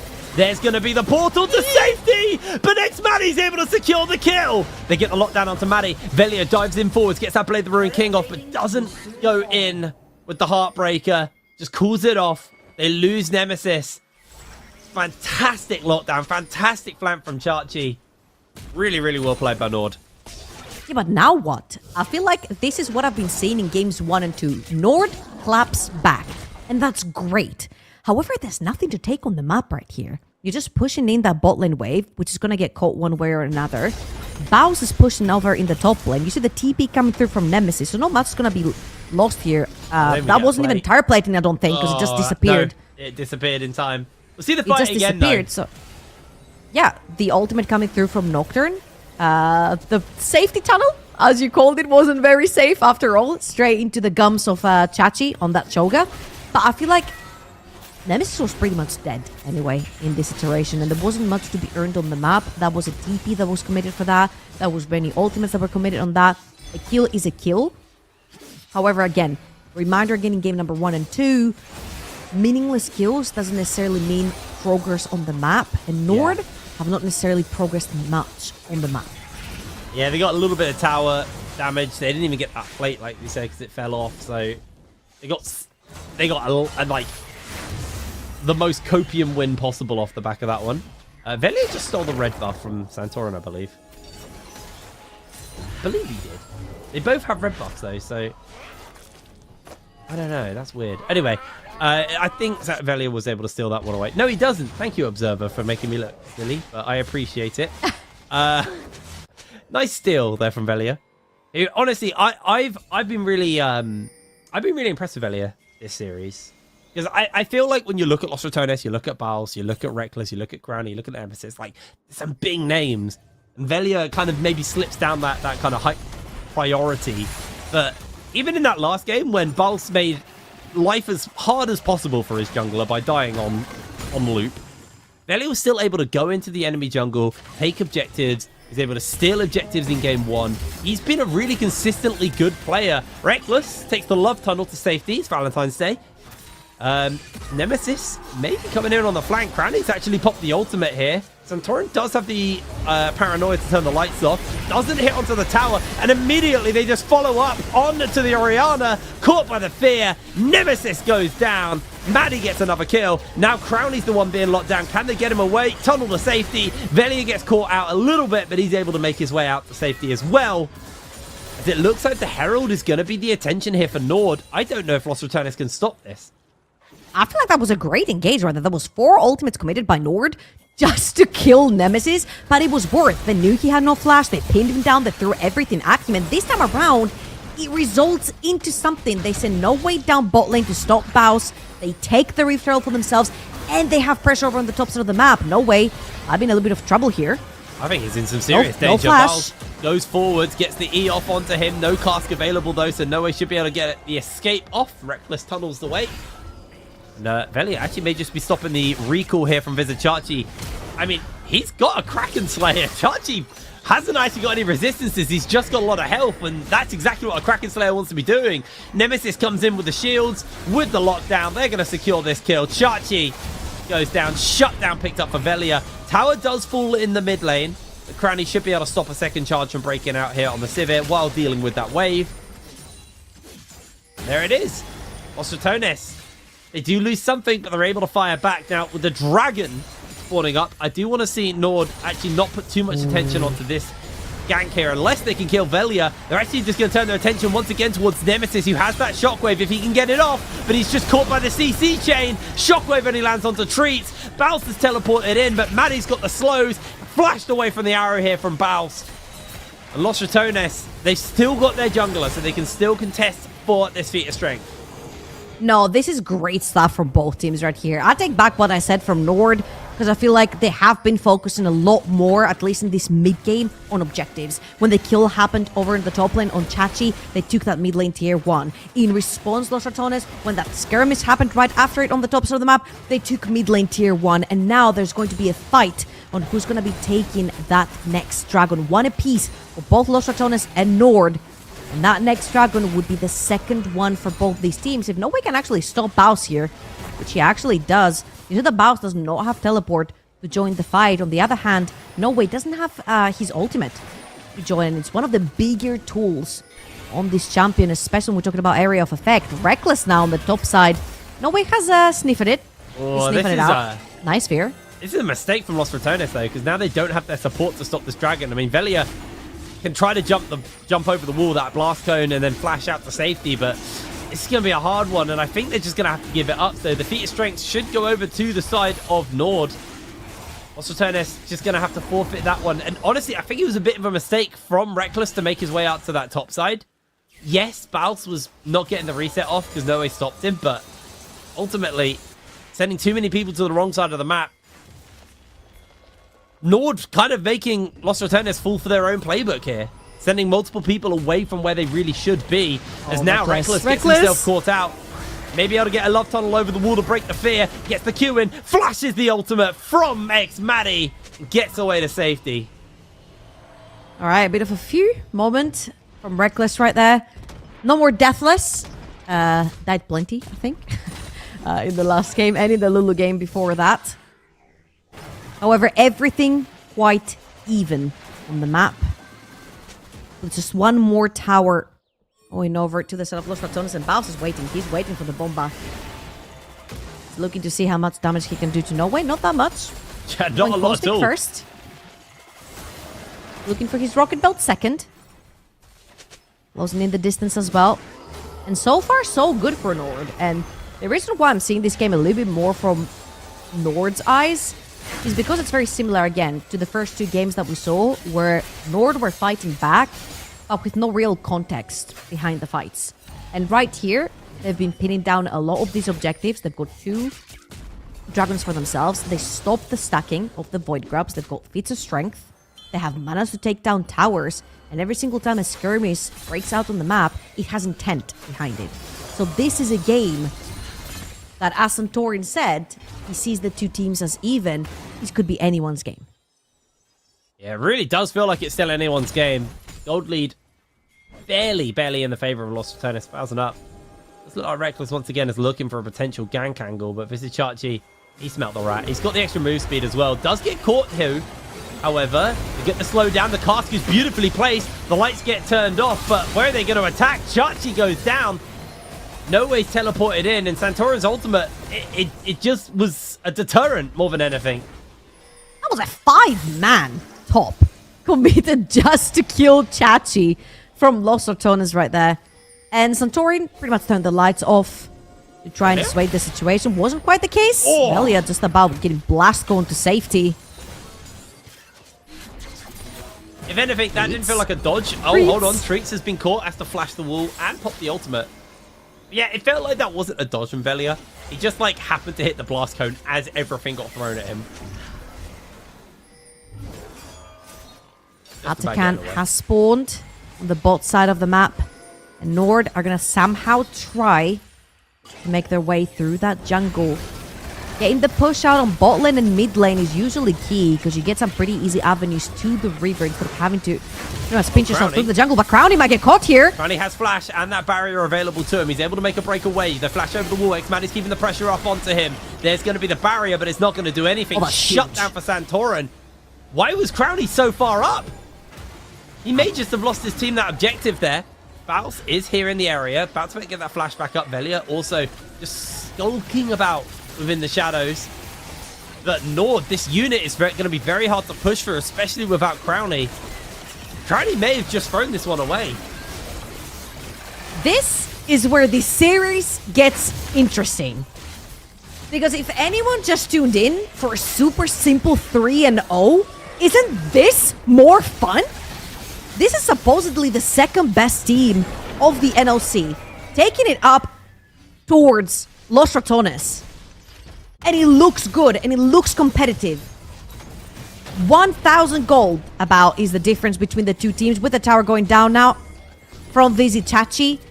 And the members who need to have kills on them and are fed on the side of Nord is the Ashe and the Nocturne.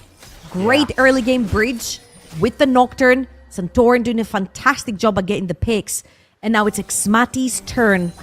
Put down the damage. He's got enough frontline. He's got enough engage, disengage, peel.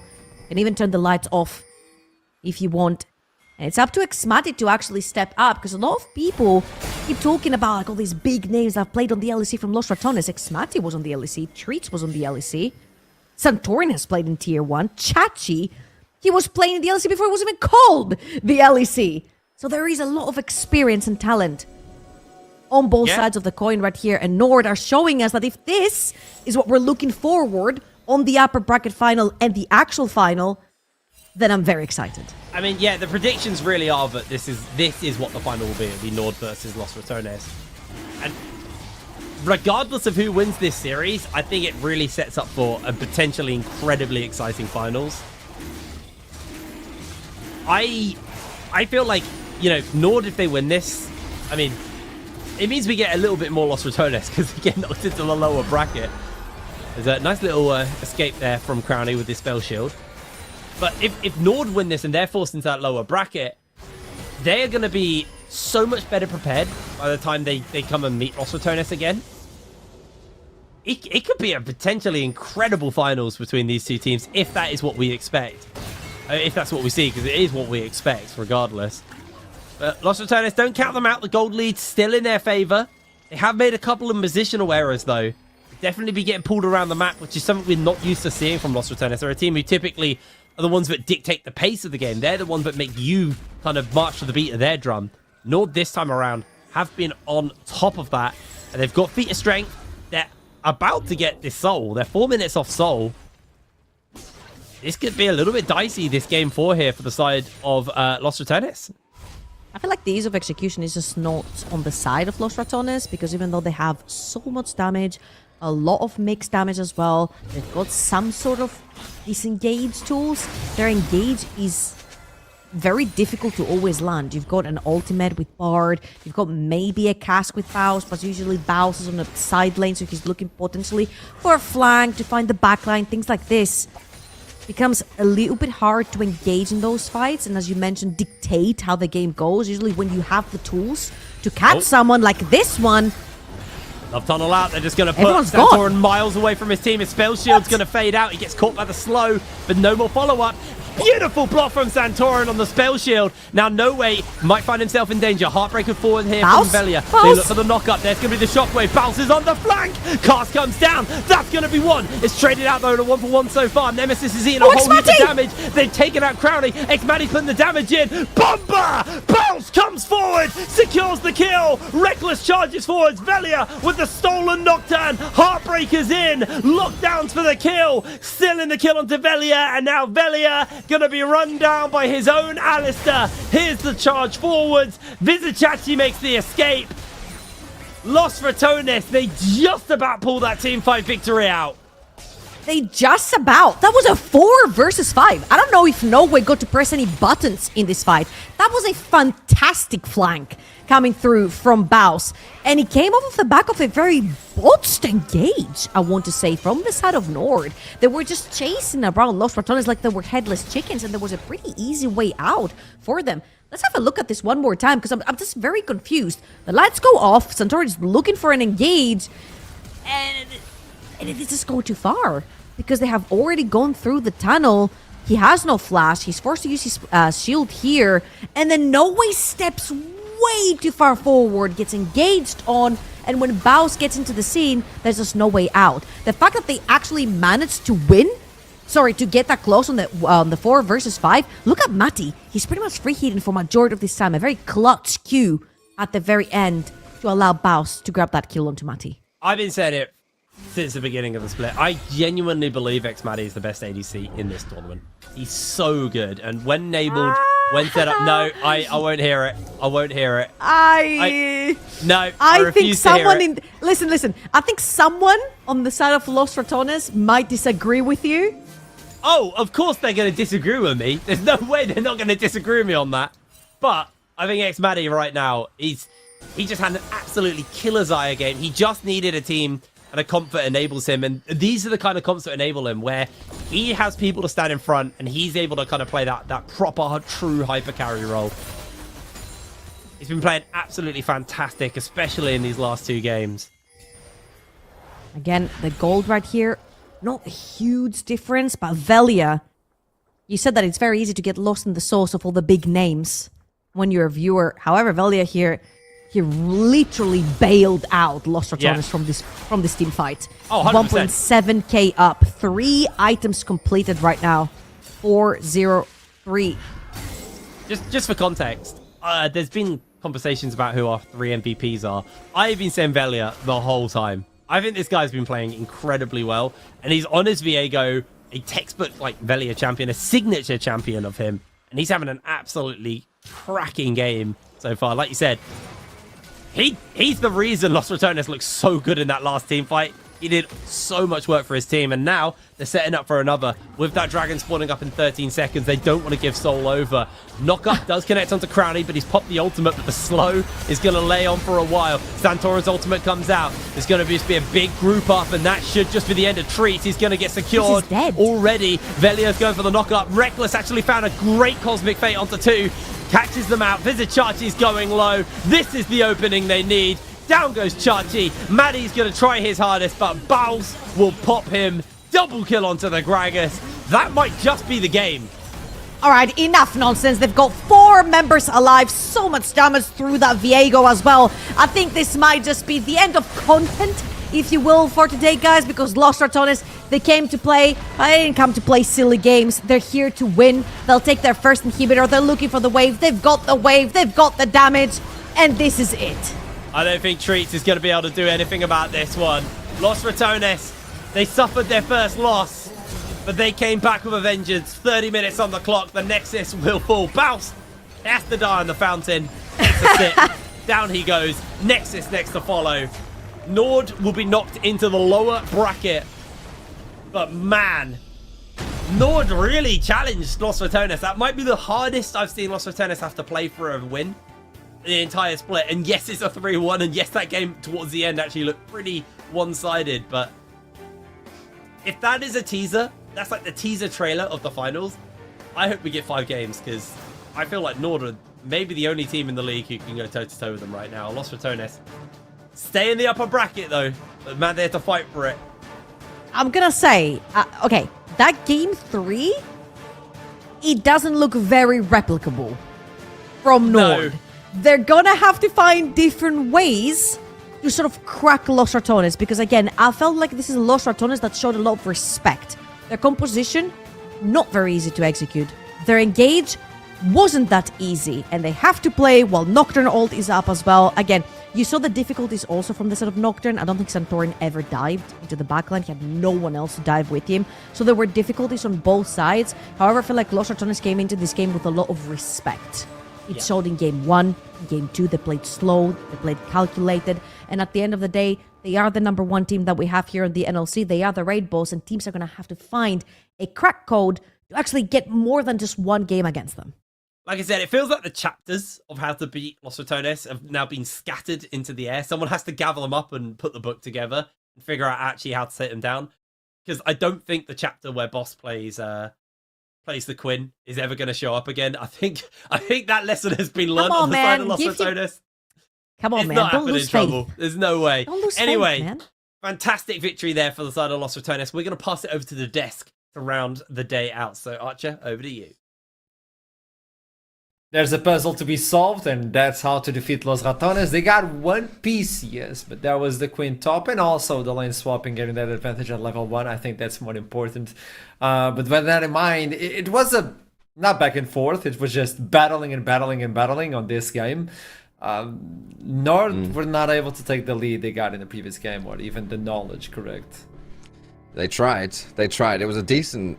honestly, up until maybe like 24-ish minutes, like 25 minutes in the game, this was pretty even. And potentially, nameplates off, Nord was in a good state. I'd say it was a good game by Nord. I wouldn't say secure the account especially. Like they were looking good, but then one good team fight from the Rats, and then another good team fight, and it's done. Like the game's over in like 4 minutes, from that point. So yeah, it was tough, to be honest. But I still think, like, in this game, the Rats out team fought, but they also out macroed, and a great example of that happened with like the top lane kill on Vizichachi, right? It happened around like 20 minutes into the game, and it really shows you how Nord was still just a step behind. Los Ratones, because they were able to pick off Vizichachi and not actually lose anything, but Nord was still trying to contest. Yeah, it was kind of sloppy from Nord, so. Germano, what's your take? Yeah, I mean, this is definitely the most competitive game that we had, realistically, in the series. Yeah. To me, I just feel like Los Ratones still have the best mid-game macro, and no one has been able to beat them. I think their early games are still fallible, but no team has really played seemingly with the game plan in mind to come in and really, really put them under pressure in the first 10, 15 minutes of the game. And I think until we see that, right, Los Ratones are just going to look really good because their ability to play neutral map states has been fantastic, and their ability to play winning map states has been even more clinical. Yeah, I don't know. I think for me, it's going to be about that. I think, whilst I love this narrative of teams haven't really figured out how to beat the Los Ratones, gameplay and game style, I think the writing is on the wall. I just don't think anyone has abused it yet. So until I really see that high level of competitive early game with, again, that sort of plan set out in mind from level 1, I will remain a little bit apprehensive around that specific aspect of LR's gameplay, but everything else has been, nothing short of stellar. They've been fantastic. Yeah, I'm really gagging to see him at E-Masters, man. Like, I want to see them up against slightly... It's real. It's happening, man. Don't boo him. Yeah, I'm right. I'm not booing, I'm just saying you still have finals to go through. I'm just... the thing is... Only one team goes through to me in this split. Okay, there's a world where it doesn't happen, but I would like to see if it does happen. Because they're just so clean on every aspect, right? Like, this is a team fight that happens... That's a long ass Noctiloti. But just, they beat you around with macro, they beat you around with maps, and then they beat you in team fights. This flank from Gragas, he comes the boss into the chicken camp from behind, and just no way's already donezo before it even starts. I mean, we're going to ignore that explosive cast. It wasn't too much. But celebrating. It was still a little bit close right at this point. I heard Trouble was shouting out X-Matty, and that's why, because he was popping off there. It was quite a close team fight to that point, and that was what, like 26 minutes into the game. This was like something like that, yeah. This is like a 29-minute finish, by the way. The Rats won in 29 minutes. Like that ended up being a slight advantage in the end for Los Ratones, right? It was like 2 people alive for Rats versus 1 for Nord. And yeah, just honestly, that's all it takes. All it takes are these slight advantages in the team fights, and they run with it. They really do. But there was some growth coming in from North. Obviously, not on this team fight. I think this was like Bao's running. Yep. This is a drift. We just drifted. Look at this. Yeah, such a free fight though, isn't it, here for the Rat? Like, look, Reckless played this one so well. At first, he McHale's Bao, so Bao survives, and then that's a sick ulti as well to lock down 2 members from Nord. Like, yeah, Reckless hard smurfed that fight, and you'd think the Rats were up like 10k gold the way that fight went down. No. they really weren't, but they found their window, man. They found their window, and just boom. You cannot make even the slightest mistake versus them. It feels like, and that's so hard to play versus. So apparently, with this win and the way you both are looking into the series, this is almost locked in as Los Ratones taking the cup for Winter Split. Obviously, we still have the lower bracket, we still have some teams fighting, and it's still a best of 5 on the finals, and we still have a long way to go. So obviously, you need to prepare, you need to study, and you need to adapt. But it's looking like everybody's looking at Los Ratones just taking the split. Yeah. I mean, look at those stats, I wanted dude. to get anything, but yeah, I No, think. Yeah. like again, I don't want to sound like a broken record and repeat points past. You know. Yeah, it's sealed. Okay. I'm not gonna say sealed because anything can happen, right? And that's the magic of competitive League of Legends. But as things stand, the only team that we've not seen them play that we've really wanted to see play is Ruddy, right? That's the only team. Out of all the big Ruddy's the only team that's not crossed them, and even Ruddy haven't looked great, right? They just been very up and down, Ruddy. So unless they get their act together and we see some magic there. Like, let's be honest, man. If Hums into Crowny on this form, like the bot lane of Ruddy, and it's like it's not gonna look pretty. The top side maybe can hold their own, like not a stretch, like they could hold their own, right? The top side, but there's still a pretty big discrepancy. I think most people would say on paper about that matchup as well. There's the series. Speaking of the bot lane, Crowny is a part of the Player of the Series candidate. Yeah, but okay. Of all of these three, who would you vote? I know it's up to you back at home. Head on to Twitter and vote on your Player of the Series candidate. But for both of you, I want to get a glimpse of your votes. Yeah, I feel like Crowny is the most consistent out of these three. Like, he had 4 good games. For me, it's Crowny. I just think he's next level. He's so good, dude. He's so good. Mouse and Voter played really well, and were obviously core contributing factors to the Rats winning. But yeah, Crowny. You know what I want to do? Plane. I'm gonna make this question for a member of the team for Los Ratones, because Nemesis is waiting for us with the interviews. So I'll ask him as well. Of all these 3 individuals, who do you think it was the MVP of the series? Or Nemesis, what you robbed as well? Like, hello, pleasure to meet you. How you doing? Hello. I'm doing well. Who was the MVP of the series? So, who do you think? MVP. It was Crowny. I think. From my point of view, I think he just had a good game every single game. And I think he was like the most consistent player. Plus he's playing sick, so he did well. Yeah, that is actually scary. The fact that he came back, like, even sick and did the performance from yesterday and today, like, big props. But hey, congratulations on getting into the finals. Almost a perfect run. Nemesis. Can we talk about the previous game? Just a glimpse of your thoughts. I think we drafted very poorly, and then level 1 was an absolute disaster. We were playing a team comp where if we fall behind, we have like no comeback capability until the game goes insanely late game. And the game can't really go that late game because they just can stack dragons and do all the objectives, and then the gold late will just snowball. We stole 1 dragon with Jinx ult, which helped, but yeah, it was just, I think, bad draft and bad level 1 that made the game very bad, very fast. It was a rough one, but at least you bleed, and now the teams know you bleed, and that's going to make the finals interesting. You get to the finals, we finally get to see you play live again. That's a good feeling, but what's the feeling in you, like, getting into a finals? On a live event? Yeah, it's fun. It's more fun playing a live event than playing it online, I guess. But, you know, like, I think me, Reckless, and Crowny specifically have played a lot of live events already in our lives, so we're probably fine. Like, we're used to it, I guess. We're just here to take care of Velia and Boss so they can do their job. I was talking with Jamada about this, and we have a question for you, which is, there's such a good ambience within the team, and ever since your departure from pro play, you stayed as a streamer for a long time. So what made Los Ratones project unique enough to get you back into the competitive stage? That's a good question. Well, it's a mix of the fact that we're able to stream everything, and also I'm surrounded with players that I actually want to play, and I think like it's just a really good project. Like, we have Casual, who's like the biggest coach streamer right now in the scene. and he's like backing us up. And then with all my teammates, they're all amazing. We have some like new faces. We have a lot of like known faces like Boss and Reckless. So yeah, it's just a no-brainer. I think this is just a step above everything else.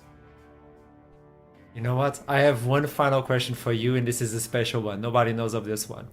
If you could pick Valentine from your team, including the coach, okay? He's allowed to get in on this one. Okay. Who would be your Valentine for the day?